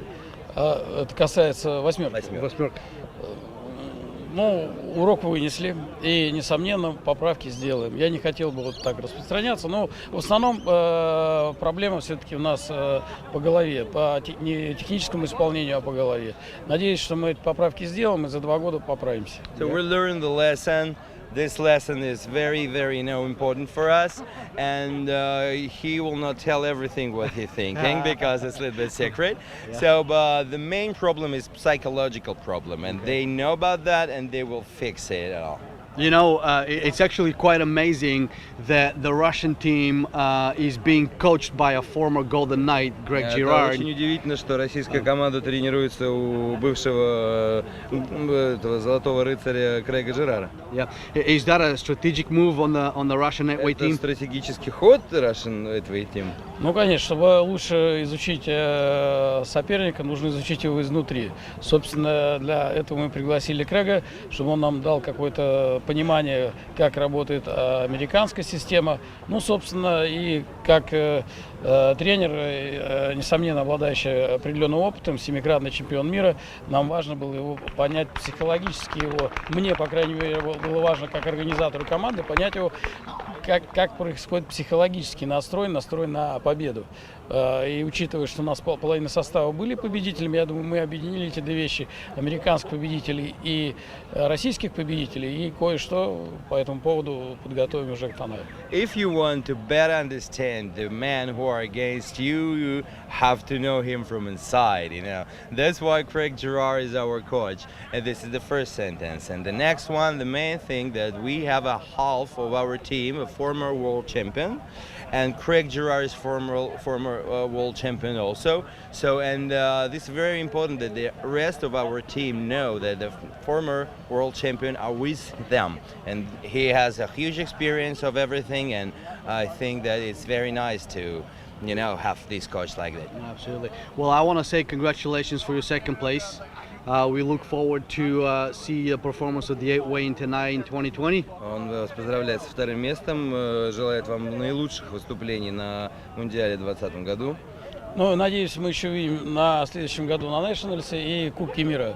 So next year we will have a national, I mean United States national and World Cup. И постараемся там дать большое соревнование, или так, как это говорится, батл, да, американской команде Golden Knights. They try to have a huge battle with Golden Knights next year. Надеемся, да. We hope. We hope so too. We can't wait to see the battle. Надеются, они не могут дождаться, чтобы уже увидеть золотые медали.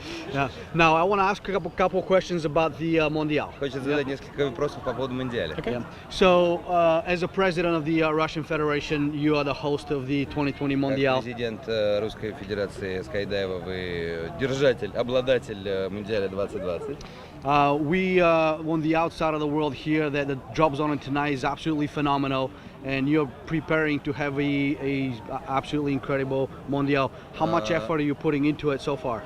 How much what? Effort into developing the Mondial. Okay. Yeah. So, Андрей Алексеевич говорит, что мы знаем прекрасно, что дроп-зона Танай — это одна из самых лучших дроп-зон мира, и она немножечко отсюда далеко, но тем не менее это не делает ее менее уникальной. У вас есть абсолютно все. Сколько времени и средств вы потратили на приготовление этой прекрасной дроп-зоны?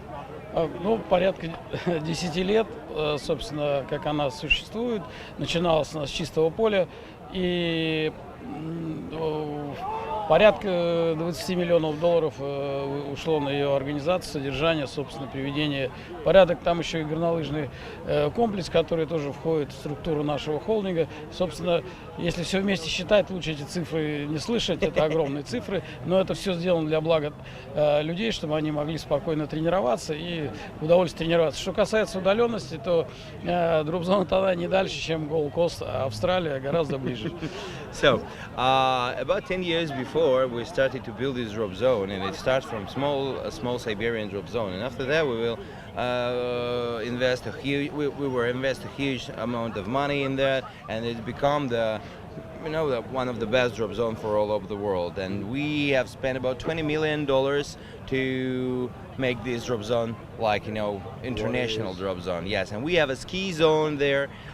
It's almost near 5 kilometers from there. And if we will speak about the amount of everything, you better don't know how much is it. And about the far from everywhere, so it's not far like, for example, Gold Coast. It's even closer to Europe, to United States, etc. You know, a lot of people, when they hear Tanai in Siberia, it kind of plays a little bit psychologically Siberia. Everybody imagines cold and snow and. Когда все говорят Сибирь, все представляют совсем, конечно, другую историю. Это и снег, и лед, и медведи. Водка балалайка. Водка балалайка, да. Калашников, да. Калашников. Yeah. Why did you select to have a drop zone right then and there? Почему вы выбрали там именно построить дроп-зону? Я сам живу с 63-го года, живу в этом месте. Странно было строить где-то в другом, в Америке. In 1963, he lived in this town in Kemerovo. Wow. And it's really strange for him. Yes, it's his hometown. Yeah. Really strange for him to build a drop zone in the United States, for example. Yeah, of course. Yeah. All right. But he can. Very interesting. Well, I'd like to say congratulations one more time. Поздравляю, Скайдайв ТВ. Скайдайв ТВ. Sorry. И думаю, что наше сотрудничество дальше продлится на Танае. Мы вас приглашаем. Думаю, на Танае мы увидимся. So he invited you on Tanai on Mondial 2020 and maybe for national in 2019. just to see everything. So, yes, you're welcome. Well, thank you very much. Thank you very Appreciate it. Thank you very Thank you very much. We'll see you.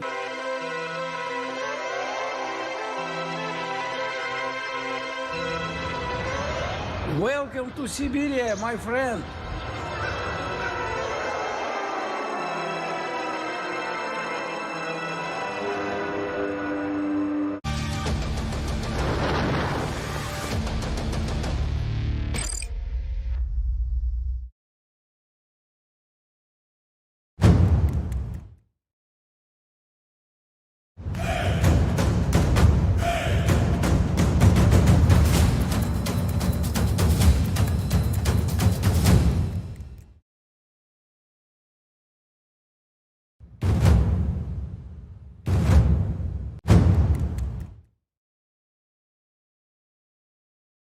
This portion of the program is brought to you by Paragear. Get all your skydiving gear at Paragear.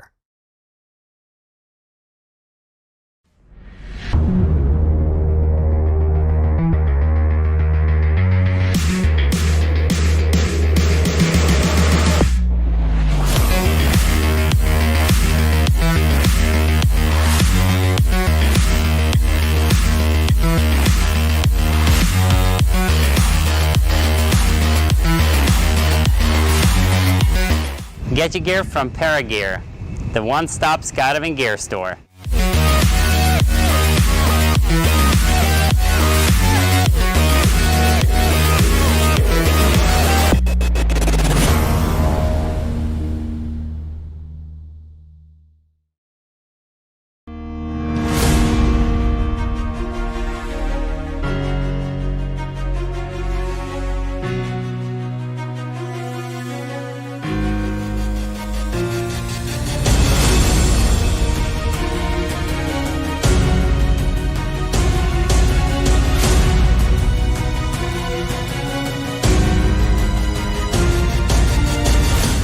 Good evening, everybody, and welcome to a celebration of an amazing World Parachuting Championships. We'd like to thank you all for such an amazing event, because if it wouldn't have been made possible if it wasn't for you guys. So thank you so much for everything you've brought to this event. This event has had it all, from world records, jump-offs, marriage proposals, great PA systems, volunteers, national records, Aboriginal jumpsuits, friends made, medals won, and of course the beautiful Australian weather. And all of this, I believe, adds up to the best World Parachuting Championships we have ever seen. A big thank you to the APF, Sports Cover, IPC, FAI, the competitors, the judges, and of course the amazing volunteers. Give yourselves a round of applause. Thank you so much for everything you've done. This is the reason we're all leaving here with the best memories from the 2018 World Parachuting Championships here in Australia. This event wouldn't have been made possible if it wasn't for our sponsors. Our major sponsor, Sports Cover.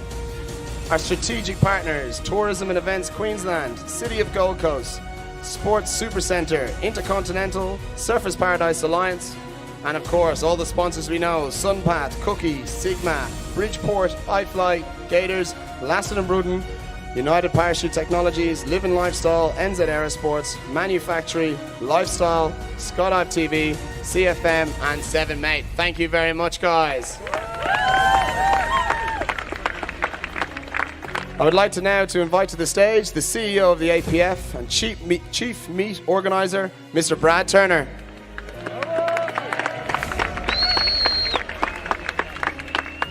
Thank you, Irish, and thank you everyone for joining us under these starry night. On the starry night, there is stars up there somewhere, I think. But thanks for joining us. Not long to go, just one more night. Thanks for a fantastic meet. You've done us all proud. I want to say a special thank you to the FAI controller, the jury, the chief judges, the event judges, the manifest staff, the pilots, and special thanks goes to Gail Bradley for all the hard work that she's put into this. She's been my right-hand person for a long time. It wouldn't have happened without her. She always says, I'm the vision guy, she's the detail person. And we work well together. So thank you, Gail. And thank you for everyone else that's helped to make this happen. In particular, you competitors, because without you, it wouldn't have happened. And without your smiles, coming to the drop zone every day, looking forward to jumping out of the aircraft over this beautiful city of the Gold Coast. And it's special thanks also to, of course, the people that made it for you, made it happen, and that is the volunteers. Without the volunteers, it wouldn't have been a World Meet.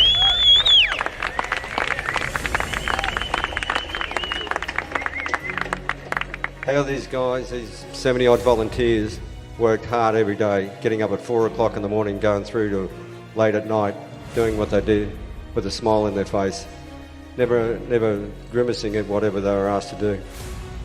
It worked like clockwork in that manifest building in the brains, where the brains of the operation was. And a big thank you to the meet director, Brian Burke, for making this a smooth running meet. I always said I wanted Brian for this World Meet because I wanted the best. I think we had, for the rest of the team, we had the best in us, mostly the best in Australia. But Brian Burke is by far, I think, the best meet director ever. Put your hands together for Brian.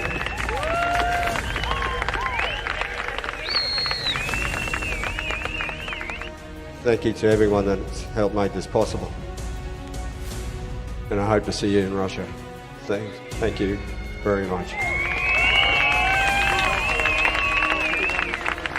I would like to invite the jury president, Alia Aniana.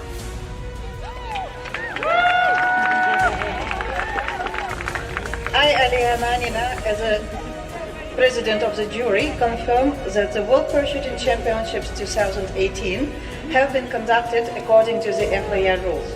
No protests are outstanding. All results are verified as correct. This portion of the program is brought to you by NZ Aerosports, manufacturing the wings you want to fly since 1986. From AFF student to world champion, Icarus Canopies are for you.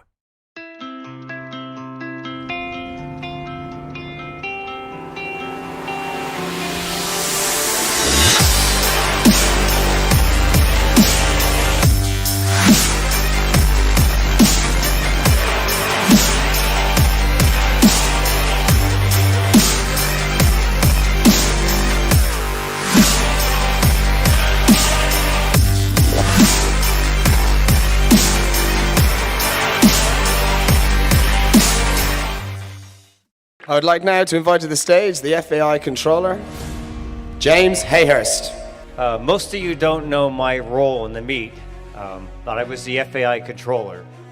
And normally, the FAI controller has a task to do. He has to ensure that the meet organization, the host, has electricity, has porta-johns, has aircraft, the meet director, all the requirements of a major championships.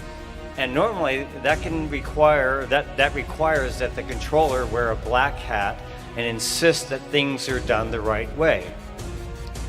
Well, as you can imagine, like the Maytag repairman, I really had nothing to do in this meet. It was pretty much wearing out my left and right arms going, that'll work, that's outstanding, that's terrific, that's wonderful. So I'm looking for some sympathy here. I would like to control you all for a moment. Since I haven't been able to control anything this entire championships, I'd like to ask if you would all give a standing ovation for the organizers, the hosts, the volunteers, the judges, the pilots that made this championships possible.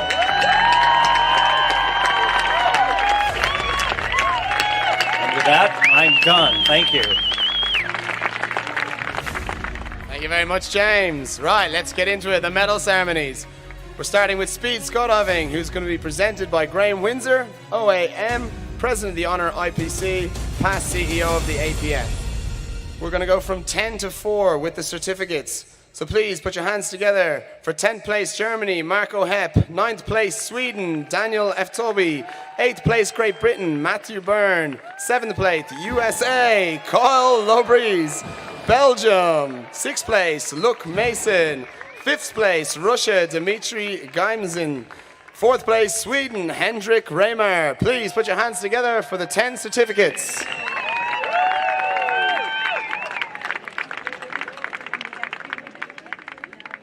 And now, in speed skydiving, bronze medal from Great Britain. Please give it up for Charles Hurd.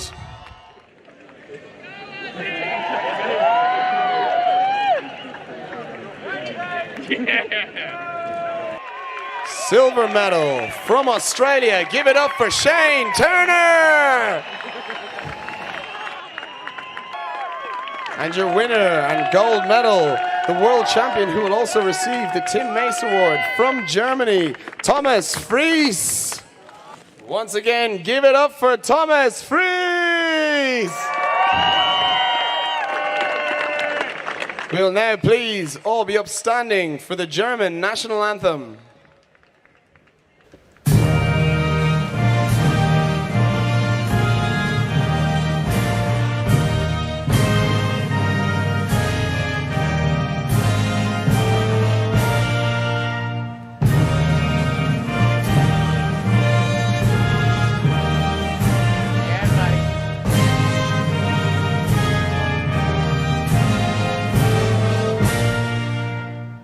Thank you very much. Speed skydiving, everybody! Free fly skydiving, presented by the chief judge, Alia Aniana, in bronze medal. Please give it up for Norway! Andreas Mosling, Anna Mox, and Petter Stensvold. And in silver medal, please give it up for France! Johan Abbey, Vincent Cotet, Jean-Marie Garris. And the gold medal and world champions, please give it up for France!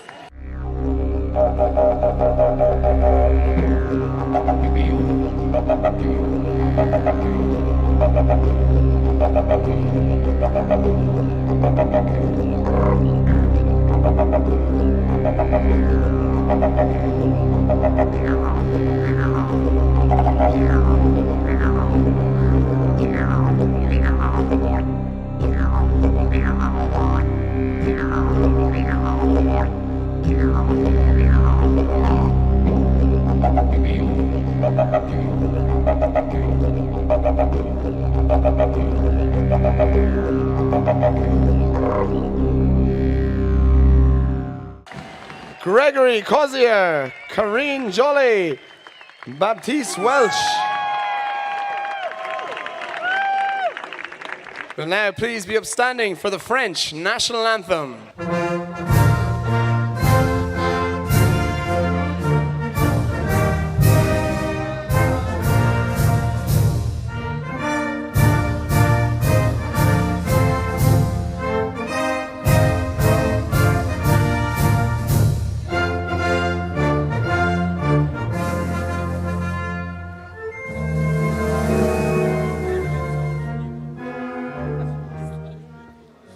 Once again, give it up for your free fly skydiving champions, France!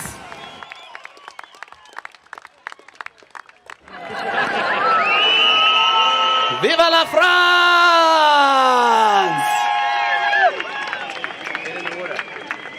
And now over to the freestyle skydiving. Going to be presented by the IPC delegate and the FAI judge, Gail Bradley, in bronze medal. Please give it up for USA! Jason Brigmon, Josia Rich.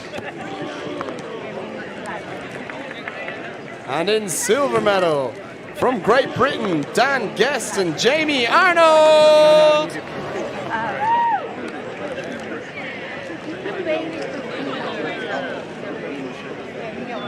And the gold medal and world champions, plus receiving the Reja Consign Award. Please give it up for France!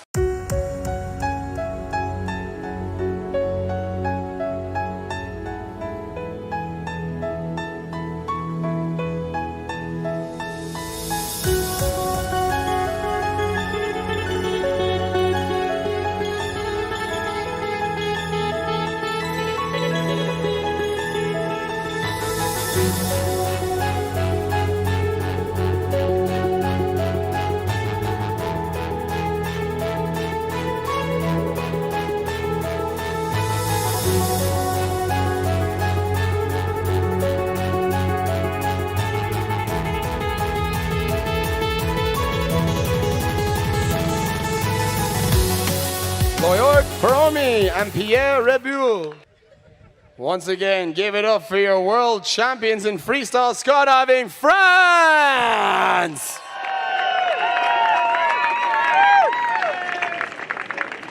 We will now please be upstanding for the French national anthem.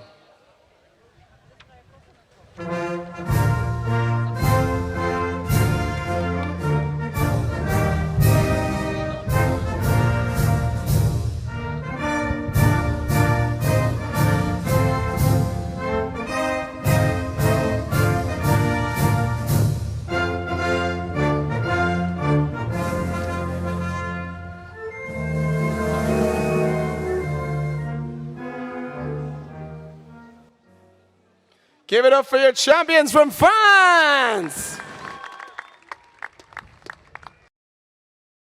This portion of the program is brought to you by SunPath Products, the choice of world champions for over 30 years.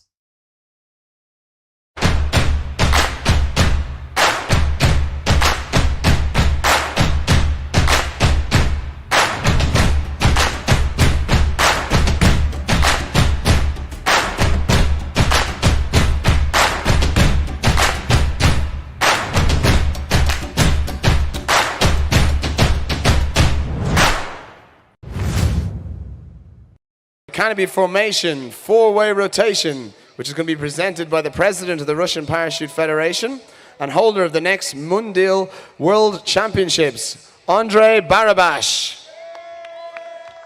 In bronze medal, please give it up for USA.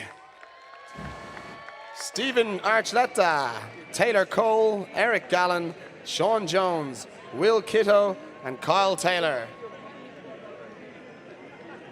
And the silver medal, please give it up for Qatar! Ahmad Abouzid, Abdullah Al-Ali, Sahid Al-Khouri, Hassan Al-Malhaki, and Abdullah Al-Rasi. And finally, the gold medal and world champions of canopy formation, four-way rotation. Give it up for Russia!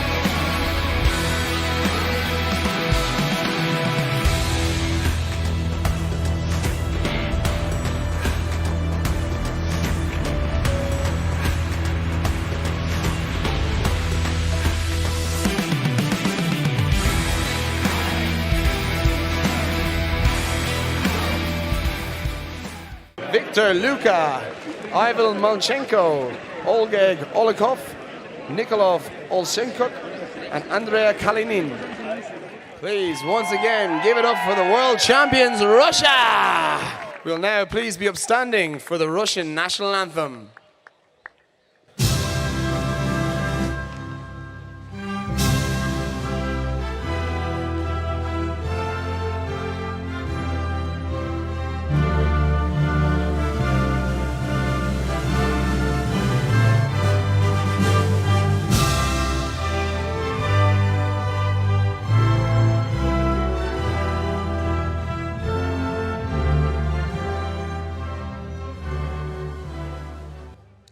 Once again, give it up for Russia!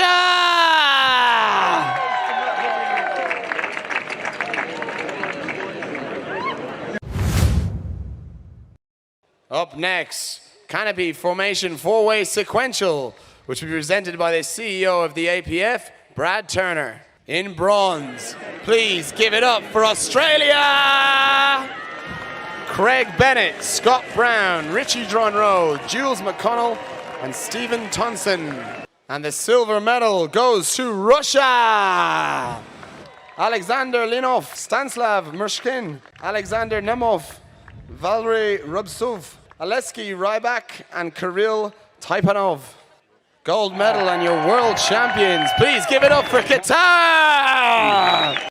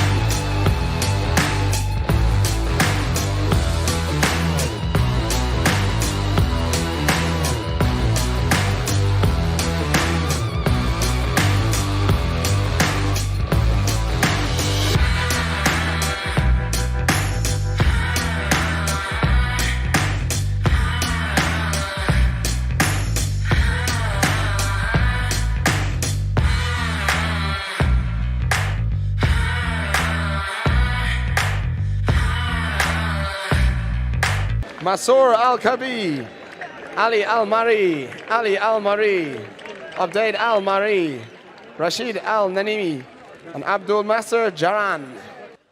Please, once again, give it up for your world champions in Canopy Formation 4-Way Sequential, Qatar! And now we'll please be all upstanding for the Qatar National Anthem.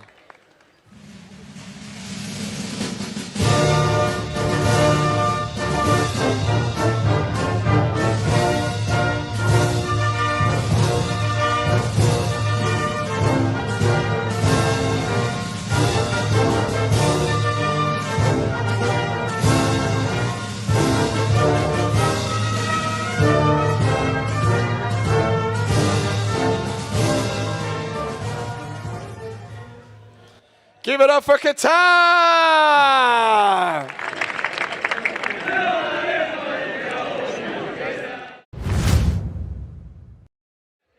Up next, Canopy Formation 2-Way Sequential will be presented by the chairman of the board of the APF, Graham Hill.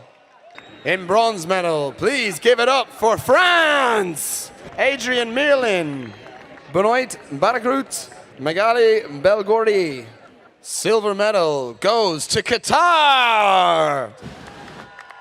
Abdulaziz Al Abdullah, Jassin Al Budurain, Salam Al Sharani, Khalifa Alifea. And the gold medal and your world champions. Please give it up for France!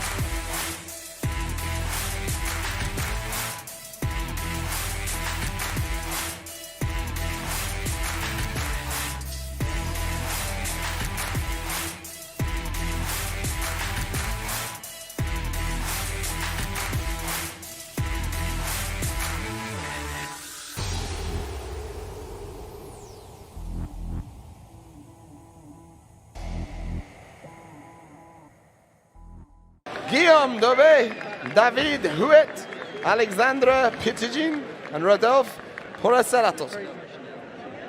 Once again, please give it up for the world champions, France! Who will now please be upstanding for the French national anthem.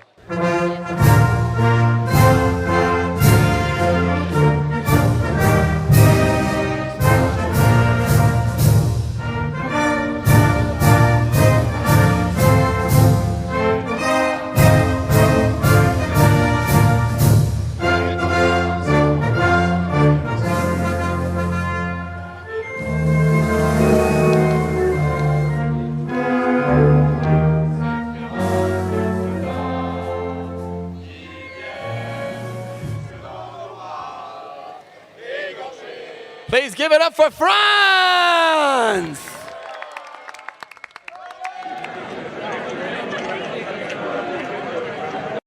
This portion of the program is brought to you by CYPRES, reliability made in Germany.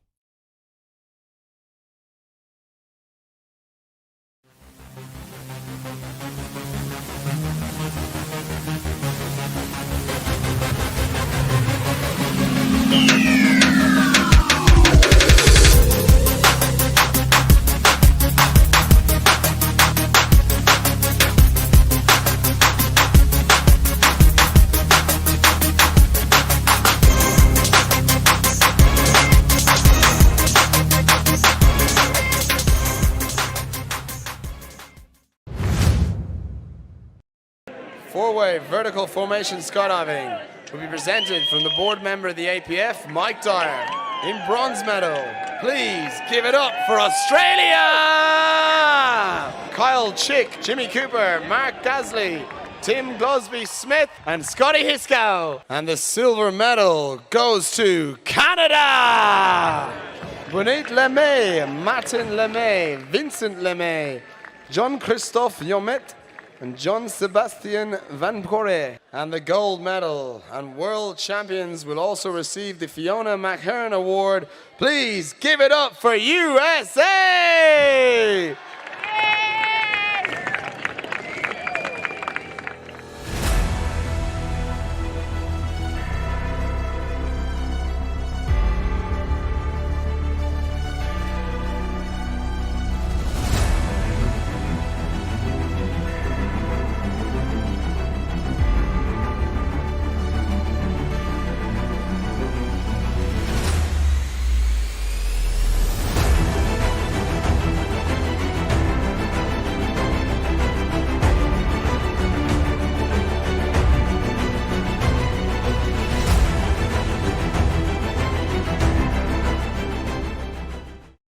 Dustin Hanks, Jake Jensen, Rook Nelson, Michael Jason Russell, and Stephanie Strange.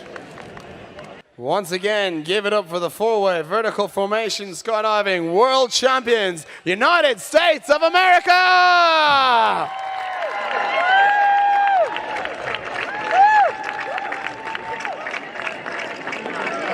We will now please be upstanding for the national anthem of the United States of America.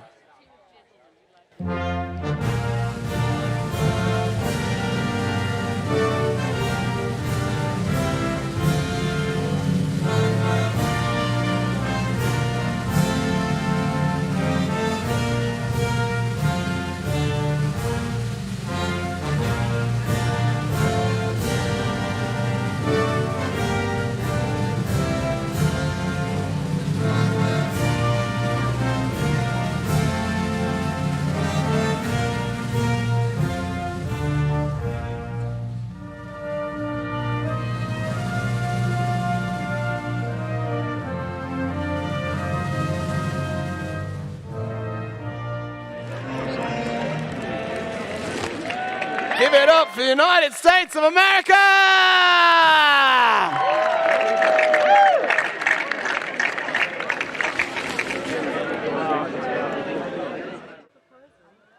Oh, yes!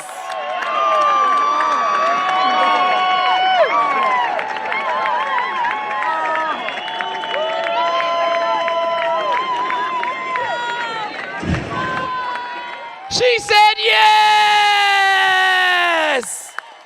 Congratulations, guys! Oh, we have it all here. The World Parachuting Championships. What an occasion. Please give it up for the newlyweds!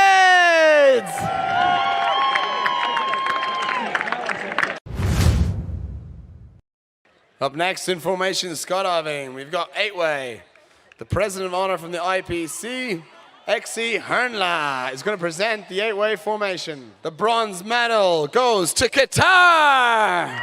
Khalifa Al-Ali, Saad Ali, Bel Balbi, Bula Al-Hamadi, Joseph Al-Yahani, Ghanem Al-Kabasi, Sahid Al-Mari, Al-Azid Motway, Salima El-Sidaid, Abdullah Salem, and Mohammed Sham. And the silver medal goes to Russia! Валентин Ильин, Кирилл Кириллов, Василий Коротков, Алексей Минаев, Владимир Павленко, Дмитрий Самохвал, Андрей Селиверстов, Евгений Стащенко, Александр Тычинский, Сергей Елпаев и Андрей Барабаш. And the gold medal and world champions who will also receive the Bill Ottaway Sword. Please give it up for United States of America!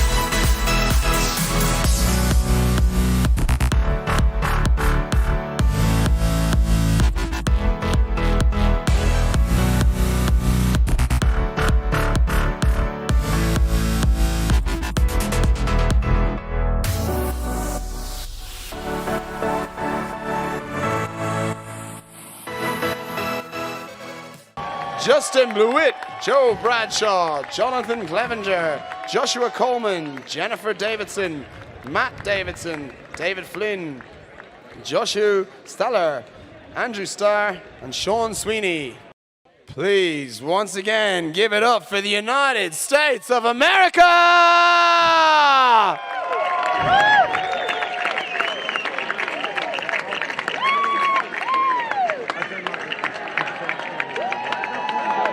We will now please be upstanding for the national anthem of the United States of America.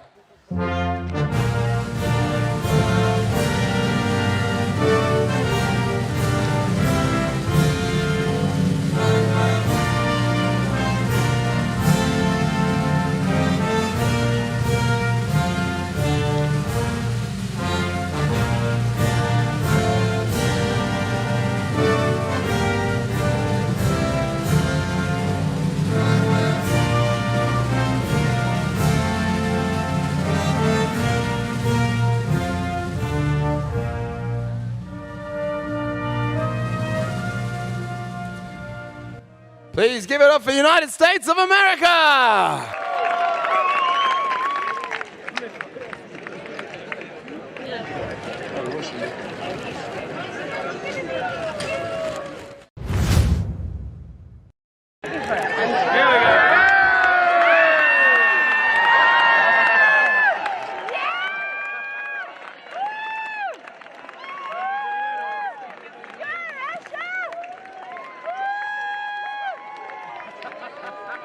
And now, formation skydiving, four-way female.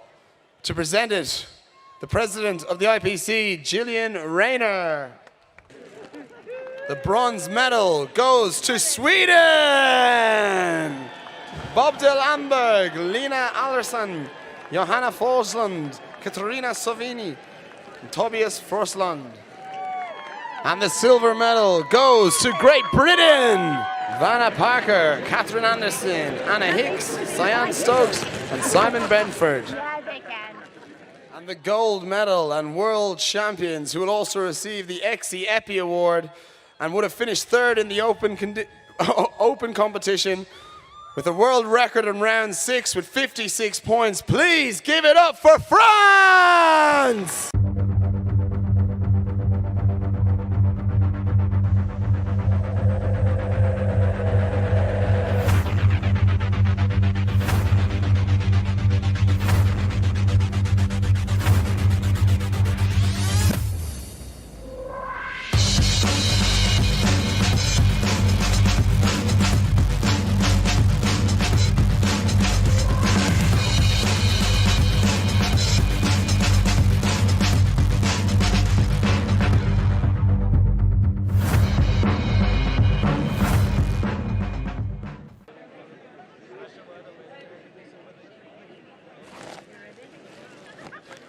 Gaël Gessen, Clementine Lebouche, Pamiel Lesor, Christian Malnis, Michelle Lenund, and Sophia Picot.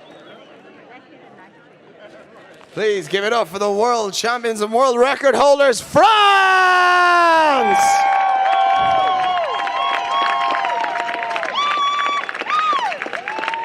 We'll now please be upstanding for the French national anthem.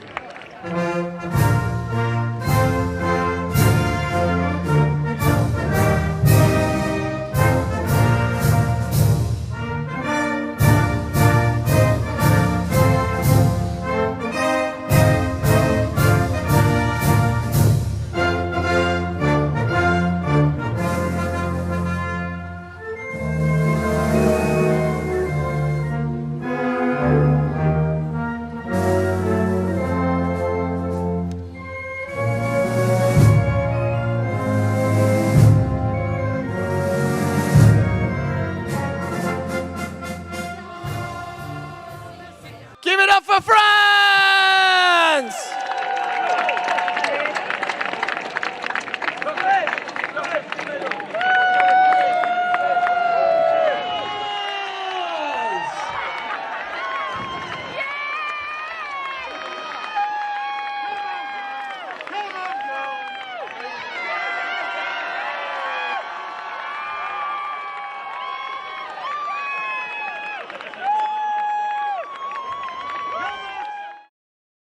This portion of the program is brought to you by Sigma, the platform for all of life's achievements. Sigma is a digital place for sharing and storing all of life's achievements. With Sigma, your organization can send and verify things like licenses, awards, certifications, and membership cards through our website or mobile app. It's a fast, easy, and secure way to track anyone's experience, so nothing gets lost, stolen, or faked again. So get back to learning, climbing, flying, or whatever you do, and let Sigma handle the rest. Sign up today at sig.ma.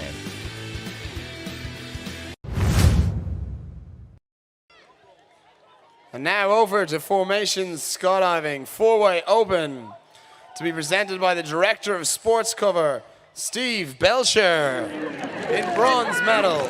Please give it up for France! And the silver medal goes to the United States of America. David French, Thiago Gomes, Nicholas Helm, Michaela McKen and Ari Praman. And the gold medal and world champions, who will also be presented with the Bill Otterly sword and also a world record in round 6 with 62 points in 35 seconds. Please give it up for your world champions, Belgium!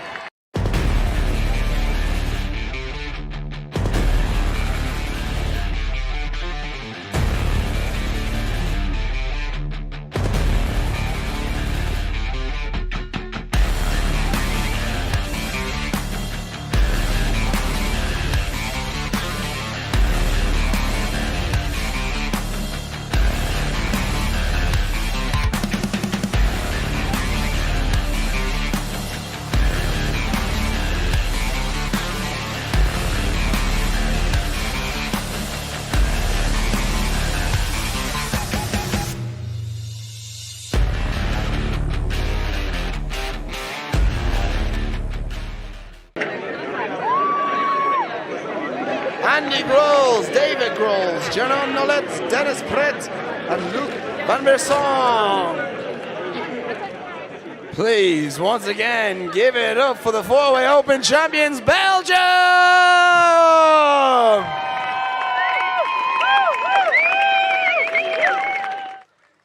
We will now please be upstanding for the Belgium national anthem.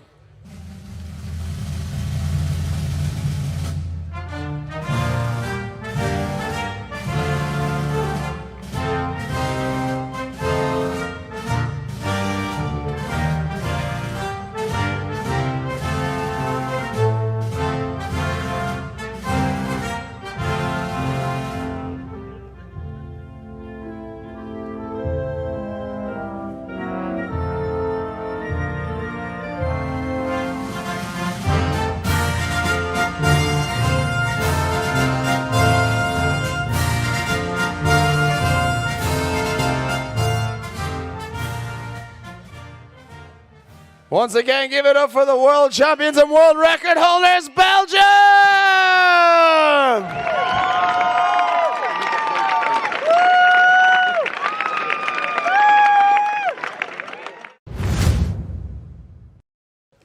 Good evening. Since the day Gail Bradley presented the Australian bid to the IPC in January 2017, we have all been excited at the prospect of coming to Australia. And we were right to be so excited. This meet has met all our expectations and even exceeded them. So a great big thank you and congratulations to the Australian Parachute Federation's board and to Brad Turner and all his staff, including Brian Burke, the meet director, for organizing this fantastic event. But what has made this event extra special is the number of volunteers. So thank you, volunteers, for everything that you've done. You've been there whenever we needed you, driving buses, looking after IT, leading people into the canteen, taking people to the doctor, and managing the manifest, and handling all the logistics and more. Your friendliness, your good humor, and your smiles have been a delight for all of us. Thanks also to the IPC officials, the judges, the jury, and the FAI controller, and thanks to all the sponsors for their generosity. All of this wonderful organization was for you, the competitors, and I hope you have all enjoyed yourselves. You have given us all much pleasure with your wonderful performances, and congratulations to the champions and the new record holders. For some of you, this may be your last World Championship, and for others, you will continue getting ready for the next World Championships, which will be included in what we consider our Olympics, the Parachuting Mondial. That will be held in Tanai and Kemerovo in Siberia. I thank Andrei Barabash and all his team for offering to host such a big event, for which I'm sure we will all be looking forward to with much enthusiasm. So now this wonderful event is drawing to a close, but we will all have wonderful memories of this quite unique place. So I ask you all to stand, please, for the, well, you all are standing, most of you, for the FAI anthem. And with that, I declare this competition, this World Championships, closed. Thank you.